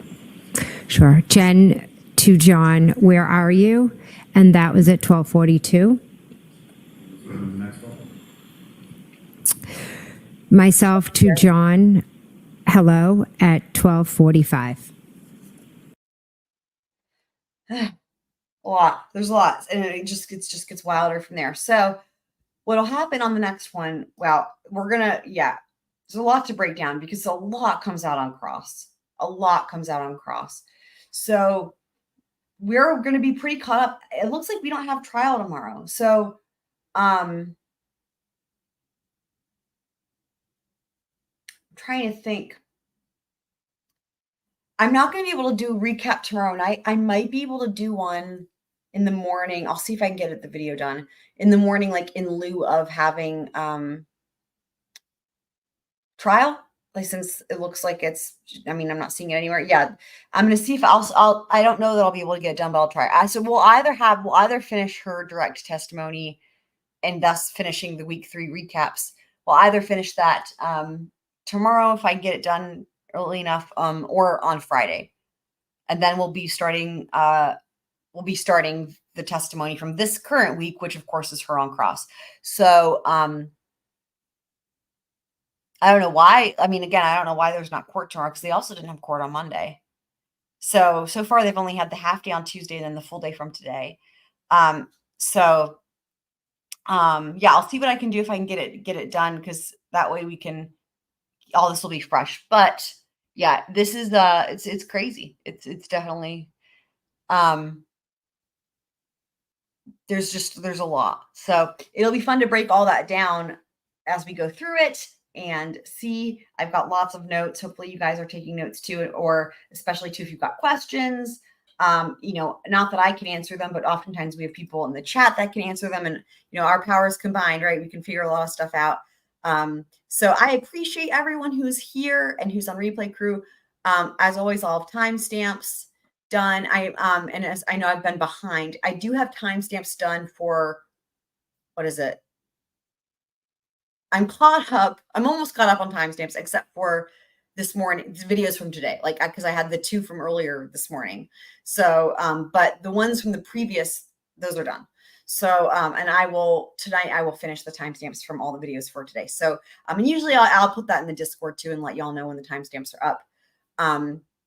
And as always, I try to put in the description things in bold that are especially important things that we realized or remembered or whatever important, key points of testimony, things like that. So, thanks. I know I'm still not quite sure that I might need stitches. Thank you, Candace. And I hope your daughter's also still recovering well from her collapsed lung. But yeah, I love everybody. Thanks so much for watching, for being here and hanging out and contributing, and for being a squirrel. And I will roll the outro.